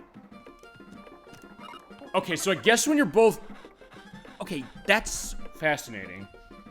When you're both Kongs, you're both Kongs. Apparently, what the DK bongos change what the control is? And fine, I was trying to do that. Fine. Well, I'll show Squitter again, because fine. You have to hold that in order to do the charge up, by the way, with Rambi. I'll show that. And I'll let go. But fine. Speaking into the mic, by the way, of the DK Bongos is the R button. But then again, I don't know why I changed the A and B buttons to select when I have both Kongs out. Yeah, don't ask me how that's working. In fact, you know what, we probably should at some point just do a show showing everything I can run on GameCube running this controller, because why not? Okay, see, now I don't even know what I want to show on this game. Let me think about this. Okay, so fine, I'm gonna go somewhere where... Fine, I'll show the greatest hits, of course, on this game, and chat, any suggestions, anything you want to see, if you want me to play the DK Bongos with it. Let's go to Hot Hit Hop. Because this is a level where Squitter is. They're the clobbers, fuck them, they need to be dying.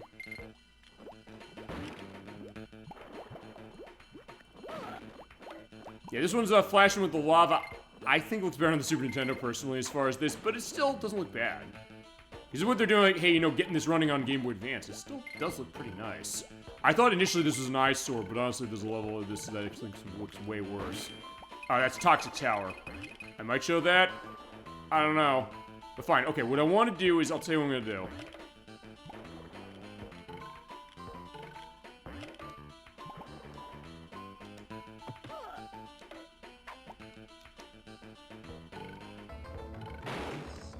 Okay, here's Squitter. Actually, no, fine. Before I do anything.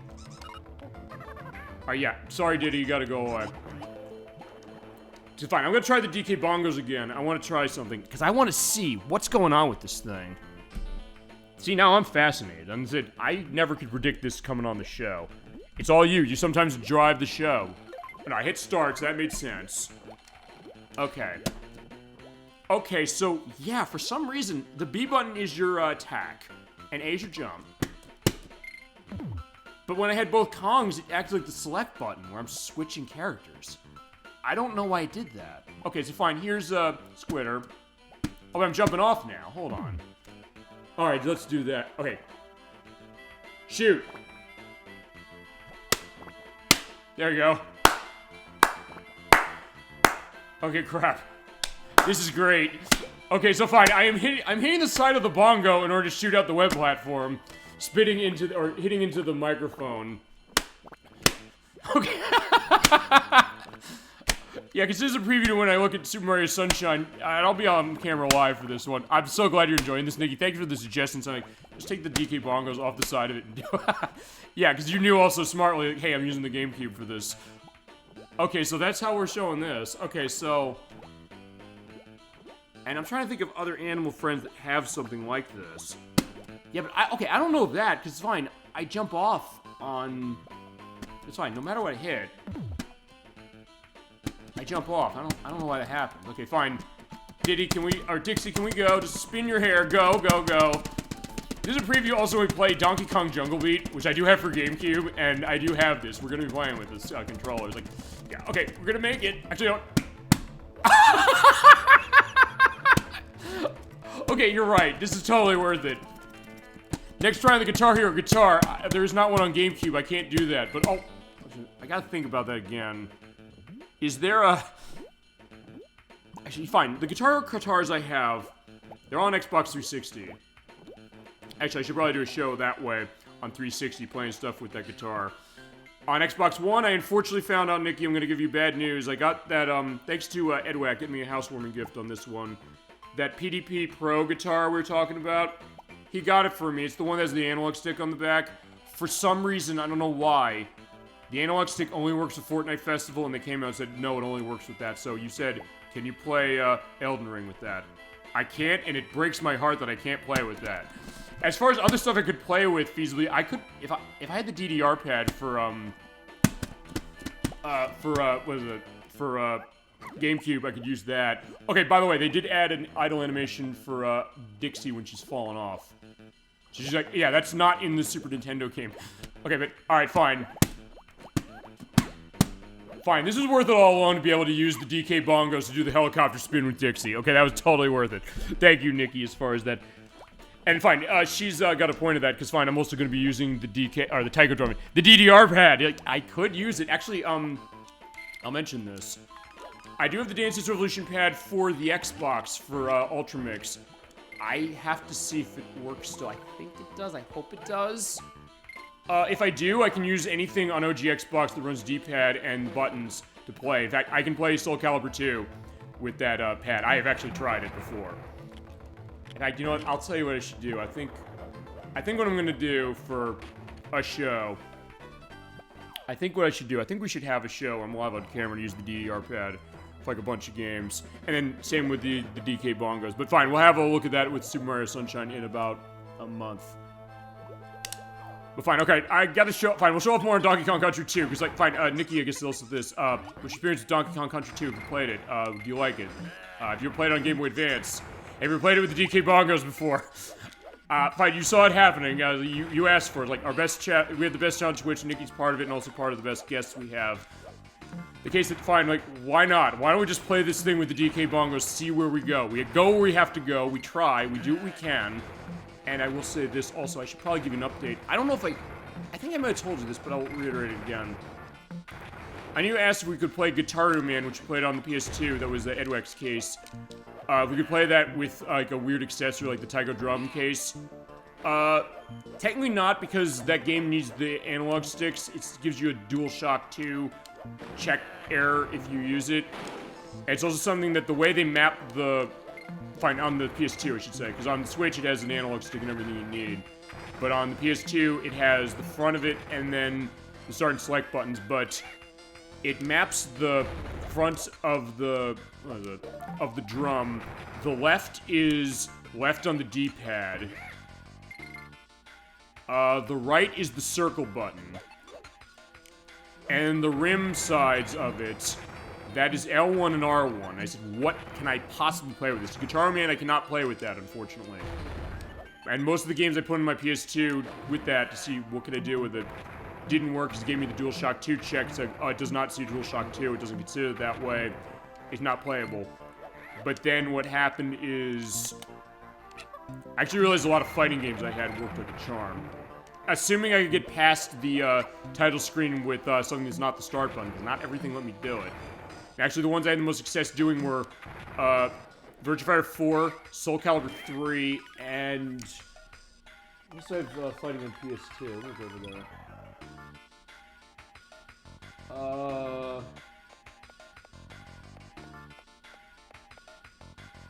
No, that was it, I think. I also tried Space Channel 5 Part 2, because I said, fine, maybe I could play that. That's a music game. But in the case of that game, you only have the buttons to do left and hey. And you don't have enough buttons to do up, right, down, and chew, which you do need for playing that game, so I couldn't get very far. So we'll go as far as we can do playing with weird accessories on this program. It's a fun thing. And I don't know if anybody's gone to some of the degrees we've went on certain things. Also, I want a drink of alcohol. And fine, I'll let myself die is for the purpose of that. Yes, Breaking the Play brought to you by Mike's Hard Black Cherry Lemonade. Drink it. And cheers to 30 years of Donkey Kong Country. And Country 2. Okay, one thing I do want to show off. Let's show off with, Funky. Okay. You can do the thing with the gyrocopter, but you call him in on the menu. So what happens with him in this version? Well... You actually get little mini-games with Funky's flights. Press the R button to lock in direction and allow yourself to shoot backwards while moving forwards. Press L to face forward, and you have to be careful as far as shooting bombs. You need to take a chest to second landing zone, but the area's flooded, and the gyrocopter will hold air, so you have to keep an eye on the gauge at the bottom of the screen and hit select button to release the winch.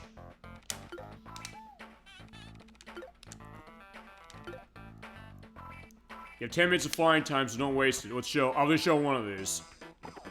This is unique to this version. You get the winch. Okay, so how do I winch this thing? It's on select button.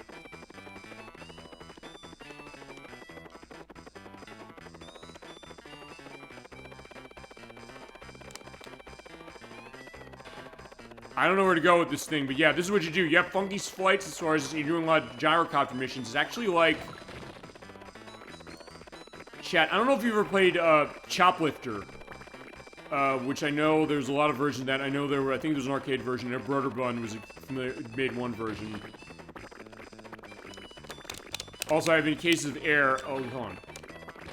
Oh, I don't have weapons. Shit, I lost the chest, so I have to go grab the chest. Ouch. Yeah, this is exclusive to this version, so yeah, if you never played, Donkey Kong Country 2 on Advance, this is what you're getting, but I'm also crashing too much. I have 10 minutes to get through, but I'm not going to be getting everything, and fine, my, chain broke, and I have to go and get that again. Okay, I think this is going to crash, I don't think we're going to live. Ow, okay, so yeah, there you go, we blew up. Oh wait, I was gonna not try it again. You know, fine, where am I going? Fine, you know what, I'll try one of the other ones. Yeah, you bailed before the mission was completed, sorry. I think you need to try again, we can end at some point. In fact, I'll probably show the one in Pirate Panic, but what I do want to do is... Actually, I do want to show one thing here. Because in this version... you have saves that you can do on the menu. But I'm gonna go to the gyrocopter. I'm gonna go back to Crocodile. No, we're at Crocodile Cauldron. Gangplank Galleon.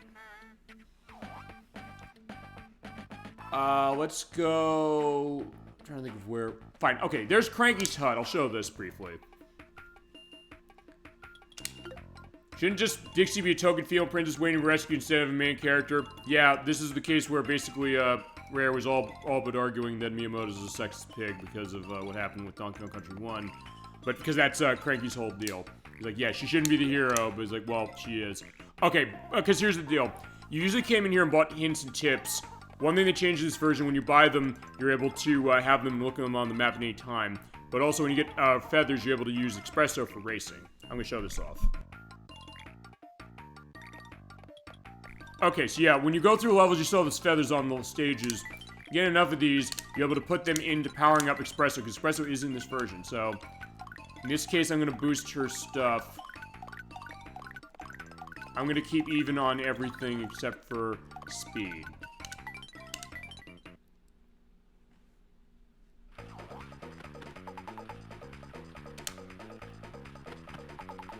They're showing everybody we're going to chase after, because basically you have to win the race. You basically run across the ground, and then you hit on, like, pressure pads to do racing. Right? Fine. Espresso's way better. I got those, things on levels, by the way. That's how you find them. Oh, I forgot. You hit the B button, or hold the B button to run, and hit the dash panels. And we have Espresso, powered up enough, she'll feasibly go faster and be able to do, more things. Again, another exclusive thing for the Game Boy Advance game is you get those feathers, you're able to have more things going, and you run laps. Alright, so that's lap 2. You also want to get the bird seed as you go along, but yeah, that red one's getting all the bird seed and all the feathers. Like, yeah, screw him, I gotta win.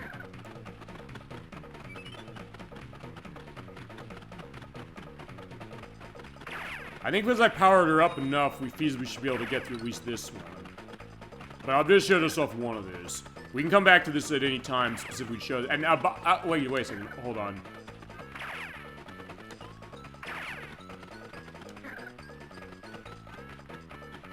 No, I'm not gonna show this off once, so I'll tell you why. Okay, we won. Alright, and you do get a replay, by the way, when you win. So there is my nice victory. You get a trophy. Well done. Get first place in all the races. I'll give you a nice surprise. That's how you get the other DK coins. That being said, I'm going to show off one thing. We are going to do this again. I'll tell you why. Because if in the buttons, you have to press the B button in order to, or hold the B button in order to do that. I think we need to show this with the DK bongos. I thought chief character in Donkey Kong Country Dixie's even worse. Should be me on my own. No, we're going to do this again, but I'm going to take the controller out again. We're gonna use the DK bongos for this one. Fine, this is turning into a DK bongo show. Who knew? But I'm glad about it. Fine, okay, let's try it this way. So I'm thinking if I hold the... Okay, but I can't steer, so this is gonna be interesting. Because the left is the B button, which it should be. Okay, never mind, it's not doing anything. Oh, wait, hold on. Wait, okay. Okay, I'm kind of running. Shit, what's going on? Okay, because you're supposed to hold it, but I guess you can't press down. Like, well, if I press down... Okay, never mind. I just have to press down it right. Hold it down with my right hand. So, fine, I am playing this with the DK bongos somehow. I'm holding down on the left one. I'm doing the jump on that, so yeah, you can play it, but you can't go over the dash pads unless they're right in front of me. Okay, so fine, I want to do one other thing. Fine, I want on the left. Like, I have my left hand on that, so fine. Now, yeah, you can thank Nikki for this idea, but I love that you're doing this, so thank you so much. I appreciate this. So fine, we're playing the Express Race in Donkey Kong Country 2 on Game Boy Advance with the DK bongos. I don't know if I'm going to go to this degree with anything else, but I said I think it's worth doing it on this. Just keep going, keep going, keep going. Yeah, gee, I wonder who's going to win. It's not going to be Espresso, but fine. At least I got to third lap. I feasibly can maybe even finish the race. I don't know. Oh, well. It's like I was actually catching up. It's like, wait a second, hold on.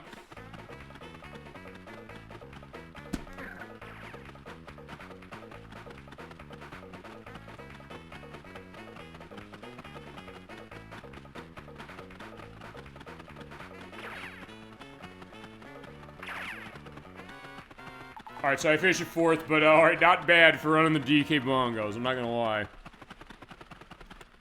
And fine, that's who won, it wasn't me, but either way. Oh gee, you finished last place, perhaps Espresso's not strong enough yet. No, it's just, Espresso's not one with the DK bongos. And fitting, I guess, I'm showing this, because fine, there's Donkey Kong Bongo Blast, which was on Wii. It was supposed to use the DK bongos, but it ended up not.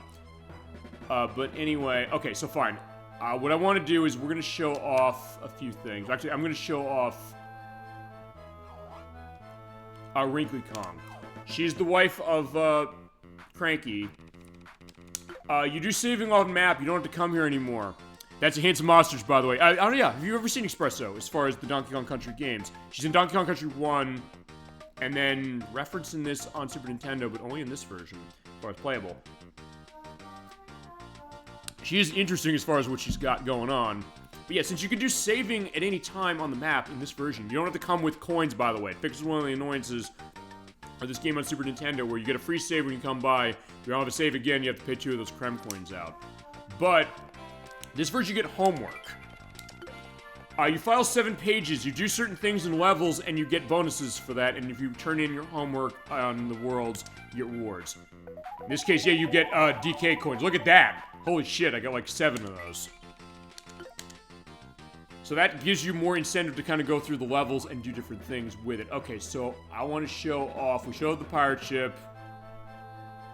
I showed that, sorta.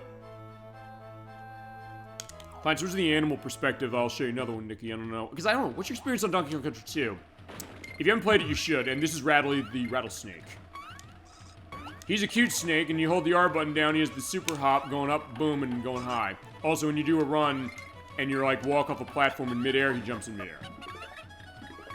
He's pretty cool as far as I see. This is, by the way, the only game he's in. So yeah, if you like him, you're only going to see him in this game.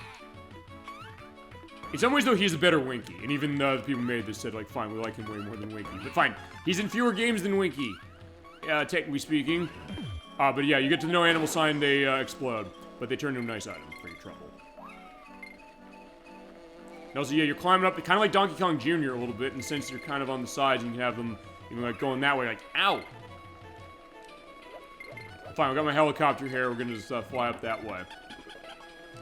There's what is it, Diddy, as far as that. So yeah, just get him out in the barrels. Like, yeah, Bustle, by the way, this is feasibly a game where it's like, hey, you know, boyfriend and girlfriend are going off to save Donkey Kong from K. Rool. And Dixie's cool as far as when they introduced her as far as this, you know? But again, she's not in a whole lot of the game. She's in... Okay, one thing I do need to show is I need to show her beating level. Because I show what happens when Diddy beats a level. He pulls the boombox out, because 1995. The bosses are the same. They're not changed, so I don't know if I'm going to show these. Also, you have to pay again to fight the bosses. In fact, we're going to try that. This is Crow. Now, how Crow works, he is the nest of the ship for Gangplank Galleon, which is where the last game ended. In this case, yeah, you have eggs here. You can jump on him after a while and then run into him. Boom, he's got it. Also going up there because they're banana coins. Go going boot. At least on Super Nintendo. Boop, boop. Yeah, just pick the eggs up and just hit him that way. But after 2 hits, what's going to happen is he is going to slam his head in the mast. And the eggs are just going to fall out. You got to wait for the ones that are going to hit the ground. But I think in some of them you can jump on top of them. Which is Super Nintendo. And this one... There you go. Sometimes it's random how that works. You sometimes get in cases where you might have to wait a bit of time before you can actually get another hit on them.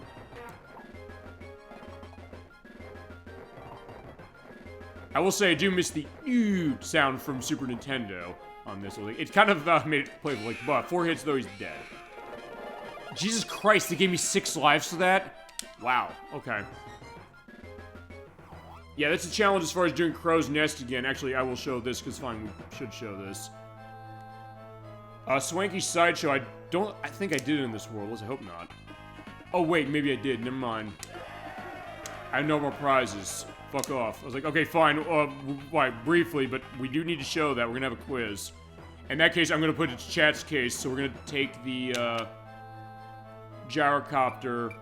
And you have the scrapbook like in Donkey Kong Country 1 on Advanced, where you're able to change, or to get stuff going on. I'm gonna go to...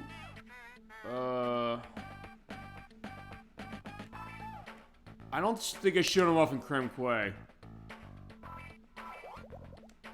There's Barrel Bayou, Glimmer's Galleon.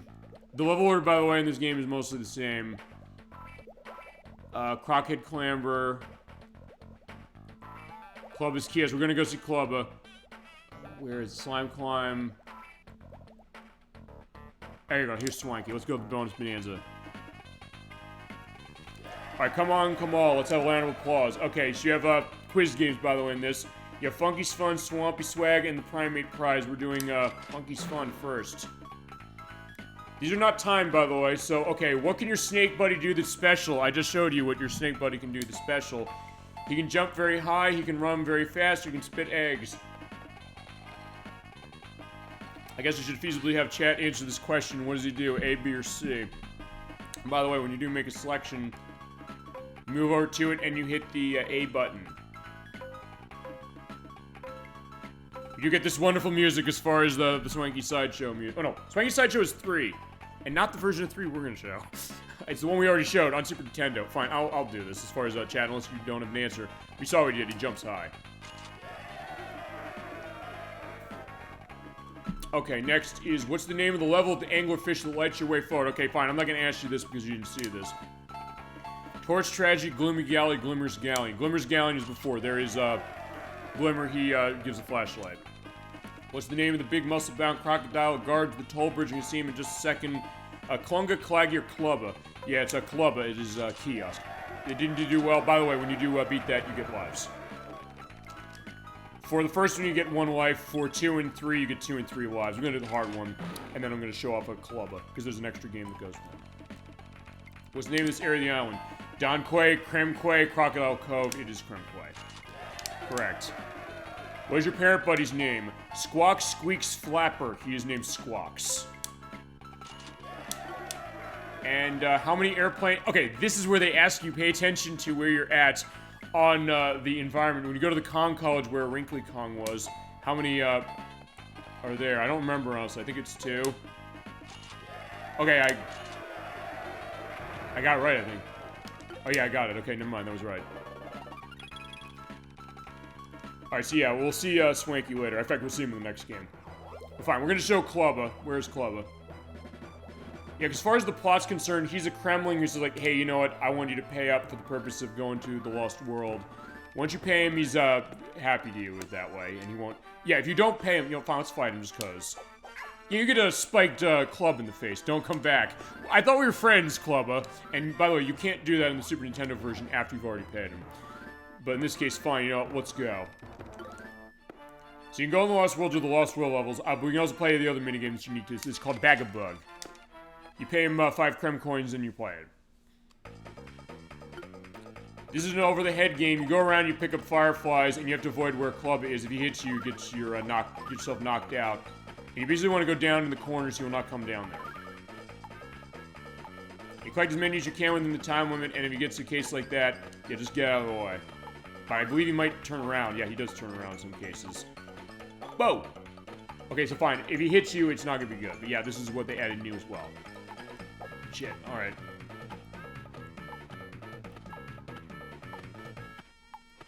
See, it's November. Like, how are you collecting fireflies in November? Well, fine, we're in a swamp, number one.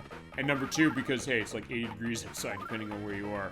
Somehow, in middle November, it's like, how the hell is that happening? It's like, yeah, go away, club. I want to get my, my bug. So fine, we're gonna bag a bug. That's the name of the game. I think this is okay. I don't think it's great, but it's something that it is interesting to see. And it gives a little more lore. The idea, like, hey, you know, there's something over there next to me. Out of my way, because this is a barrel. You're also invincible, by the way, when you get that, but time's up. We only got about 10. Yeah, you get a reward based upon how many you get. In this case, I got a group of bananas. And by the way, every 100 gets your life. I also get a life on top of that. Okay, so that's good. So let me think about some of the stuff I haven't shown when it comes to the levels. Also, in this version, you do have your scrapbook where it shows, you know, find enemies you've gotten as far as, you know, special challenges. A clamp-on, that's the name of that guy. Also, you have your level stats. You can look at those and say, like, hey, you know, go through and get the feathers for the express erase, the DK coins, and all the bonus barrels as far as where they might be. Let's see. I'm trying to think what other ones I might want to show. Let's see. I think I want to show... There are three I think I want to show. I want to show a couple in Crazy Kremland, and then I'm going to show actually K. Rool's Keep, because that's the one that has the most changes to it. I'll take the gyrocopter to Crazy Kremland. Yeah, it's bees all over the damn place here. So, like, yeah, if you have a thing, like, against bees, you're not gonna like this place. Fine, we'll show Horror Hole. Fine, we'll not show Horror Hole. Let's show Target Terror. We'll take Roller Coaster Ride. In case you're riding the rickety roller coaster. Yeah, that's cool. You don't have this as far as this. That's the one thing I'll say on Donkey Kong Country 2. That might be the reason why, of the Super Nintendo ones, I like it the most, is that the level layouts, and also kind of where you're going, it's so unique as far as the places you go. I mean, you're going to like a haunted carnival as far as it riding on like the Skull roller coaster with this great like groove track going on. No, in this case, hitting checkpoint or the check mark barrels to open the door. If you hit the X when it closes and you crash into it, you lose a Kong. So don't do that.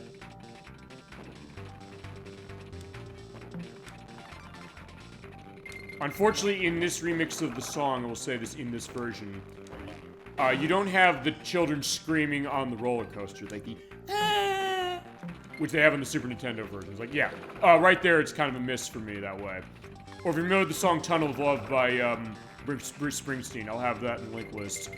That's kind of a take on that, although fine. That case of that one is that fine. Like a lot of songs of his, it's emphasis of his life growing up in Asbury Park, New Jersey. And the case of that being that, you know, the idea of, like, the carnival milieu of itself. And I guess the idea of that one being a metaphor for the idea of marriage. While, I'm trying to think of, like, yeah, fat man sitting on a little stool takes money from my hand while his eyes take a walk all over you. Hands me a ticket, smiles, and whispers, good luck. Well, cut up, angel, cut her up, my little dove. We're gonna ride on down in through this tunnel of love. It was a good song, by the way. I do like that album, for sure. Brilliant Disguise from 1988. And fine, of course, also off of Breeze for Asbury Park, New Jersey from 1973, Sandy, where he kind of goes to that and he's like referencing actual areas as far as that. I know Billy Joel does that as far as New York is concerned all the time. I know the artists do it. Also, by the way, they changed the jump there, jump over that X to get the life. It's not optional anymore. In the Super Nintendo game, it was optional, and if you could feasibly not make that jump, and it's a hard jump to make, and if you miss it, you lose the Kong. But I do want to show this getting something off here. Boom. Because here's Dixie going on. Yeah, she does the guitar thing, and I do love that.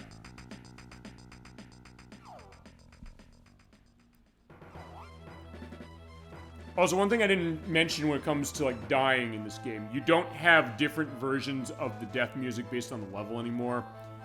Which mainly is something that might be of an annoyance to you if you're like, hey, you know, you like that, or fine. I love that, but it's like, fine. They couldn't do it probably for a tech reason. I'm going to a beehive, and, yeah.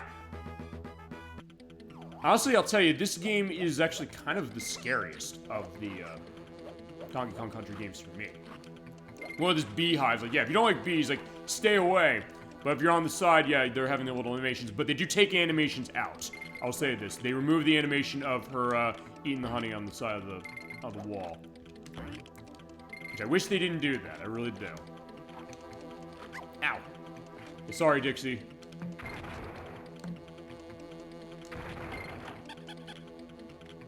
We do get this great piece of music, fine, better on Super Nintendo, but still, it sounds nice. And I was like the honey smearing on the front of the screen. Ow! If I just be quoting the game going, ow!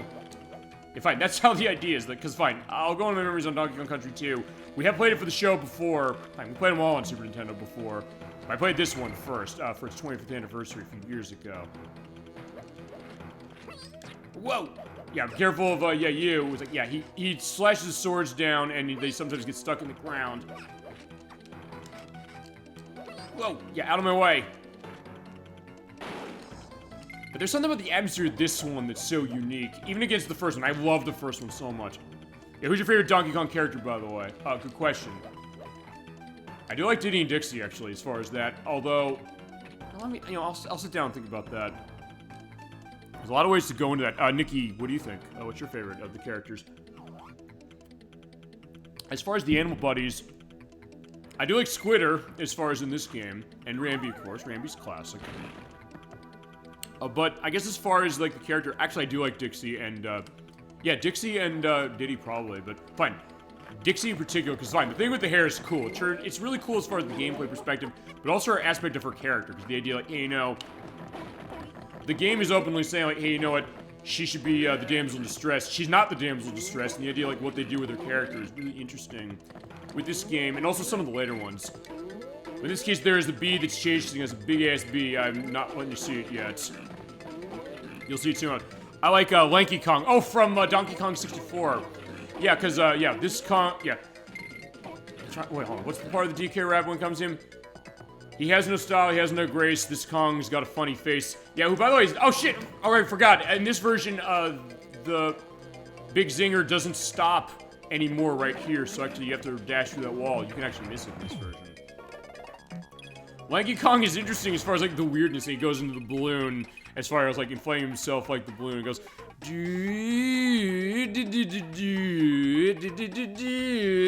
Starts the music. By Greg Kirkhope, who is the voice of Donkey Kong in these Game Boy Advance versions, it's worth pointing out. Which is pretty hilarious. And, like, he does, like, the handstand stuff. It's weird. And he plays the, what's the instrument he plays in 64?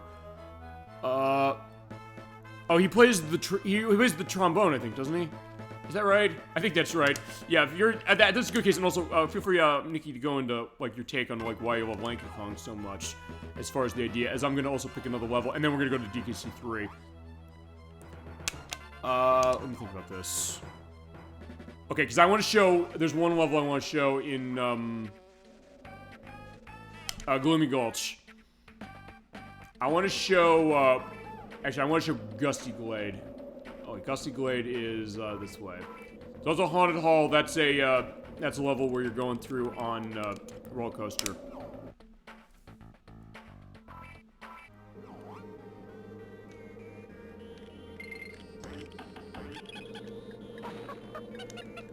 You have a win gimmick here, but this is actually really fun as far as how it is. Also, I missed what's his name? Radley here. I just want to show this piece of force. Fine. Show myself dying, get sliced. Or should just do the cry. Well, fine. That's fine. You said the reason, I guess. He has no style, he has no grace, and this Kong's... Fine. He has no style. He has no grace. This Kong's got a funny face. We're gonna do Donkey Kong 64, by the way. I'll let you know. Gemini 96. He called dibs on that one. He said, I want 100% it. I initially said... I think I initially spoke for him that way. He's like, I never agreed to that. But then he said, fine, you know what? I'll do that. So you'll play that when we get to Donkey Kong 64, which we'll do probably after Edwack does Banjo-Kazooie. He reminds me of Pup Archie. No, I get that for sure. It's like, hey, you know, they do like, hey, the style of, like, associating with a pet. Actually, you know what? It's a good thought, too. Shit, as unfortunately, we're dying. I do want to go through Gusty Glade the hallway. You know what? I'll go without Radley. Radley will love you, but, Dixie's probably the best way to go, because, yeah, the helicopter spin helps out a lot going through this. Also, because I want this music to play. This is one of my favorite pieces of music on the soundtrack. Shit! Don't worry, we'll get Dixie back. Or, fine, we'll get it back in, like, 2 seconds, because I'm dying. But, anyway, that's another thought I'm thinking, like, hey, you know, cases of, when you play a game, and you associate a game with a pet of yours, or pets you've had, pets you have, perhaps. Actually, I'm thinking as far as Donkey Kong Country, if there's been a case where that's been... What do you think about that? With Donkey Kong Country specifically. I know there's other games that were that way. I said the tragic case when it came to that with Parasite Eve, when it came to Shiva the police dog. Like, that's how my late German Shepherd passed away to a certain extent. Not exactly the same, but with some similarity. But with Donkey Kong Country, I mean, you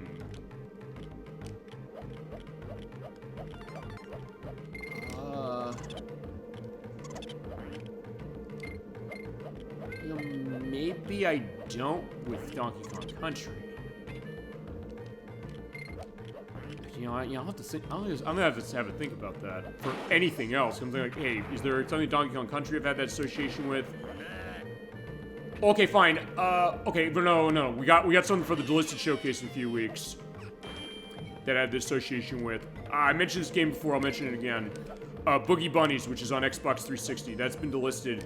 I'm showing that off as far as part of our delisted Xbox Showcase, and I'm gonna miss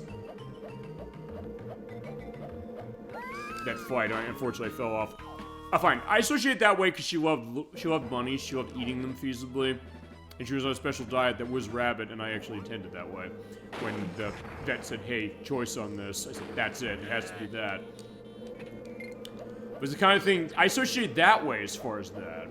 So that's one aspect. I'll bring that up when we do that. Also, I want to update you, Nikki, on one thing.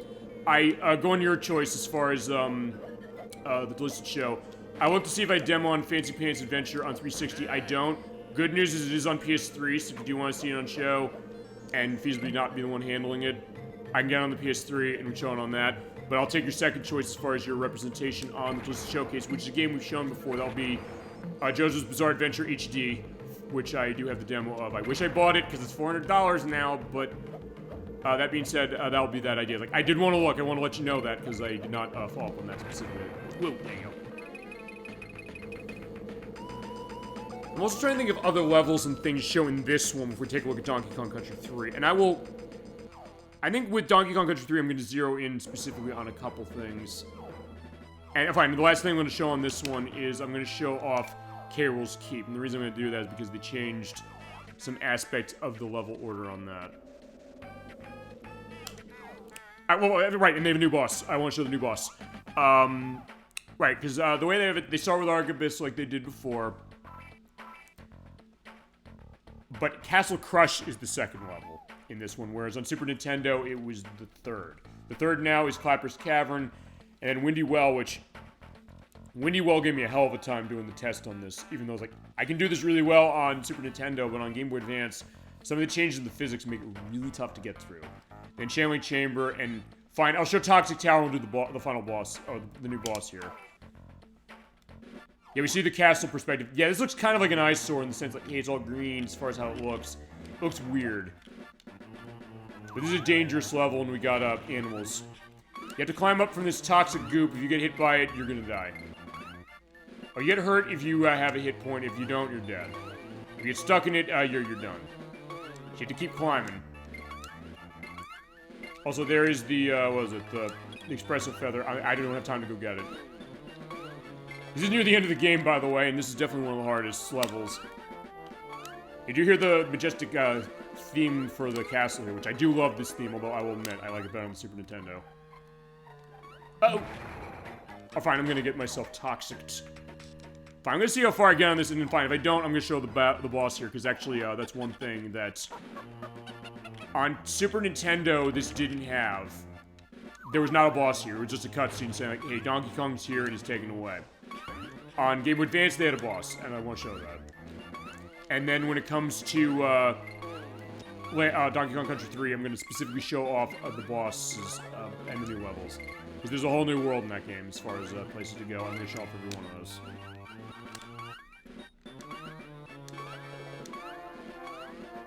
Fine, I'll go down here. That, by the way, is where the DK coin is. Also, you know what? Fine, I'll also ask this. Edwax, since you're out there as far as on this show, I'll ask you this. I said at the beginning of the show I'm going to do a Super Bowl Game Saturday Second Chance on Donkey Kong Country 2, because it's been 5 years since I did it, and or will have been by the time I do it next year. And I want to have, like, the newer tech that we run for the show now. Do you want to call dibs on that one? Either to handle it or to be in on it? I'll let you run it. If you want to run the game as far as having that go through for Donkey Kong Country 2, since you says your favorite one, we can do that. And I'm totally open for that. It would either that or I'd run it myself. Fine, I ran it myself to 102% before. But if you want to do that, feel free to say the word and it's all yours. And fine, it would also differentiate that way from when we played it the first time anyway. And we'd feasibly use the Super Nintendo version, as is the case, unless you want to use the Game Boy Advance version, which is your pick.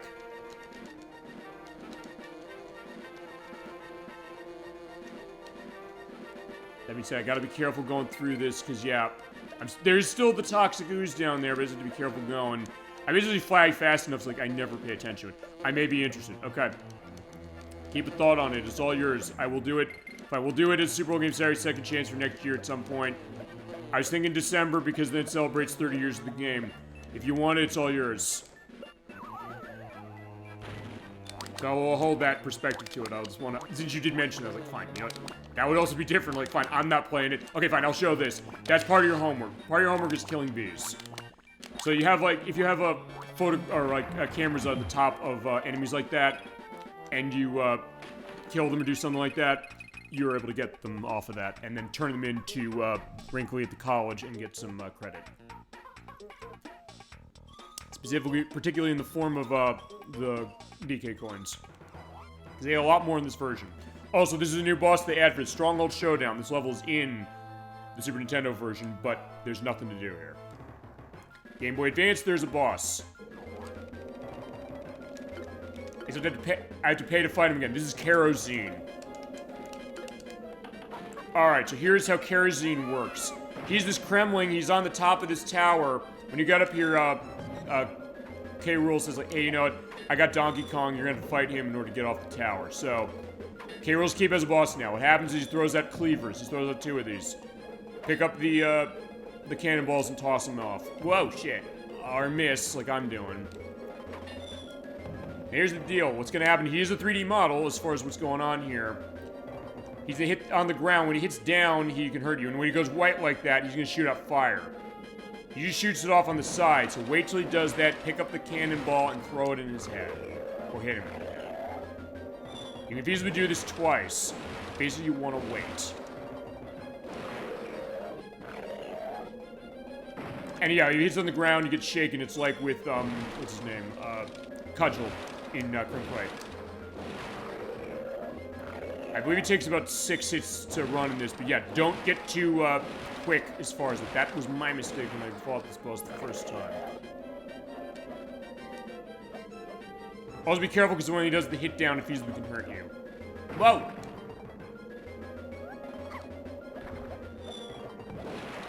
And sometimes you might want to wait for when that cannonballs appear till you have an opening. And the last hit, which I think is coming up now. Oh shit! No! You hit me! I'm gonna show this boss being beaten, and then we go to DKC 3.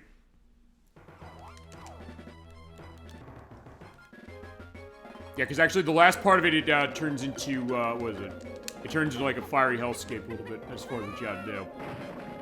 As far as this boss is concerned, I don't know if it's as good as the other bosses, but then again, it's also something that is new for this. I like that it's here.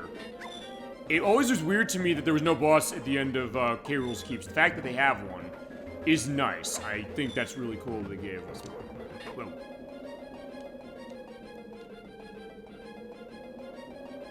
Also, I gotta do this on just Diddy alone. It's not gonna be an easy case.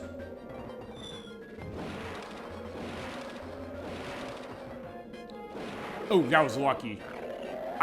think I got hit by that. I'm gonna look back on the video on that. I was like, I probably got hit, and somehow the game was like, okay, fine, you didn't.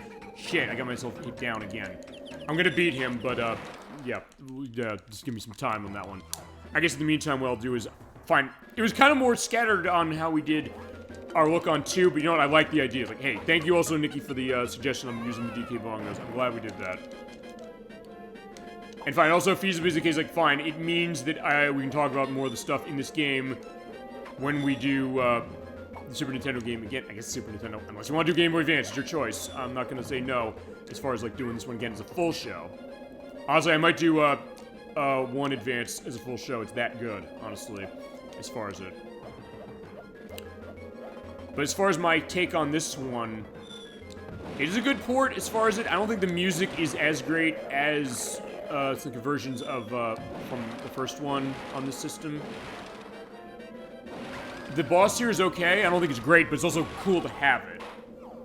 But there are a lot of neat things they add here, and it is a good version. It's a very good version, in fact. It's just that I was kind of over the moon on, one on Advanced. Maybe because it was kind of... in that case, it felt like playing the game fresh again. This one, I don't quite get that, but it's not a case where it's that far off. You should feasibly play all 3 of the games we're going to show. And this one does add more new content to it than Donkey Kong Country 1 on Advanced did, so must be said about that. And, yeah, the modes they add are actually pretty cool. And if you play Donkey Kong Country to death like I did, or 2, I should say in this case, and play this, I think it's worth the look. Okay, maybe Switch Online, we get these. I would be down with that. And it does have the feel and look of this on the Advance, so good case on that. It's not a case where, like, some of these games that come to Game Boy Advance, like, yeah, these don't feel like they did them right at all. It's not that. It's not, oh, shit. It's not Pitfall the Mine Adventure. It's not Sonic the Hedgehog Genesis. It's not either of the Earthworm Jim games, which are all really bad ports to the Game Boy Advance. These are done really well, no question. I'm also running out of coins because you have to pay to do a rematch. Honestly, that's kind of something annoying, I'm not gonna lie. It's like, why do you have to pay for a rematch?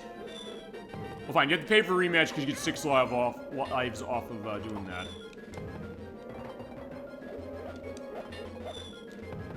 I also have to stop being reckless. Way to go. Oh, right. No! I took him out with me.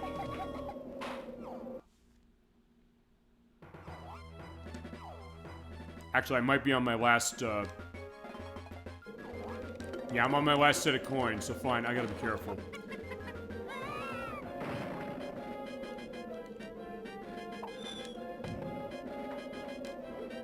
Usually what I want to do here is, yeah, pretty much throw off at the one that's on the ground. And like with the regular, or the original game, you can toss the barrels or cannonballs upwards, hitting up and letting go of the throw button.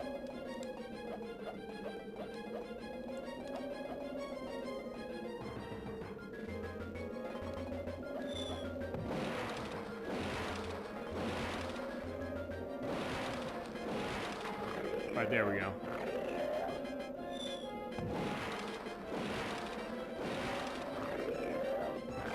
Yeah, usually on each pass you get 2 hits, usually. Unless you're fast, but yeah, if you don't know what you're doing, and I don't know what I'm doing on this boss, nearly as much as the other ones, yeah, you might not want to take that risk. Okay, so fine. Well, the thing we're gonna do is kind of stay in the center.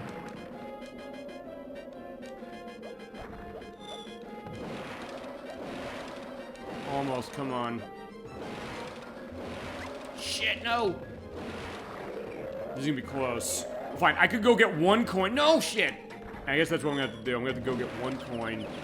Or better yet, I'll tell you one. Well, you know what?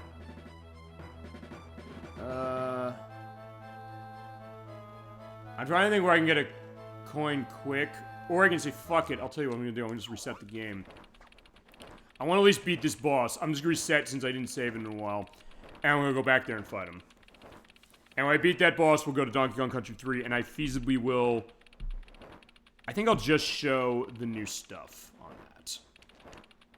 But I will also mention some of the stuff about that that's unique.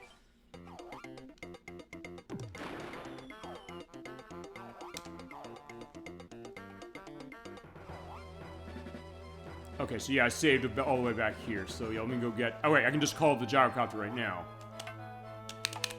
Also, yeah, by the way, you can, when you get Cranky's hints, you can also look at them on the menu if you bought them. I have not bought them for some of these areas. And same with Wrinkly's hints. They do save them. So you don't have to buy them multiple times unlike the original game. Thank God. That's a great upgrade.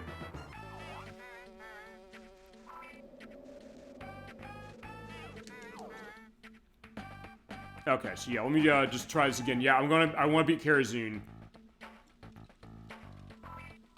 And then what I'm going to do is, actually, with 3, I'm going to show off the new world. I'm basically going to focus on that.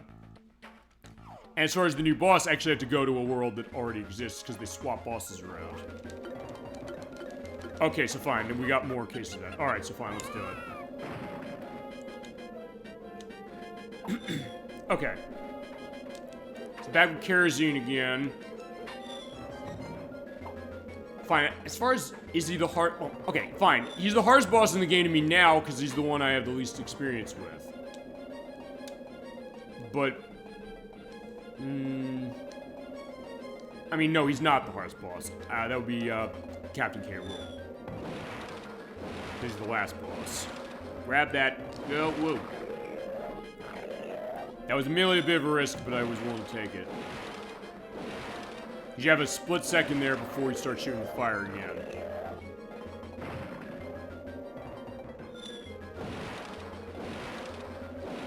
Oh no, why the fuck did you do that?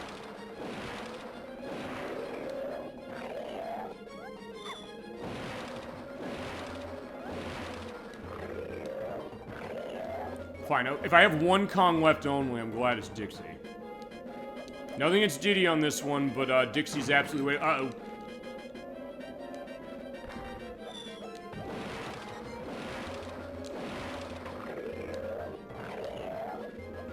Okay, it alternates on the hands. Okay, so fine, that's what I did wrong.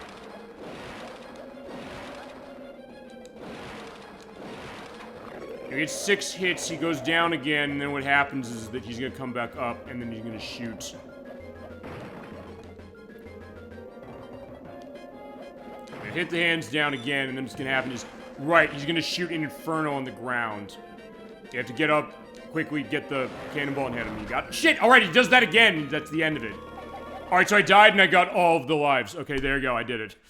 Barely. Okay, so that is Donkey Kong Country 2 for the Game Boy Advance. We got one more to go for our jam-packed 30th anniversary celebration. So, oh no, I hit the Z button, and we're changing game pack. And I'm also updating this. So, yeah, as was indicating, we're going through the whole trilogy, and Rare was saying, like, yeah, we're going through the whole trilogy on Game Boy Advance. This was going to be a bit of a shock to you, though. Because there are definitely a lot of differences on this one.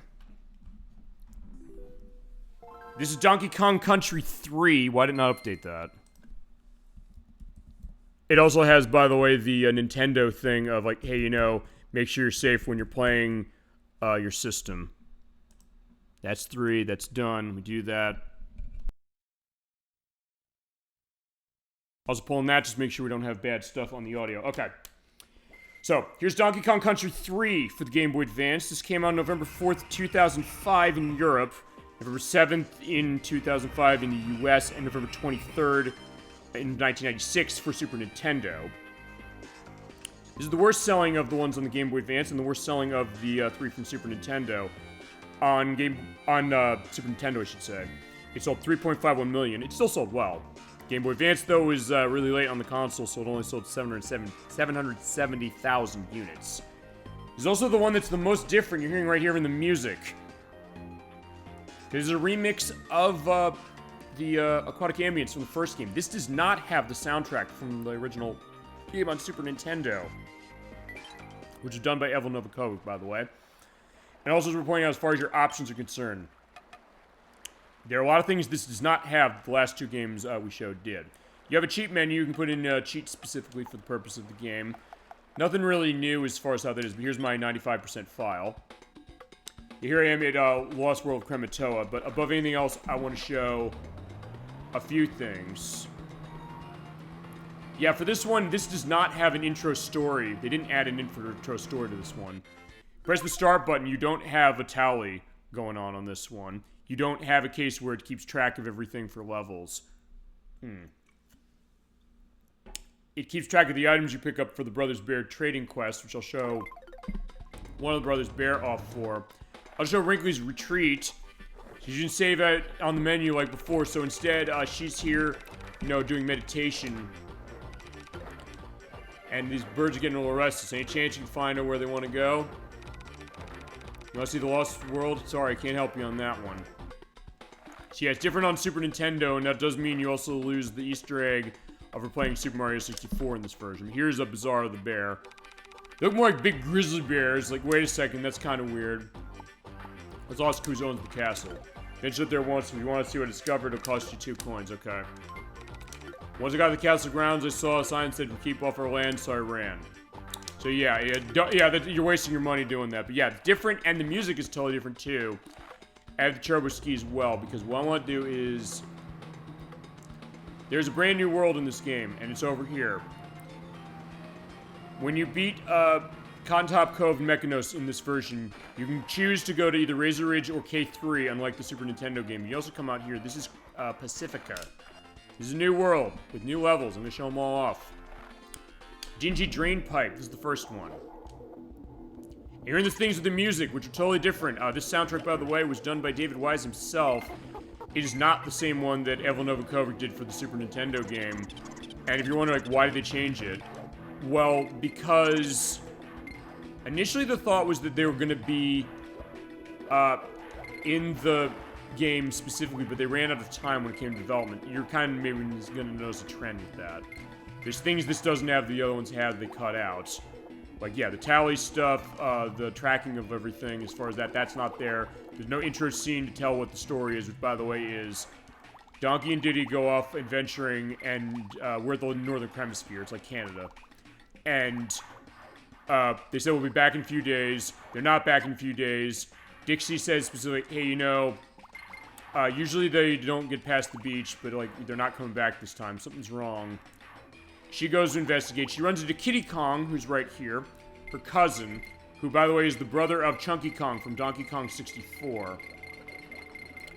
And it's like, fine, we're gonna go and find out what's going on. And they find... There's a case of this robot named Chaos that is Electro said when we played this on Super Nintendo. He said, looks like Vector Man. I don't know if that's been confirmed still to this day that it was intended that way or not, but given that Vector Man was pulling off of Donkey Kong Country in its graphics quite a bit, maybe Rare was having some fun with that. Who knows? That was a good insight for sure, and a great taste of that. Why we have a great chat as far as the show. But yeah, that's missing in this version. They don't have that intro. And they have the different soundtrack because they were not able to have time to put the other one in. And initially there was an urban legend that went around that was debunked, by the way, saying that the low pitch of the Super Nintendo's soundtrack was something the Game Boy Advance would burst in flames with its speaker if it had it, but that was not confirmed. And David Wise himself said, hey, the reason for that was because we did not have time to put it in. They were going to have it. I mean, and knowing him, he would not have short-shrifted Evelyn Novakovic, because remember, they worked together on Donkey Kong Country 1. And she did the soundtrack for that, and she's the voice of Dixie as well, so that's not the case. But it's worth pointing out one other thing. Yeah, you're going to the drain pipe. And that is... I'm trying to get off in a hanging stage. Like, yeah, the bristles. You gotta roll into them from front. Hit the recoils off, like, eh. You get the rocket barrel here, so yeah, they do take some concepts that were in the main game and add them into Pacifica. For some pretty cool levels. Pretty hard levels, but pretty cool ones. There we go. So you got the flag, and you get to the end to do that. It's also pointing out you can actually change the color of the flag by changing who you play as here. They also put Barnacle out here. He was on Lake Rangitanga in the original game, but now he has, he looks like Captain Crunch. He's like, yeah, he has a shell collection, and we already helped him with it off screen. At least I did, and I got a banana bird for the purpose of that. Next level is Stormy Seas. As far as what's new, we're at the plank area. This is definitely more atmospheric as far as the music. Also, briefly go into the aspects of the music. Like, what's the better music, Super Nintendo or this? Tough to say. I will say that there's more atmosphere in the Super Nintendo music, no question, as I did the water skip somehow. which I can do really well on Super Nintendo, but not on Game Boy Advance. But some of the tracks are going for ambience in ways they weren't on Super Nintendo, and vice versa. And some of them kind of spit in the face of that, like with Ripsaw Rage, which is the one where you're climbing the tree and there's the saw ripping it up. It plays this really happy-go-lucky music on the tree levels there. It's like, it totally clashes with it compared to on Super Nintendo, where it's this kind of more melancholy tune. The also, there's a lot of slowdown in this version. Kind of like it was on Super Nintendo, but still, worth pointing out, you do see a little more in this case itself. I was gonna bust the dock down. But actually, I do like the tracks in this game. I don't know if I like them better on the Super Nintendo, or than the Super Nintendo tracks. But there's some good ones. They do change stuff with the bonus stages, which they have new music for this. The 15 banana things, they make them so that some cases they're varied in terms of how many you collect. Usually 15 all the time. In a couple of them, they're more or less. Depends on the one. I'm trying to avoid the clasp. Yeah, they're still around. You gotta be careful with them. You hit them and you blow up, and if you do blow up, by the way, you are not going to win the bonus stage. Whoa. And the banana's gonna appear randomly, so just be ready where it is and be on the side here. Okay, by the way, I want to show this. As far as a hanging animation, as far as, you know, standing off on the side. They take Dixies from Country 2 on Advance, but they didn't give Kitty one. Also, they took animations away. He usually does, like, the open eyes, like, thing, as far as, like, when you win. That's not in this version, so there's some animations they're missing, but they did give a couple new animations in this that were not in the other one, including... Well, fine, let's get Ungard out. Okay, so you do have the super stab, you hold the R button, and you're able to shoot down doing that. Also, jump off. Yeah, when you do a crouch, he looks down a little bit, so he does have that. But also, yeah, they have, yeah, remember Kabooms in Donkey Kong Country 2, the walking, exploding barrels? They have them in this. They added them in this version. Basically, they took clasps and they're walking on the ground. They're exclusive to this release. In this case, the Stormy Seas, it's not like there's a similar level in Donkey Kong Country Returns, where, like, the waves come in and they can kill you. That is not this game, thank God. Yeah, this track is more atmospheric than the one, the Stilt Village music from the Super Nintendo. I like that one as far as it kind of being a happy-go-lucky track, but this one is more atmospheric, too. So it kind of works half and half as for, like, what music's better, which ones aren't. Although I'll say, the ones that I really like in this game. I really like the new one for Cascade Caper. I mean, I love the Super Nintendo one. That's fantastic. But on the Game Boy Advance, Dave Wise came with a really good version himself, as far as a take on that. And same also with Nuts and Bolts, which is the music you hear when you're in the factory. Also, there is the case of being able to, you know, hit coin, because you hit him for the purpose of the DK coin, but he's dead, so, or he already got it, so that's the idea. I'll just show off one other difference. Cranky, you don't... Oh, no, not Cranky. Swanky. Actually, I don't know if I can do this. Oh, right, you get a DK barrel when you come in here. On Super Nintendo, you did Swanky Sideshow. You basically were throwing out, like, balls at targets, and actually it takes, there's a boss in this game, Bleak, that plays that way. That aspect is not there. Actually, no, that's a new animation, Kitty falling over. That perspective, Swanky Sideshow, is not in this version. What they do is they change it and they give you Swanky Dash. It's a game, you play it, and you can win a banana bird. You only have to do it once, but it's on every level. But here's the thing, you have to be Dixie, because, yeah, Kitty's underage. So, yeah, if you're familiar with the half-pipe levels in Sonic the Hedgehog 2, you want to see 3D perspective going on Game Boy Advance, here you go, look at this. Whoa! You have to collect all of the stars in order to do this. But I'm not going to get them all out, and if you hit them, you're going to lose stars.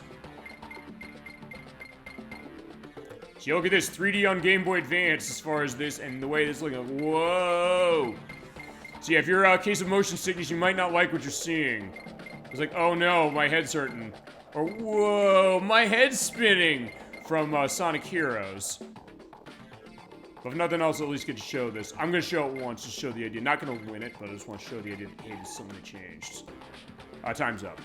Okay, so I did not get it. 63, but you have to get all 100. If If you get all 100, you get the banana bird. Avoid the spiky balls. That's bound to help. Also, they take Swanky Sprite from Donkey Kong Country 2 and they use this one. But you do get a consolation prize, just like Donkey Kong Country 3 on Super Nintendo for that. Okay, next level is Sunken Spruce. In fact, I get to show the music for... Yeah, this is the music here for the tree levels, and they play that when the saw is going down. Okay, here's Coin. By the way, the physics in this game, compared to it on Super Nintendo, are so much different. It's... Okay, I'm amazed I got him there.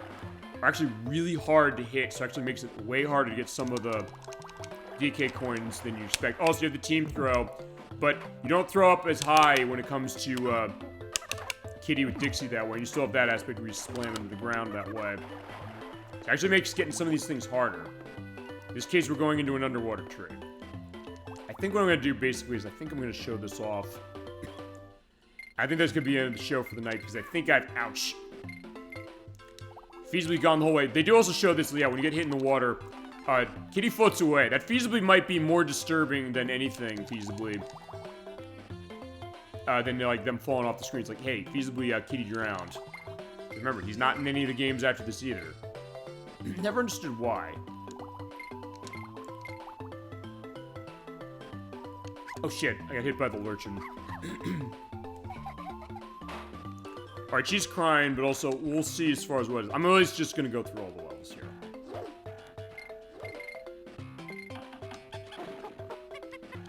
Also, despite the fact that looks like a rope, you can't hang on to it. The one going up.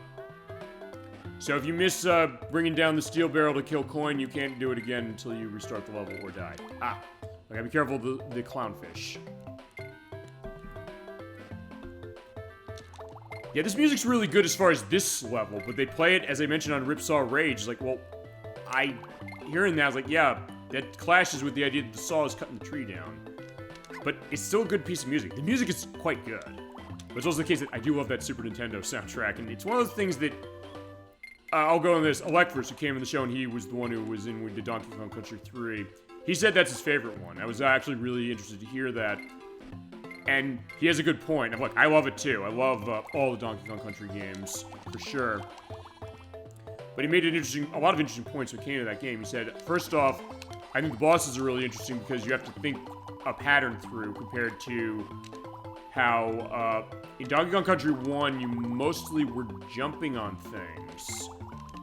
And in Donkey Kong Country 2, you were mostly throwing things at bosses.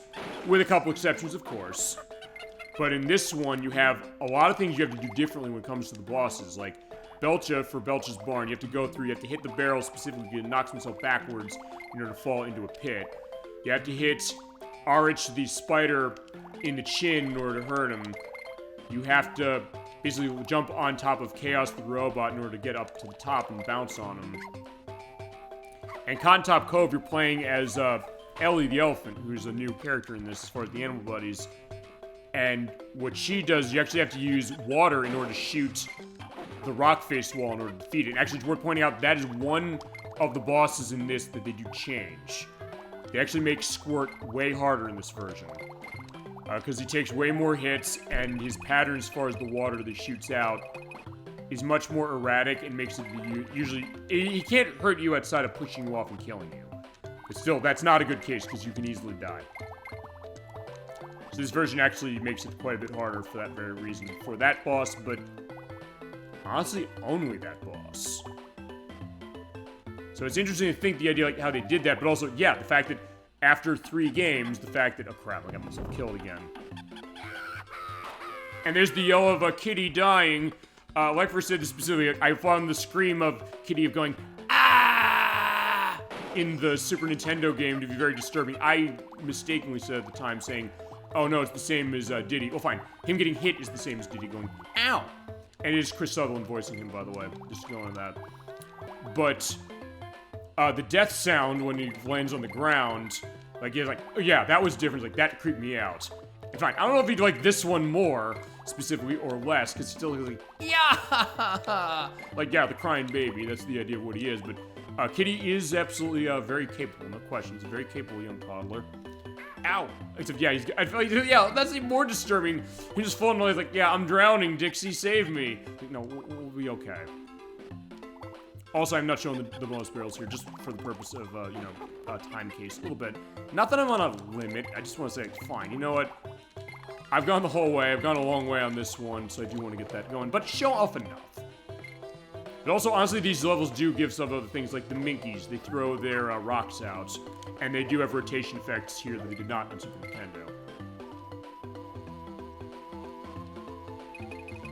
And the buzzes, which are like zingers, but they have like blades on them. The green ones you can kill, the red ones you cannot. And there we go, so that's our way out. Okay, next up is Cliffside Blast. Yeah, you're going on the cliffs. Actually, this is an interesting one. I kind of like this one. And this piece of music is kind of a remix of the credits music from the first game. A little bit. So in this case, what I want to do is I want to make sure that I go over here. So it's kind of like a barrel shooting puzzle. So, going to let it elect for a second. Electfor's had a lot of good points as far as why Donkey Kong Country 3 is his favorite. It tends not to be said that it is, but I like the differing idea. I like people saying, like, why do they like something more, as far as it, even when it might not be a popular case. It's like, hey, you have something to say about that and something good to say to it. And honestly, I hadn't really thought of a lot of the stuff he'd come up with, as far as, like, why does he like that one the most of all? And honestly, he said, hey, it's the things they do with the bosses, it's the things that it does with the world, as far as being able to explore the world, that you don't get as far as the other ones. It's the idea you're able to upgrade yourself as far as getting stuff with, like, the new boats and things like that. You also can pick up 22 stars instead of, like, one with a 5 or a 0. Don't know why, but either way. Whoa, and be careful, Copter. They show up here and they're annoying as anything because they cannot be killed. Whoa. There we go, got it. But also the case that the kind of horror movie vibe that this game gives is something unique too. So the case that this is a game that took a lot of chances, a franchise that already took a lot of chances, and even with the Nintendo 64 out at the time, there was the thought that, you know, maybe they could have just coasted, because, like, fine, it runs a lot like 2 in terms of it sharing its engine in a way that even 2 didn't when it was compared, or 1 didn't compared to those two. It's something that, yeah, the unique perspective of 3, I do really like. I loved it when it came out. I think I kind of appreciate this game even more, having grown up as far as all the years we've been playing. And also after the play, given that insight, or all the insights he had for that. And actually at the time, this is also why I'm doing this show. I said, hey, you know, this version's the most different of the other ones, so I want to at least show this and show off all the new levels it has. So that's what the idea is. So they added a new world here, as I mentioned. This is Pacifica. And there's 6 levels here. There's a new boss that is not here. It's in Razor Ridge. What they do, just to give an idea of this as far as in this one, is... I gotta time that.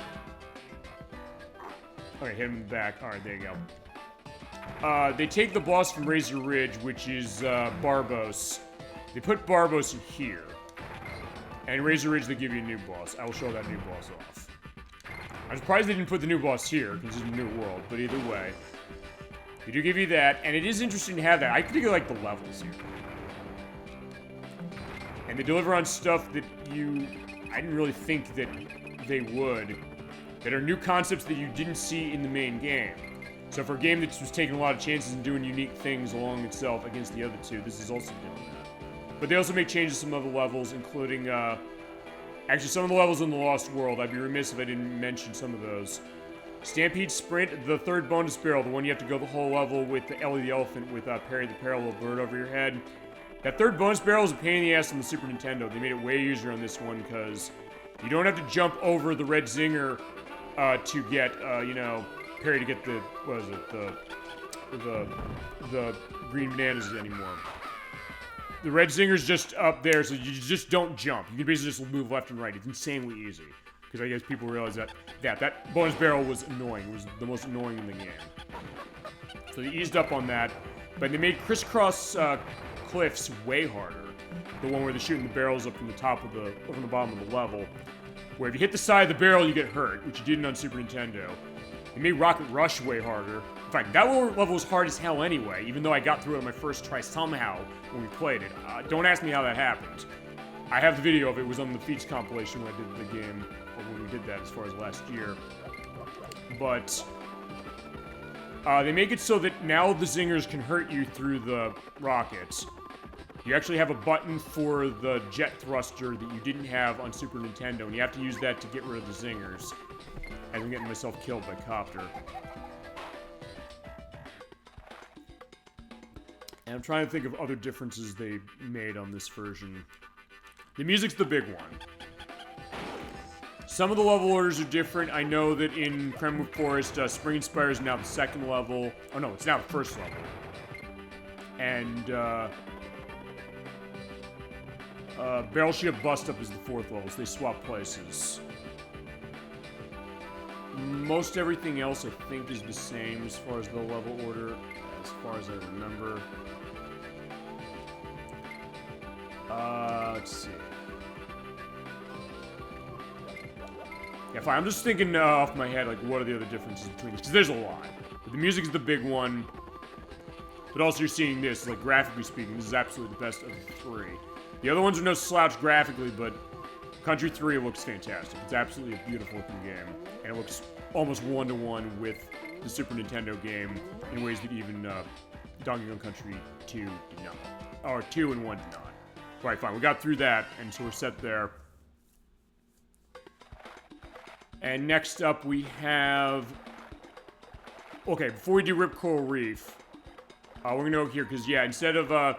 Because in Super Nintendo, you went against Swanky at the Swanky... Or went against Cranky at the Swanky Sideshow. In this one, he has a dojo. I'm gonna show this. Want to see me in action? Yes, we do. You have to give 2 bear coins, the ones with the bears' heads on them. You play this for Banana Bird. What happens is it's a mini game where Cranky has a shield out. You press left or right on D-pad or up and down. And you have to block all the bristles coming up. If you block all of them, you get a Banana Bird. So yeah, in this case, yeah, in their old age, Cranky and Wrinkly are kind of trying to come up with ways to better themselves. Without spoiling Donkey Kong 64 completely, it works better for one of them than another. I will say that right now. And I'll give the indication that when we get to Donkey Kong 64, I will not say it yet. That being said, what you do is you basically hold the shield out and pretty much just knock the bristles back. Pretty basic, but you also have to be careful when they do bouncing. And there you go, got him. There's your training. Good job. Excellent skills. You managed to deflect all those spiky creatures. Play the Master Challenge. So take the Banana Bird. It'll come in useful somehow. Also pay me in stuff. I'll take the life, that's for sure. Okay, so as far as the level's concerned, let's go to Rip Curl Reef. I'll say this about the underwater levels. I love how these look on Super Nintendo. I love how they look here. They look great. As far as the coral. There's also underwater wind. Okay, if you don't like wind, you're underwater with that, so good luck. You also get this beautiful, beautiful, beautiful remix of Aquatic Ambience from Donkey Kong Country 1. I love the track that's in the Super Nintendo game. It's fantastic as far as going under the water. But this is also really good. And this is very light piano sound on the remix of Aquatic Ambience. The do-do-do-do-do-do-do-do-do-do-do-do. Actually, this is a perfect one as far as a late night like this. I'll say this. To the point where I might come back here and use this as the closing music as far as the show tonight. Yeah, because I can't believe we're almost at the end of our 30th anniversary celebration of Donkey Kong Country. I've had a blast doing this. And I love these games so much. I guess, fine, I'll give a little bit of a precursor. Like, I love this franchise maybe more than words can say. I've had a lot of words to say about all of these. And we played them all for the show, as far as how it's been.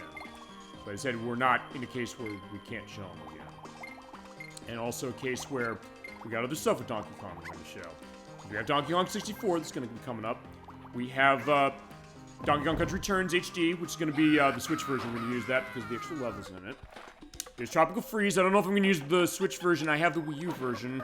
There's the Funky mode. But I don't know if outside of that there's anything else different, except for one other possibility, which is also the other reason I'm going to be using the Returns HD version. I'm pretty sure you'll be able to use the Super Nintendo controller for Switch with it, so you can play Donkey Kong Country like God intended. To be fair, I am not using the Super Nintendo controller tonight. I'm playing this through GameCube. I'm using the GameCube controller, which, with all due respect to people out there, Edwack I know is going to want to kill me for saying this. I do not think the GameCube controller is the best controller ever conceived by human hands. And I think for certain games, I do not like playing them with it. 2D platforming games like this, because the D-pad is too small, my thumb covers the whole thing. That being said, I still can play this game. I'm still having a good time playing it, even despite that. It's one of those games where the game controller is terrifically designed. For the games it's designed around, there's no other controller you're ever going to want to play a lot of those games with. Like Super Mario Sunshine, we showed this year. Or maybe Super Smash Brothers, any of them. Or Resident Evil 4. Or, I'd say Fight Night Round 2 on GameCube. You're like, yeah, fine, that's on the consoles, but the way they mapped out on GameCube feels so good as far as how the controls are. But that being said, like, yeah, I love my Super Nintendo controller for playing Donkey Kong Country. That is absolutely the way to go.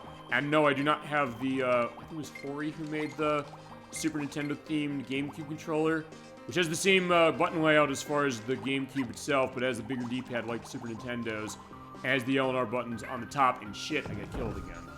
This is not an easy level, I'll say that right now. Because it's underwater wind. And again, this music does put me in a good mood. So actually, for that reason, maybe Tropical Freeze on Switch might be the way to go, as far as when we get to that one.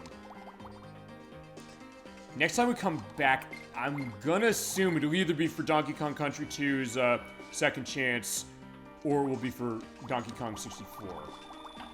I know when Gemini96 wants to do that, and when he's gonna be ready to do that. He's getting near the end of 2024, and we've got to think as far as like what's the rest of the show going to look like for next year. We got a lot of good stuff coming up, no question. Even stuff like, are we really showing that coming up for sure? I guess as we go through that, and oh yeah, we're seeing continue barrels. We didn't see them when we played it last time because I went 105% on Super Nintendo, saying like, turn off the continue barrels to get that, which we did. But ow. That being said, I guess while I'm doing that, since we are kind of, ouch, shutting the show kind of toward the end, I may as well, you know what, I'm not going to go with the schedule yet. I'll come back here, we'll listen to the great music, and then I'll go into it. I'll keep it kind of brief, but that being said, it is going to be cases where, yeah, stuff going on. Ow. Gotta be careful, yeah, those lurchins, they're gold now, as far as in the green inside. I'll go on that later. It's like, yeah, I could just enjoy the atmosphere. Enjoy the... Oh, right, there's a hidden DK barrel here. I should know that I did this yesterday. Well, yesterday and a couple days ago. It's like, I want to unlock everything in this one. And fine, this is a preview, so we can come back, by the way, Chad, if you want to see any of the Game Boy Advance Donkey Kong Countries or Country 1 and Game Boy Color is a dedicated show. We can do it. I won't say no, we don't come back to these. Ouch. Because these are good versions. Even with the stuff that's weird on this one, in the sense that, hey, there's things that the others had this is missing. The fact it has a whole new world to itself. The fact there's a new soundtrack that is maybe not the same as the other one, but still pretty good. And it's not besmirching this game. It's not, hey, it's ruining aspects of it. I just don't know if I'd say I like it as much as the original, but still, there's some good stuff. This track in particular, this is awesome. Like, yeah, don't worry. If I hear Kitty going, but don't worry, he's coming back. Right? There he is. Yeah, where is he? I have to be careful with the bosses. There's more of them here as far as how these... And they come out in bigger groups of them.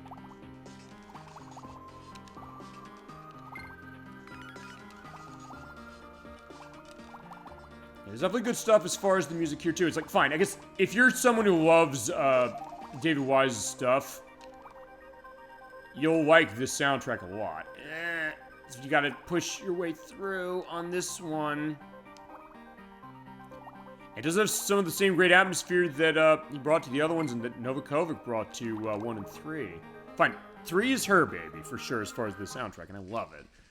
This is a different take, but yeah, we're in the cave now, by the way, and that's where Coin is. He's always in the caves when you're in swimming levels in 3. Always remember that. Yeah, boom, he's dead.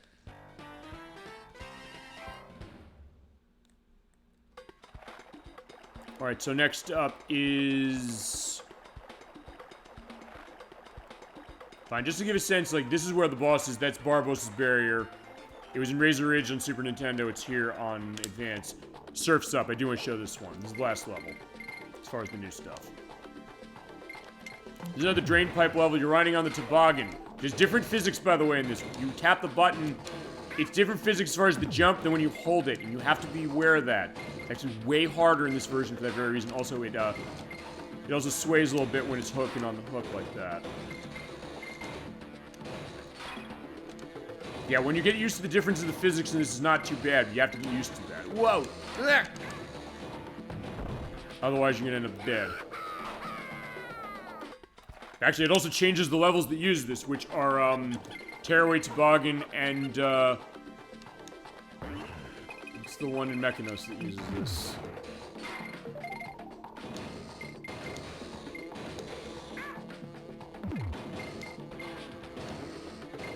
Christ, well, I'm not remember the one that is in, Mechanos, World, fine, 4 technically. I'll have the name down, or I'll just, like, screw it, I'll go and look later before we end the show. Fine, because I have to go to Razor Ridge, and it's on the way. Fine, I'll go and look at... Oh, shit. Also, by the way, if you go out of the bounds of the pipe, you're gonna die. So don't do that. Actually, yeah, this gets actually pretty hard. Actually, Surf's Up is... Yeah, this is definitely the hardest of the toboggan levels, and since the physics change, that means you're gonna have to get used to that aspect. I mean, especially Tearaway Toboggan. Tearaway Toboggan's way harder. Some of the things you could do in that one are way harder because of the fact it's much more floaty with the controls on this. Oh shit, no.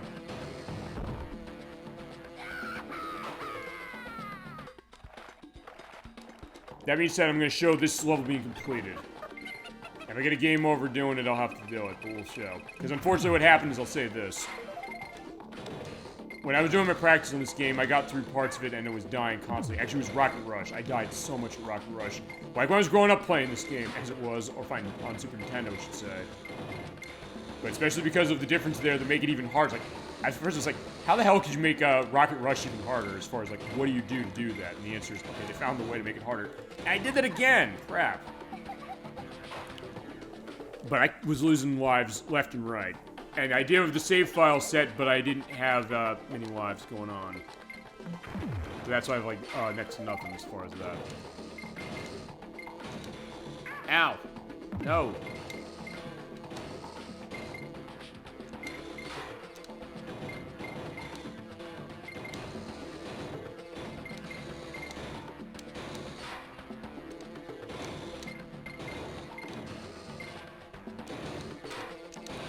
Ah!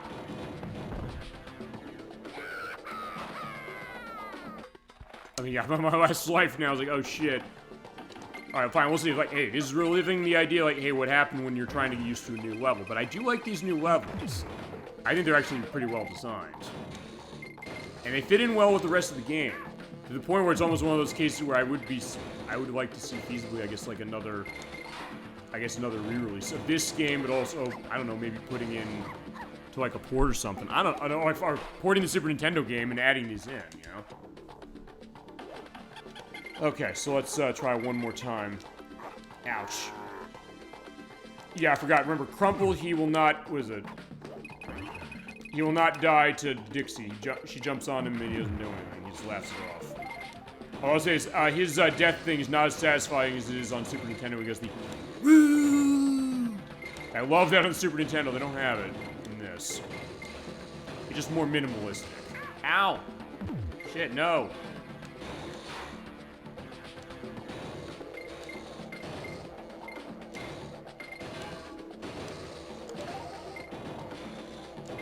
Okay, I got the continue barrel. Not this being any good if I die. Ugh. Okay, I'm safe now. Okay, now I'm safe because I got another life. Oh no! Whoa! Yeah, just took the pressure of like, yeah, I'm on my last life. Fine, I'm gripping the controller really tight. My hands are sweaty. That is classic gaming for that, everybody. That is how it works. In this case, yeah, we just run through. We don't have to do the toboggan again. We got through that. This is kind of half and half. Actually, there's a level in Donkey Kong Land 3 that's kind of like this. And we'll get to that because we're going to do those Donkey Kong Land games, but I just have to get 1 and 2. And with 3, we're going to use the Game Boy Color version, just to go into that again. And I'll have a write-down of translating the script out because it's all in Japanese, but we'll have that down. Alright, there we go. Alright, so there's bonus barrel. I'm not going to show the bonus barrel, sorry. I'm going to get the ants and things, like, thrown off. Actually, I think Coin is down. Yeah, is he down here? Yes, he is. Fine, I'll at least show where Coin is. And we'll kill him one more time for good measure. Alright, so bye-bye, Coin. Okay, so that is the idea of that. Unfortunately, it's also worth pointing out, you saw when we went in the pause menu, there's no go back to the main menu or, like, call out Funky for anything in this game. So yeah, you do have to make the walk out. Unfortunately, I gotta make the walk out because I need to go and find the last boss, or the new boss that they have. And at that point, I think I'm gonna go to, where there's the music, and I'll show that. As far as, like, the water thing. I think that'll be the great way to end. There's go Funky's Rentals as far as how that is. And there's a lot here to show off, like, what's different. Or, fine, a lot here that is different. If he's would justify another show. Oh, no, that's not. Actually, I think it's Demolition Drain Pipe is the name of it. It just came me walking over here to remember, like, what's the name of the toboggan level here. Okay, so that's it. So what I'm going to do is we're going to go to Razor Ridge.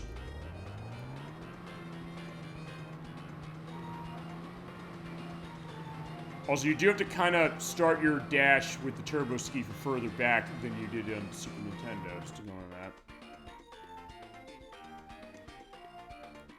Alright, so here's Razor Ridge. Let's take our ride over, but actually with Razor Ridge. I'm going to take the lift with Benny. Because Benny and Bjorn, they have their chairlift, so fine, let's get going.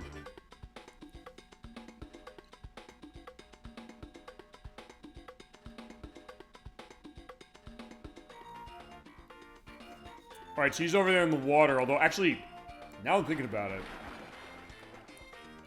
Barbos, who was here on Super Nintendo, it took place in the water. Croctopus Crush doesn't exactly. It's over a little bit of a rock face. So it kind of doesn't make sense. But alright, here's Croctopus Crush. This is the new boss they added. Alright, here's Croctopus. Here's the deal with him. He shoots out those hooks, or the claws. Ouch. Yeah, don't touch him like that. What happens is the bombs come out, have them claw into them. And I have only 1 life to run this. This is not going to be good. Unless I can think of a way to... If I know, I'll tell you what I'm going to do. I'm going to save right here, even though I have no lives. So if I do get a game over, I will be able to have this. Alright, so you do want to use Dixie here. If you can get Dixie going on... Use that so you can helicopter spin out of the way. Now what happens is that the bombs will drop down. You can't pick them up. You basically have to goad him into hitting him with his hands and then jump out of the way. Do that about 8 times, I think, and you win. Also, you fall in the water, there are barrels and things to get your way out. Particularly right below here, because it's too high to jump. Over here, it's not too high to jump, so you can get out. Just keep out of the way. And with each progressively... as he changes color, she has hooks further, his claws. Why is he hooks? They're like hook hands. Yeah, he's hitting his claws that way. And he'll shoot further out like that. You also have to be careful like where the bombs are appearing, because they appear at random and they also will blow up faster based on where you are in the fight. Okay.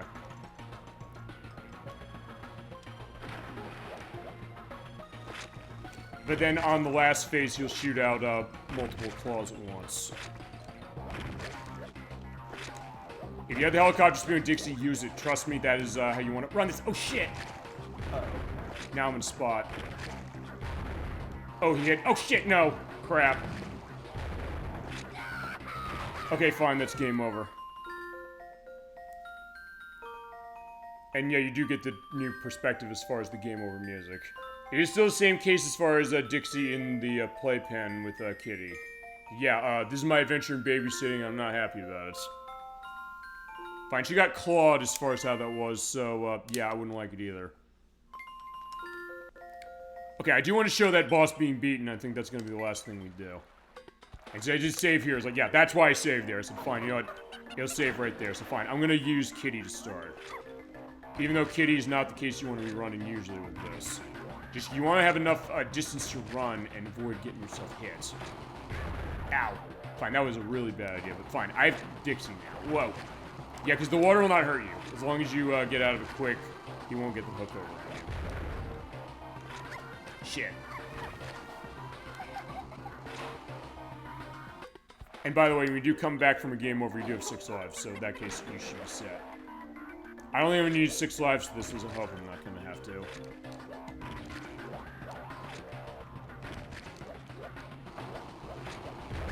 Oh, right, and you can get caught in the blast. Shit.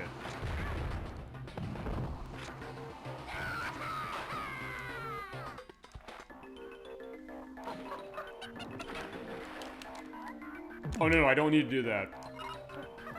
Fine, you know what?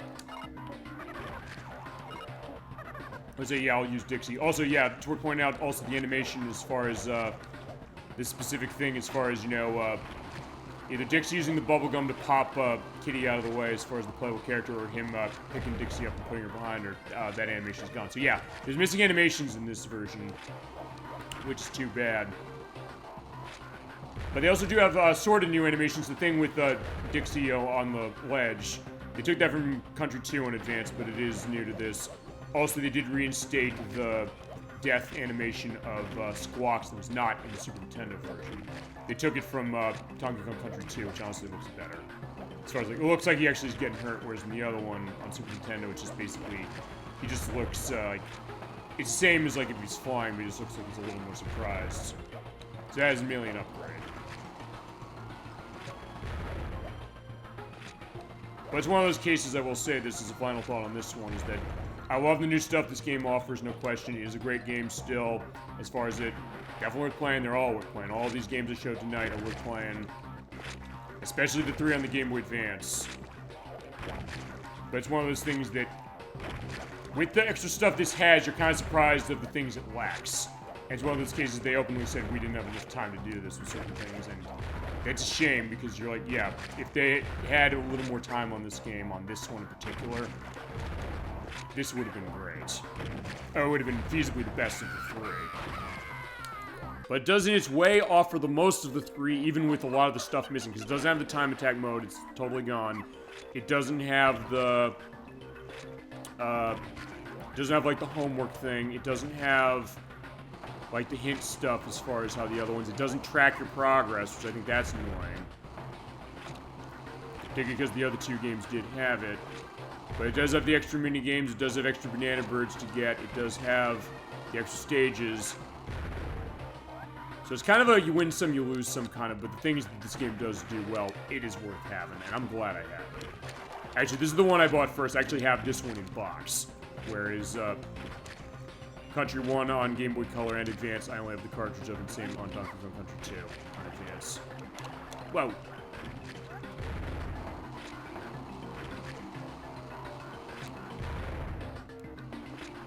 Either way, I'm definitely glad to have all these, and yeah, Switch Online, I'd like to see these. I think I've said some of these things tonight. Fine. I've usually been a broken record on a lot of the stuff I've been saying tonight.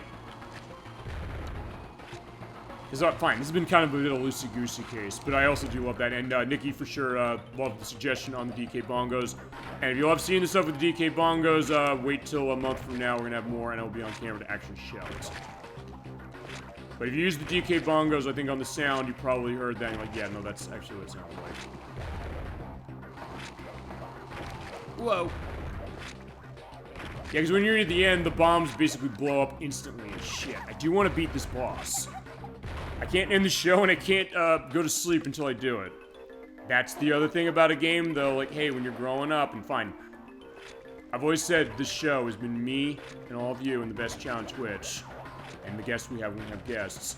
telling your story on games. What is it to you? What does gaming mean to you? What did you try to do with it as far as certain things? Did you ever try to use the DK bongos with a game like this to see what would happen? Did you stay up late at night till like 1 a.m. trying to get through a boss who's giving you hell and you get like a game over or two on? How did you specifically come to a game? What is the idea that is really above anything else what Super Bowl Game Saturday is all about? And that's kind of, in a way, a show like this, I find this show, as far as tonight's show, is really a reflection of really what it's all about and why I keep doing it, why I love doing it. And why this is, fine, this is a very relaxed case for me. We talked this before, and Edwack, you said that. You said, hey, you know, I felt very relaxed playing Spyro the Dragon. You will when we do Smart Ball, which may be in January, depending on how his schedule's looking, him and Nikki's schedule, I should say. But that being said, like the case that when we did Spyro the Dragon, he said I was very relaxed playing that game. He said with Smart Ball, that's another one where he has a lot of childhood memories on that one. Nikki was that way when we did the entertainment games we've done so far. And I think there's something to be said also about, fine, this is me telling my story. Like, everybody else, I'm letting them tell their story, all you in the chat telling your story. Like, fine, so where did I come from? What's my idea? I grew up born and raised on the Donkey Kong Country trilogy, the Sonic the Hedgehog games, all the Mario games, 2D platformers. These games are in my blood. In that case, coming back to these games again, this is such a treat for me. And I had such a great time doing this show just to give a final perspective on the end of the night. Oh, we got him. Oh, no, did we? No, we got... Shit, no, I jumped on him. Fuck. Okay, no. Okay, he might have killed himself. Like, no, I'm not gonna do that yet. I'm gonna actually try again, because, yeah, we're right in front of this, so fine. I got 2 game overs on this. I'm too stubborn to go back and get live somewhere else, because I don't want to trek back. We're gonna get, this taken care of. Listen, yeah, this is... I'll tell you, tonight's show, this is taking me back to 1994, 1995, and 1996 when I'm playing these games for the first time. It's definitely a different feeling as far as, you know, me playing them now and kind of having experience still, like, hey, I know these games feasibly inside and out. And that's what makes these portable games so interesting, why I said I really want to show them. And while I'll say this, if there's one game of these you're going to pick tonight, like, I think you should get all of them feasibly if you have not. They're about $20-something a pop for loose cartridges. They're not on Switch Online expansion pack or Switch Online normal for Country on Game Boy Color yet. They've actually never been re-released, any of them. So, it might be nice cases to kind of come back to and maybe show them. Maybe Nintendo wants to do that. I'd like to see that. But the Donkey Kong Land game's up. They're not up there yet. As far as having that perspective of Donkey Kong. Maybe they'll do it. Who knows? Maybe next Switch Online day, they'll have them. And maybe like, hey, they've heard. They're like, we know 30 years of this franchise that's... Without which, the console war of the 16-bit era might not have ended up in Nintendo's favor. So there's something to be said about that. But if there's one of these games you're gonna buy, like, if you have to, for some reason, it's like, I can't buy any but one. I think Donkey Kong Country on the Game Boy Advance, I think, even without the extra levels that this has and the extra balls that 2 has, that one in particular, that is such a great version of that game, and as I said, even more than 2 and 3 and 1 on Game Boy Color, I felt when I played that game, when I got it, but also playing the show tonight, that gave me the feeling of playing that game new for the first time, which is something that I never thought I would be able to do again. And that was such a gift that I, in that way, placed above the other ones, even though my personal favorite of these would be 2, but it's that they're all great. Do not sleep on any of the Donkey Kong Country games. You're gonna have a good time no matter which one it is. They might kick your ass, no question, in terms of things. Like, Proctopus is feasibly doing to me now, but if you play along, you persevere, you're gonna feel satisfied. It's one of those great cases of a game where, even when it gets hard, as far as you want to keep going, you want to keep playing, you don't want the game to beat you. When you get to that point of getting through and being able to beat a boss or beat the game itself and get close to the end, as far as what it is, and do it yourself, like, I did that, I feel a massive sense of accomplishment. Whoa, shit! It's like, I'm trapped. But of course, there's also that great it's a great gaming high wire act, really, when you think about it, as far as yourself as a gamer. The idea that, what is that bond you have with the fact that it's almost 1 in the morning as far as at Eastern Standard Time with me right now. I'm gripping my GameCube controller and holding the A and the B buttons pretty much clawed beneath my fingers. And like in a tense case, keeping my eye on this thing, like, okay, I gotta go through, and by the way, that is the barrel you hit. Back up. It's like, I can do this. Like, yeah, this boss is getting me. It's like, I'm not giving up. What does perseverance of a game look like? What is a case where even when a game gets hard, you want to keep playing it, you don't want to give up to it? If a game is frustrating enough, some people's like, no, enough, I've had enough. Or maybe you're feeling burned out, perhaps. Take a break, come back to it. Or maybe just don't, you might not want to come back to it. Donkey Kong Country is not a game like that. This is absolutely a game that I'm stuck on this, and there's so many memories going through my mind right now as I'm sitting here thinking. All the memories I had of when Donkey Kong Country 2 came out. 1 and 3 in particular. Like 1, renting that from Blockbuster store with the Super Nintendo, playing that for like 8 hours straight on like the Sunday of that weekend that I had it. Or other cases were like 2. Where I was living at the time, it was actually so popular, it was sold out completely in the state. I could not get a copy of that until a month later, and I rented it.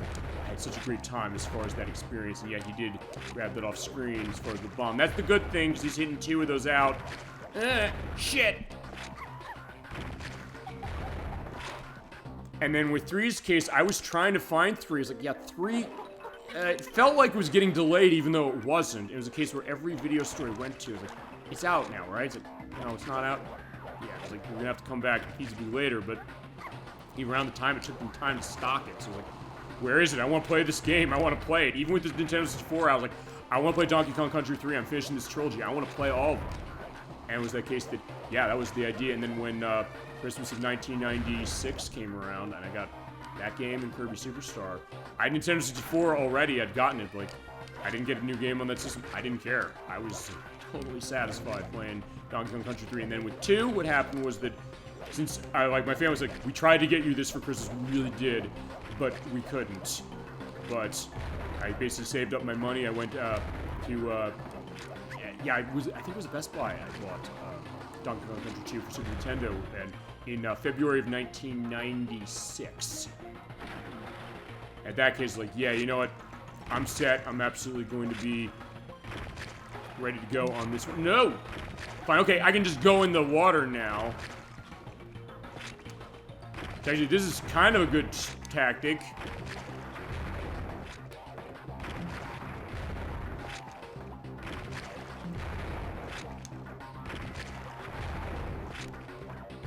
Ow. Fine, not good enough of a tactic. And then, as I mentioned, with Donkey Kong Country 1, I rented it, but my grandfather bought me Super Nintendo as far as the Donkey Kong side because he wanted to see it. And, yeah, without him, I wouldn't own it. I would have played it feasibly because I rented it. It was like, that was a big case, so fine. Donkey Kong Country, as I said, as a franchise, is a very personal one for me. So at that point, me being able to kind of come back to these games and have a new case of them with these portable editions and go into all of the thoughts and all yours, it's been a gift to me, I'll tell you that right now. Ouch! I was like, I want to win. I really want to win. I'm doing everything I can to win. And as soon as he dies, that's going to be the case I'm going to go, and we're going to have a nice, relaxing cases back at the water levels. Whoa!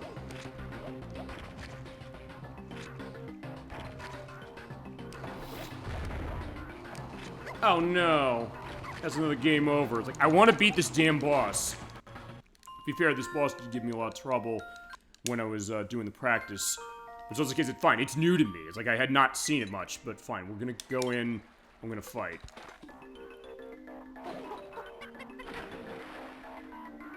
Yeah, I said 6 lives is gonna be enough. No, it's not gonna be enough. It's like, I think I've went to like, 12 or 18 lives out of it. It's all feasible to count about how many. Yeah, this is, I think, one of the one bosses you don't actually, you don't actually, directly attack it. You just have to goad it into attacking itself. So in other cases, Electra said he had his memories with Donkey Kong Country 3 in the case that's the one that really got him. Yeah, something unique again as far as what this game is doing, even though I was like, yeah, this is hard.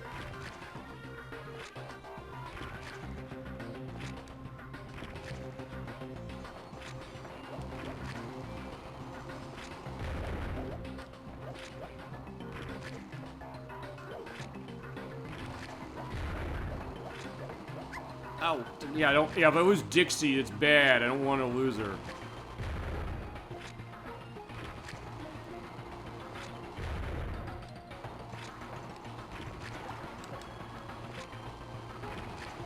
Ah, crap, I tried to go out of the way. Yeah, the bomb can hurt you, by the way.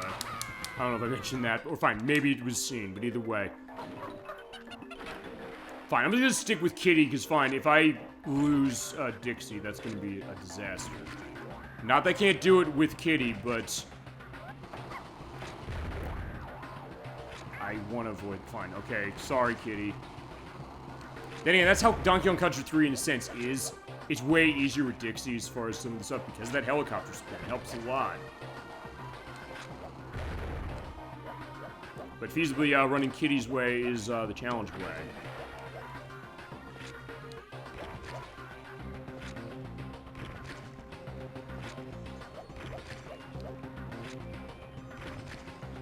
Now, so this point, it's like, yeah.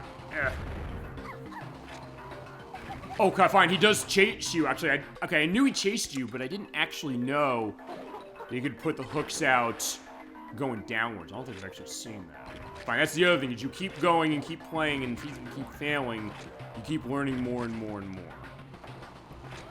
Eventually, I'll be an expert on the Croctopus boss.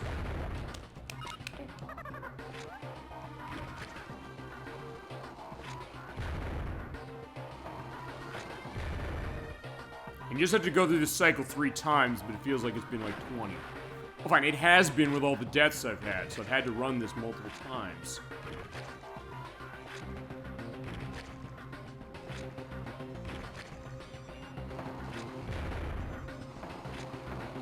Oh no.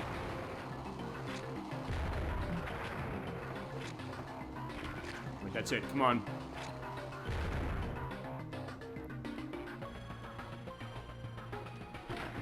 Alright, one more pass.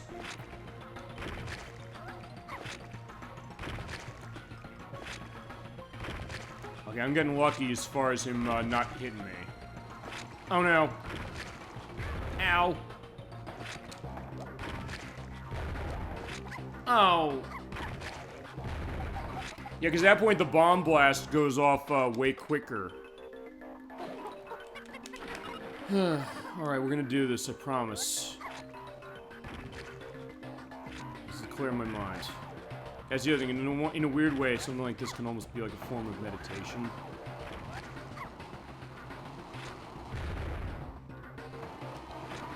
Yeah, just clear my mind a little bit. Sometimes that's what it takes, you know? If nothing else, I'm making you live the experience of what is it to me when it comes to playing a platform game like this. What is really my experience of Donkey Kong Country? What was it with me growing up, and the idea like where I still am even after all these years.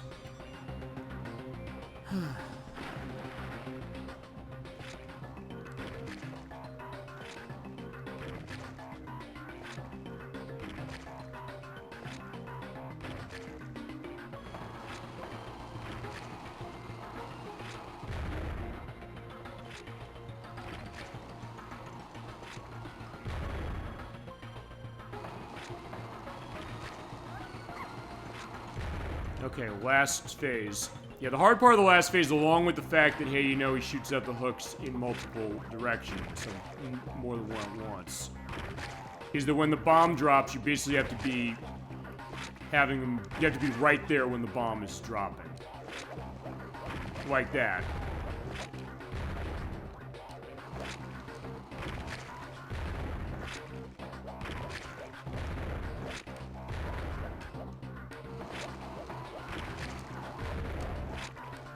One more. No! Got him. I think we got him. We got him. Oh, thank God, we got him. Whew! Oh my God, that was hard. Alright, there we go. So that's the idea. We made it. Whew! Okay, so that is Donkey Kong Country 3 on Game Boy Advance, ladies and gentlemen. Hold it! Hey everybody, Captain D-Track here. I got one more thing for Donkey Kong Country 3 on the Game Boy Advance that I forgot to show on our great 30th anniversary Donkey Kong Country Trilogy extravaganza last night at the time of this recording. I realized it right before I was going to bed. I said, wait a second, There's one unique thing that the Game Boy Advance version 3 has that I didn't show. It involves going to see Funky at his rental shop. Also off screen, I did get the last of the DK coins I didn't get as far as out of Swoopy Salvo. Because of the change in the physics of how the steel barrels work in this, kind of a pain in the ass to get, but I got all of the DK coins for this to also show this, so we're gonna take our nice turbo ski, go into the Funky rental hut. And I'll show that mode, but also, hey, I'm unlocking the gyrocopter, so just like on the Super Nintendo game, you get all the DK coins, of which they had 5 new ones for this one. You're able to get the new power-up for him, or the new thing. Sorry, I didn't think you've actually found one. Well, fuck you too, then. Just kidding, I'll identify ice creation the Funky Copter. Alright, so by the way, just to show that in this version you do have a selection of your vehicles. You have the motorboat, and you can basically move along to pick them. So you have the motorboat, the hovercraft, the turbo ski, and we get all the DK coins, you get the gyrocopter, the Funky Copter. It means, yeah, you fly around and you can get to all the areas that you couldn't get to before, including, just to show this briefly, Arch's Hoard, is it gonna show that? Oh no, Belch's Burrow, where you do the mini game of playing Simon in order to get the banana birds, of which there are new ones here. And when I return, just hit A? Yeah, A over the rentals place. So it does have a landing strip, thankfully, as far as this, so... But that's not the main reason I'm here. The guy in the big house is most uncool. He's talking about K. Rool. But anyway, yeah, the other thing I really meant to show, aside from that, that's just a little extra, is the Funky Boat Challenges. You get 4 of these in the Game Boy Advance version that are unique to this. I'm gonna show them up. You need to go for it. Here's what you need to do. Commonly call my shortcuts down rivers. You have to take a boat out and blast the scaly asses out of the water. Use D-pad to steer the boat, B button to accelerate, and use the R button to shoot. So yeah, we are packing heat. You'll stand, I'll destroy 10, I'll give you a reward. Okay, if you ever play Cobra Triangle from Rare, this will look very familiar, but yeah, good luck steering on this one. It kind of goes on a swivel. Oh, it's A button. I think it said R. Well, hold on, I'll look back as far as what it is. But yeah, let's kill the Kremlins.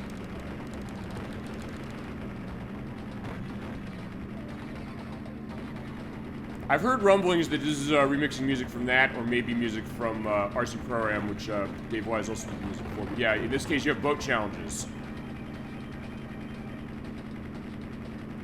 And just like Cobra Triangle or RC Pro-Am, it is a top-down racing game. I don't know if anybody out there, if you ever played Cobra Triangle. It is on Switch Online now, but I lost, so yeah, sorry. I'll show each of these missions off just to get a sense of what they are.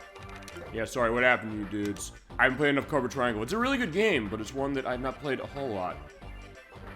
It is on Switch Online if you have Switch, and if you have Rare Replay, it's also in that. And it's an NES game as far as it's actually quite fun. I'm going to show the disarm mission. I'm going to show all 4 of these, and then we'll take you back to the regularly scheduled program that I have going. This is a YouTube exclusive for you, so I hope you enjoy it. And like I enjoyed the show last night that we did. Yeah, don't be too happy about it, so expect to chase. Use your steering skills to bring the mines across the safety zone marked with buoys.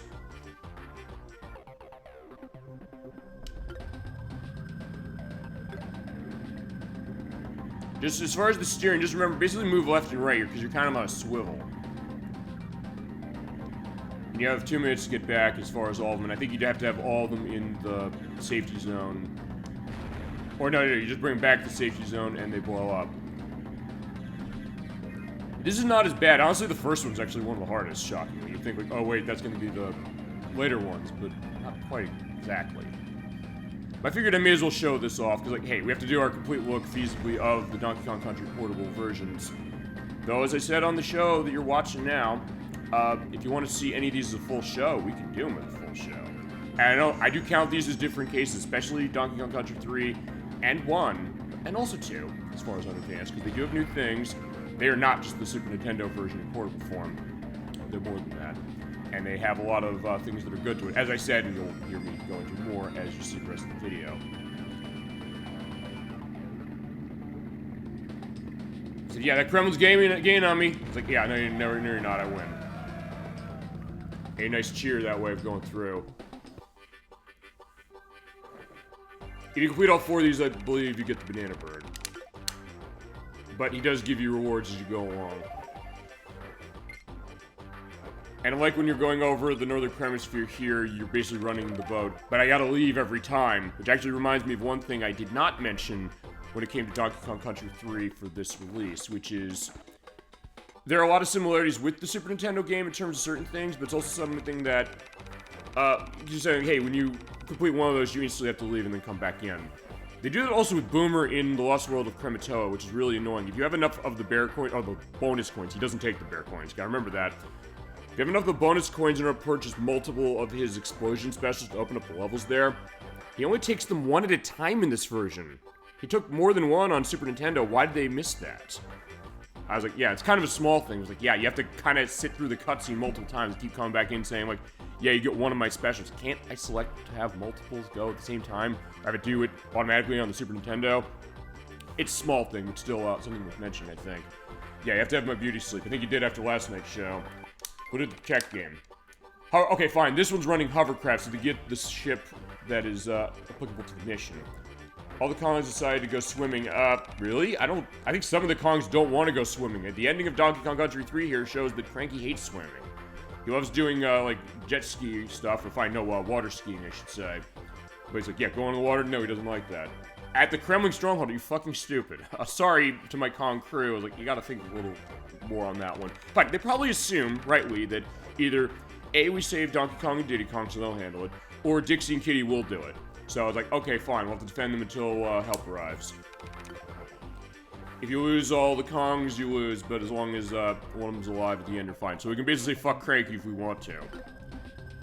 But wait, Donkey Kong's in there, and actually, there is Chunky Kong from, actually, let's take a stop of this. Take a pause. Okay, so there is, wait, no, maybe it isn't. Hold on, because there's Candy Kong, there's, Cranky Kong, there's Donkey Diddy. Oh, yeah, it is! There's Lanky Kong and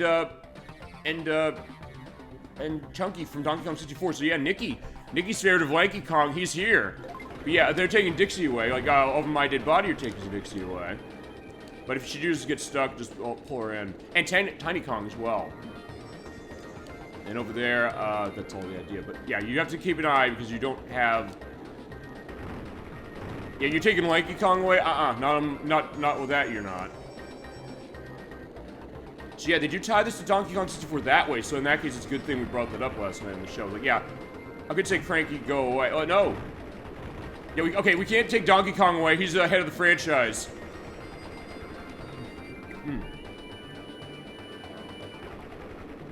So it's kind of a game of keep away and kind of just defend everything. It's like, yeah, no, Candy. It's like, no, we can't have Candy go away. No, stop. Yeah, these Kremlings are gonna have to die with extreme pressure. No, stop. Wait, 7. Did I miss one? Hold on. Uh-oh. Did one get taken and I missed it? Yeah. You can also take multiple. Okay, that's the problem. No, Donkey Kong! Okay, Donkey Kong has died. I'm sorry. But fine, as long as you survive for the time with saving everybody else, so fine. Now, the Donkey Kong Country franchise has ended, and Lanky's still alive. I guess as far as Nicky's perspective, that's fine. So it's like, I don't know. It's like she always says the idea that fine, not counting, you know, the Donkey Kong stuff. She doesn't like monkeys that much. She's like, no monkey. But she does like fine. Okay, okay, fine. Lanky is a monkey. Well, he's an orangutan. That's the idea as far as what he is, as far as his primate genus. At least I believe that's the case. If that's wrong, I'll put an edit down saying that, and of course we get to Donkey Kong 64. He'll be in full swing, as will Tiny Kong, who's the sister of Dixie as well. Actually, wait. No, wait, I'm Dixie. So, like, no, we're not. Nobody's taking Dixie away. Dixie's here. Okay, we won. So fine. Sorry to Donkey Kong and whoever else is missing that I missed. But yeah, as long as you keep them away, you'll be set. Yo, dudes, what just happened to DK? I guess he's expendable, but you got the family back safely. Okay, fine. I guess we'll assume for the sake of argument what happened is that we repeated Donkey Kong Country 2 again. We say, fine, Donkey Kong was taken away, and then we basically just all went over to the house. And so, like, you're giving him back, and we beat the shit out of the Kremlings, and we got him back. So everybody's fine. I hang 5, but, like, fair enough. Okay, and the last one I didn't show. And, you know, maybe I'll try to see if I can't do the racing one again. Fine, the kill everything one. Everything's whistling. This is the race. Okay. Need to use the turbo ski to beat the finish line as far as the opponents. Do 3 laps of the track, complete the challenge, and you win.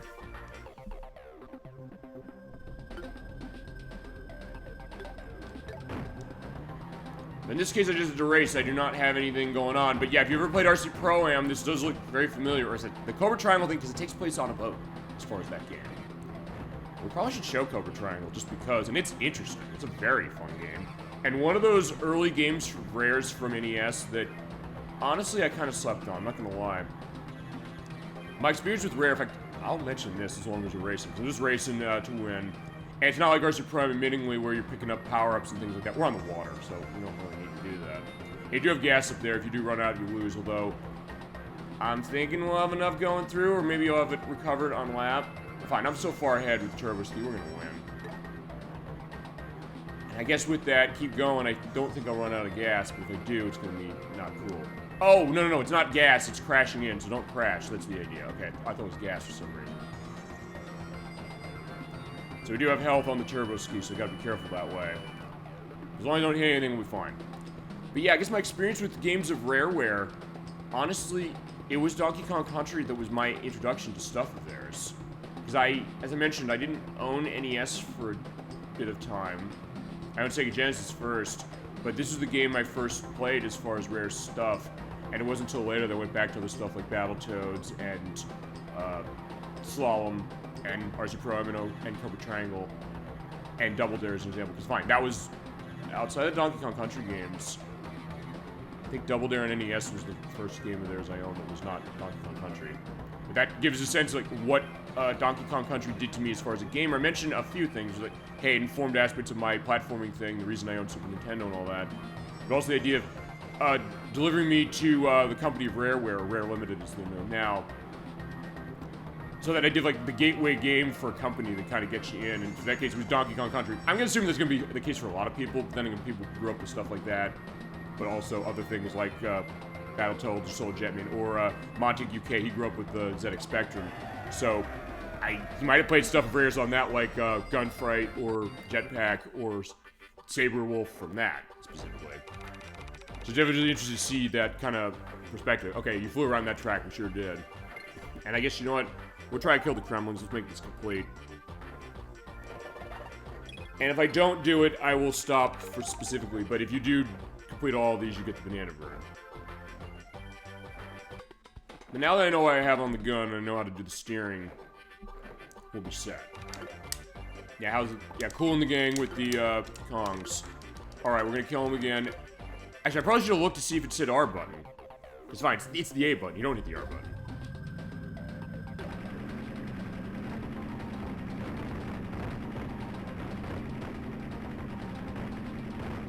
Because as long as I don't hit anything on the side, although they're going pretty fast.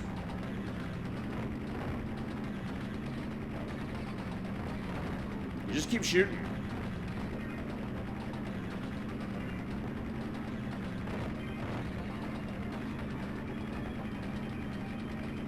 Okay, I think I might have lost it already just because of how much I've been crashing. But if I kill 10 of these things...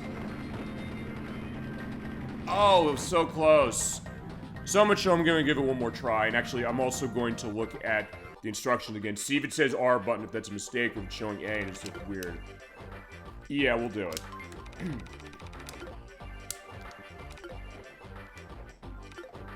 Okay, it is A. Just the way that the text for the Game Boy Advance looks, as far as this, does look kind of like an R a little bit. Okay, it's A. So it's, B button is accelerating in A, so it does say A. I just want to make sure of that. So pretty much just keep going, don't hit the walls. And don't let go of the fire button. Good news is that you don't run out of juice for the gun, so as long as you just keep shooting, you'll be fine. But they do take multiple shots, so that's really where the challenge is going to lie. But I was like, yeah, should I stop because they're behind, or should I keep going? I guess I keep going because it looks like there's more than 10, so you'll have enough. Unless I keep crashing. Come on.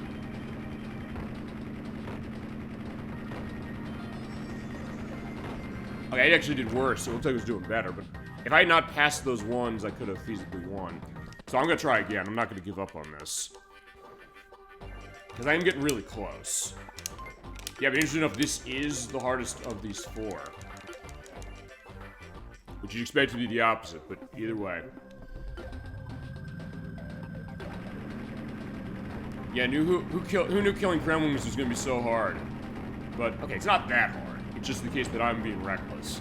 But you kind of have to be reckless in this case, because, like, fine, I just got the guns blazing, so fine. Preview to Donkey Kong 64 where they're running guns, although fine, they're running, fruit guns. In this case, no, we got the bullet kinds. Although fine, to be fair, in Donkey Kong 64, we'll see this when we get to that, Funky's prepared for war. He's like, yeah, the Kremlings are taking over our island. I got guns, Kongs, you're gonna be set, and we're gonna win. Alright, so there you go, boom. You just don't have a whole lot of time to do it, because the course is kind of short. There we go, got him. Sure showed those Kremlings, yeah. And the other ones, I guess, who came back later and blew their boats up or something, I don't know. Fine, I guess we used, like, the orange grenades or something from Donkey Kong 64 to do it, and they actually blow up. But alright, there you go. Alright, and by passing all my challenges, here's the Banana Bird. Because they do add new Banana Birds to this version, just to go into that. Along with all the other stuff. So it is one of those things that, as I said last night, and I'll say as we go along for the rest of the video, they do add a lot of unique stuff to this one as far as new levels and things, but it is lacking some of the things that the other portable versions on Game Boy Advance had for 1 and 2. And it's also something that, fine, even by the admission of David Wise, said I was gonna plan to have both the Super Nintendo and Game Boy Advance soundtrack that I did, as far as this new one, on the cartridge, but we didn't have time. They were on a crunch. Actually, I guess the other context I didn't mention when it comes to this, and this will be the last part before I'll take it back to the video as far as where we stopped it, is that Rare was really busy in 2005. They'd been purchased by Microsoft in 2002, as I mentioned, and then they were still doing Game Boy Advance releases in between that, while they were also getting ready with stuff with Microsoft, where they had Grab the Ghoulies on Xbox, and they had other Game Boy Advance games that actually started as Donkey Kong games that they then refitted into others. I mentioned this Mr. Pants, which Evelyn Novakovic did the music of. It was going to be Donkey Kong Coconut Crackers, which is a puzzle game, but they just changed the graphics to be called It's Mr. Pants for Mr. Pants, which was the online mascot of Rareware back in the day. And he was also in Jet Force Gemini as an unlockable if you get 300 decapitated heads. It makes sense in the context of the game, by the way, just to go into it if you never played Jet Force Gemini, and we will at some point. There's also Diddy Kong Pilot, which was actually going to be a sequel to Diddy Kong Racing, one of 2 attempts at sequels to Diddy Kong Racing that never came around. The other one, Donkey Kong Racing, was going to be on the GameCube, but that got canceled, and nothing ever came of it. But with Diddy Kong Pilot, it was a game that was going to be motion-controlled. So if you ever played Yoshi Topsy-Turvy on Game Boy Advance, or WarioWare Twisted, which I want to show that one, it was going to have a tilt sensor in the cartridge so you can tilt around as you're flying the plane with Diddy Kong and all his friends. But that fell through, and then after the Microsoft purchase, they said, fine, we don't want to necessarily have the case as far as the Diddy Kong thing with the new game. I guess they didn't want to work with Nintendo, although then again, they worked with Nintendo to get the portable versions of Donkey Kong Countries 1, 2, and 3, so that's kind of weird. But point is, they retrofitted that into Banjo Pilot, which is the same concept, but you're racing around as Banjo characters. I actually never played that one. I have Banjo-Kazooie Grudge's Revenge, which is on Game Boy Advance as well, which is like a isometric take on Banjo-Kazooie, which is kind of interesting. Definitely interesting. We will absolutely bring that up when Ed Weck gets to doing Banjo-Kazooie for us, and candidly, based on what we heard on the show, Donkey Kong Country 2 for our Super Old Game Saturday Second Chance, because he's like, I love this one, I might want to call dibs on that. I was like, yeah, it's all yours, feel free to let me know, call me, you know where I live, my friend. But the other thing also is that they were busy, they were still doing Game Boy Advance things, and Microsoft said to them, yeah, you can do your Game Boy Advance stuff, we don't have a problem, because they're not in the portable market back then. They say they're going to be getting into it very, very soon, as far as it, within probably like a year or so. We'll see what's going to come with that now. But that being said, they were still doing stuff, and they were still doing console games, because they were working on, as I mentioned, after Grabbed by the Ghoulies came out, they were working on Cameo Elements of Power, which was in development hell for a while, starting as a GameCube game, then an original Xbox game, and then they said, we're moving it to Xbox 360 and launch with the console. Same with Perfect Dark Zero, and they also did Conquer Live and Reloaded for original Xbox, and they also were they were working, I think at that point, on Viva Pinata, which then actually turned out to be one of the bigger hits for them, which was kind of a surprise, one that people actually really liked. And it is a cool game, as far as what it is. It's almost like an Animal Crossing-like, where you're kind of tending to your gardens. It's like Animal Crossing and Harvest Moon-like, but you have to get pinatas to come to your village or to your garden, and get them to come by there, and basically control, like, the animal population there, because some of the animals, they'll have cases where, like, the birds will go after the worms. So how do you get that set? How do you separate them out? How do you let nature take its natural course or not? Including the idea of, breeding as far as, like the mating dances, which they do in different audio styles, different music styles, which Grant Kirkhope did the music for on that game. And then there's a portable version of that on the Game Boy, not on the Game Boy Advance, it was on the DS. It's like, yeah, there's a Rare game on the DS. Yeah, it was that one as far as giving out a Pocket Paradise. But that is, I guess, the other context was that, hey, Rare was busy, so I think then, for late 2005 when this game came out, I guess they couldn't really dedicate the resources to this that I guess they would want to. Which has really been a criticism, and I know Exo Paradigm Gamer's channel has gone into that, and I'll have a link to his channel, because he's gone into all the Donkey Kong Country games. He loves these. Especially Donkey Kong Country 2, that's his favorite one. But saying that with this one, it's a case where there are great things it offers, it sure looks great, and sounds great with the soundtrack. He likes the soundtrack of this one more than the Super Nintendo, as an example. I'm of two minds, I like both. But I love the Super Nintendo soundtrack. It's underrated. I'm with Electris that way. As far as the game itself to a degree, but also the soundtrack. So I'm kind of in two minds, but they're both good. In the case that, hey, the soundtrack is great, and the graphics are great and has extra content. In the case that some of the things that were in the other one weren't there, and they didn't have time, I guess. And Wise said we were going to have both soundtracks, but we couldn't put them both in. Which is too bad, but it's a case that even as it is a really good version as far as this, and as all of these things go. I'll go into that in a few minutes, as is. But I just wanted to give you that little extra taste of the one thing I missed. Sorry I missed it as far as the Funky Boat minigames, but there you go. And with that, I will take you back to the show. Thank you so much for watching, and hope you enjoy the rest of the video. And that is the Donkey Kong Country Portable Port Showcase. We're going to Flood with Fish. We're going to have a nice rest here. Oh, before we do that, Kitty, come on out. Yeah, I can't think of a better case as far as listening to music to take us out. This great remix of Aquatic Ambience is going to take us into a dreamy sleep, especially me. Especially after I finish my alcohol, that ought to do it as well. Okay, so that is our Donkey Kong Country Portable Port Showcase, ladies and gentlemen. Four really intriguing versions of three of my favorite games on the Super Nintendo. Donkey Kong Country 1 on Game Boy Color is a primitive case, but it's also one that is fascinating how they got that going on there. It has a unique level that is only in that version. So that's definitely something good, but step up your game, it's insanely hard. Donkey Kong Country 1 on Game Boy Advance might be the best secret on the Game Boy Advance as far as a port of a game that I probably should have played when I grew up. And I'm savoring it now for sure with everything it does, unique, and for giving that experience of having that game experience almost like it's the first time again. And if you haven't played it, I'd highly recommend that. Donkey Kong Country 2 has a lot of great stuff to it as well in terms of a new boss, rearrangements, and extras in terms of what it's got. And I showed how you can play with DK Bongos thanks to Nikki. Thank you so much, by the way, to Nikki B. Pickle for that one. And also to Edwack and to Footlore Forever and Dolly Finn who joined us tonight for this wonderful Donkey Kong Country extravaganza. And Donkey Kong Country 3 here has new music. It has a new world and new levels and a new boss that's very hard, but we got through. It took a while, but we did it. And it's satisfying, but it is a case where there's things that are missing in it, even by the admission of the people who made it. And if we had maybe a little bit longer time, it could have been perfect. But either way, all four of these games are really interesting. If you haven't played Donkey Kong Country before, and you want to start with the Super Nintendo games, start there. They are on Switch Online, all of them. As far as these portable ones, they've not been re-released yet. It's only a matter of time, I would like to think, if you haven't played them. But if you're like, hey, you don't have Switch or you don't want to wait, yeah, get on eBay, my friends. It's totally worth taking a look at these there. I'm so glad to have been able to celebrate 30 years of this franchise with all of you. And yeah, with that, I think we can close the show off for Super Bowl Game Saturday for night. Thank you so much, everybody, for joining us. Last order of business is going to be the schedule. I'm going to abbreviate a little bit. The month of 2D platforming games continue with another staple from November of 1994 that's also hard as nails. More than any of these games.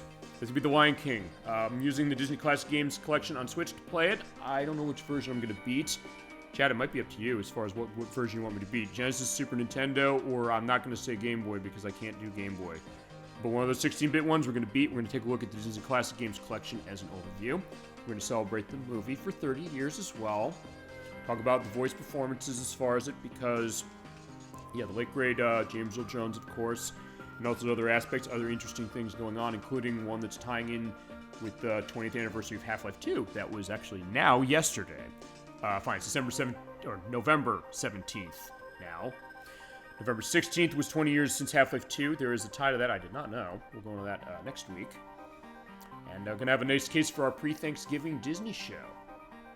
Week after that, at 4 p.m. Eastern Standard Time, moving this up in terms of time, we are doing our 5th annual Super Bowl Game Saturday Thanksgiving Showcase program for this year. We have the first case we're going through, not just one genre. We are going through a bunch in the delisted Xbox Live Arcade Showcase Volume 1. Maybe many more where this came from, because we can have another show before our first one of these. We have a bunch of games that people want to see. We got puzzle games. We have fight games. We have fighting games. We have platforming games. Yeah, because it's been platforming games all month. We have a sports game. I'm trying to think. No, I think actually right. No, we only have one. I was like, how many sports games? We have first-person shooters. We have Metroidvanias. We have car combat. We have beat-em-ups. We also have some genres we've never touched before, including tower defense and something else in there. Oh, right, card battling. So I might have given away maybe some of those, but then again, I don't think so. Because actually, there were some changes to the schedule thanks to people in our chat. Thanks to Nikki, of course. She had a request, and I was like, fine. I couldn't fill the one she initially came up with. We're going to do that one as far as the Fancy Pants Adventure, but JoJo's Bizarre Adventure, that's hers. I got a couple from Edwack. He wanted to see. Actually, it was AJ42. He gave me one. I was like, I forgot about this one. Like, let's take a look at that. And other ones we split around. The Crochet Nerd 64, he gave me one. Also, that's set, and we'll have that going. We got a lot of games. We have a lot of games we're going to be covering. We got 34, and so we got to start early. Dolly Finn in the chat is going to be in with me for that one, for sure, and that's going to be a big gaming feast. We're going to have a great time doing that show. Can't wait to do it, and that's going to be in 2 weeks for our post-Thanksgiving showcase. We do this every year. That is one of my favorite shows to do every year, and this year is definitely no exception. Then, on December 7th, is going to be the next part of Tomba. We started last week. Had a great time playing that 2.5D platforming game from Sony and Whippy Camp. Go on part 2. I do know where we're going now as far as where the pig is, as far as like the evil pig that we have to go. It's not in the fire cave. We have to go there next. We have to go to the second place. We're going to go off there. We're going to see how far we get. We might be able to finish the game next time, but I don't know. I'm not going to necessarily promise that. I have at least 3 parts delineated to start, but if I need more, we'll have more.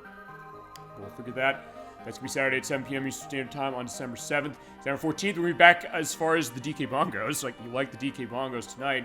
You're going to be seeing me on camera for that, amongst other things, because we're going back to Super Mario Sunshine for maybe even more of a relaxed show than tonight's, because we're going to be showing off the video clips I have of the game from the 4 months of practice I did at the beginning of the year for our play, because we did finish the game, actually, only after 42 days, but we're not done with it because we do have that show. I'm going to show off all those deaths, all those close calls, all those other things, kind of reflect on the experience. Then we're going to play that game with a lot of weird accessories. I have the DK Bongos as far as that. As we showed tonight, it will be used with that. Edwack is graciously going to be donating me the Taiko Drum Master drum from Switch to show off with that. I have the PlayStation 2 controller. I'm going to use the Joybox, or the Malaysian Joybox accessory I've got to show it. We're showing GameCube already. I'll see any other weird controllers I got that I can connect to the Switch, specifically. Show them off. And I think we're going to have a fun time as far as that last look as far as a live show.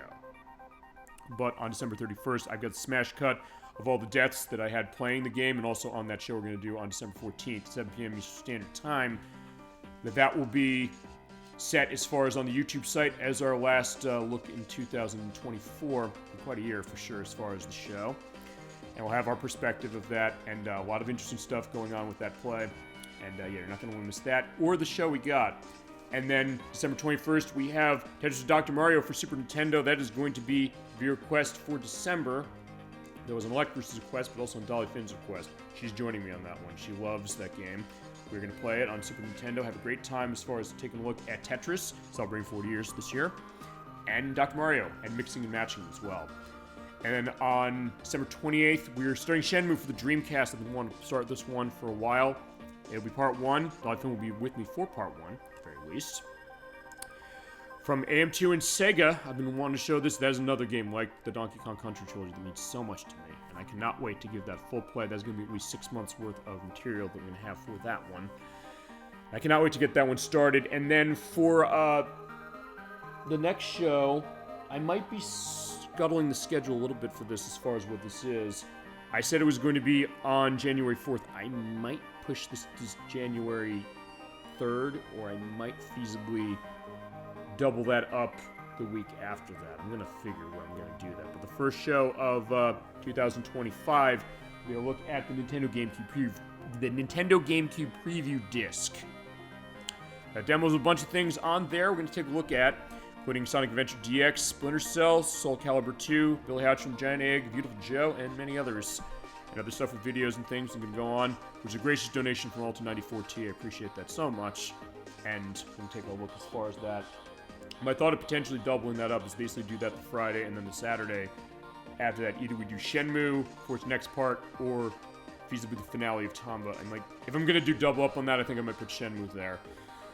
And then I guess with Tomba, or if I have Tomba finished after next part, I'm not going to guarantee that. But if I do, from some stroke of luck, I'll have something else as far as an extra. Then at the end of January, Edwack, Nikki, call me on this one as far as if this is going to be set for you, or if not, we can schedule this whenever it's going to be good for you. Edwack's next game is going to be Smart Ball on Super Nintendo. I do have an opening for the last weekend of January. There's January 24th because they use Fridays. If it's not going to be then, that's fine. Feel free to let me know. If it's not that way, I will do Halo Combat Evolved for Xbox instead. That'll be on the 25th then, 7 p.m. Eastern Standard Time, using Halo Master Chief Collection for the Xbox One, running through the Series X, playing Halo 1, as the case, because the subtitles will show that off. And then from there, of the next parts of Shenmue in February. I'll figure stuff for the Super Bowl game Saturday Second Chance. That's what Halo is going to be. Or if we do Smart Ball, it will be for the GameCube preview just for the Sonic Adventure DX aspect of it for Sonic Adventure. If you play it on Dreamcast, the DX is kind of a different look at it. And then also in February, we'll have Shenmue still going. We'll have Nocturne's return to the program at the end of the month, either for the finale of Croc or probably more likely her blind look at all of the E-Ruta levels from Super Mario Brothers 4, or no, Super Mario Advance 4, Super Mario Brothers 3. So another Game Boy Advance case. We use the Switch Online for the purpose of that. And I'll have to figure a Super Bowl Game Saturday Second Chance because we're hitting 5 years of the show next year. So for the purpose of celebrating it, every month I'm going to have a case we're going to return to a game that we either played before or that I did years ago that I did, but I don't have the recording of. I think of only a couple I got left, and Halo is one of those. And other cases where, fine, if I also had tech problems, it might be something like that. We'll have those going. And we got other stuff coming up as far as next year you're not going to want to miss. Our April Fool's Day show for Plumbers Don't Wear Ties. That's going to be a laugh and a half, or multiple laughs and multiple halves, perhaps. We have our delisted show. We're doing that in November. Sorry, it's late. Our annual May compilation program. I don't know if that's going to be Memorial Day weekend or Cinco de Mayo weekend. We'll figure it. Title Legends 2 on PlayStation 2 is going to be our choice for this year. That was select versus suggestion. I was going to try and figure stuff going back to RPGs with Shatterheart's Covenant. That's going to be a big one as far as what we got. We'll see as far as Donkey Kong Country 2 if Edwick wants to do it. And other stuff going on for sure.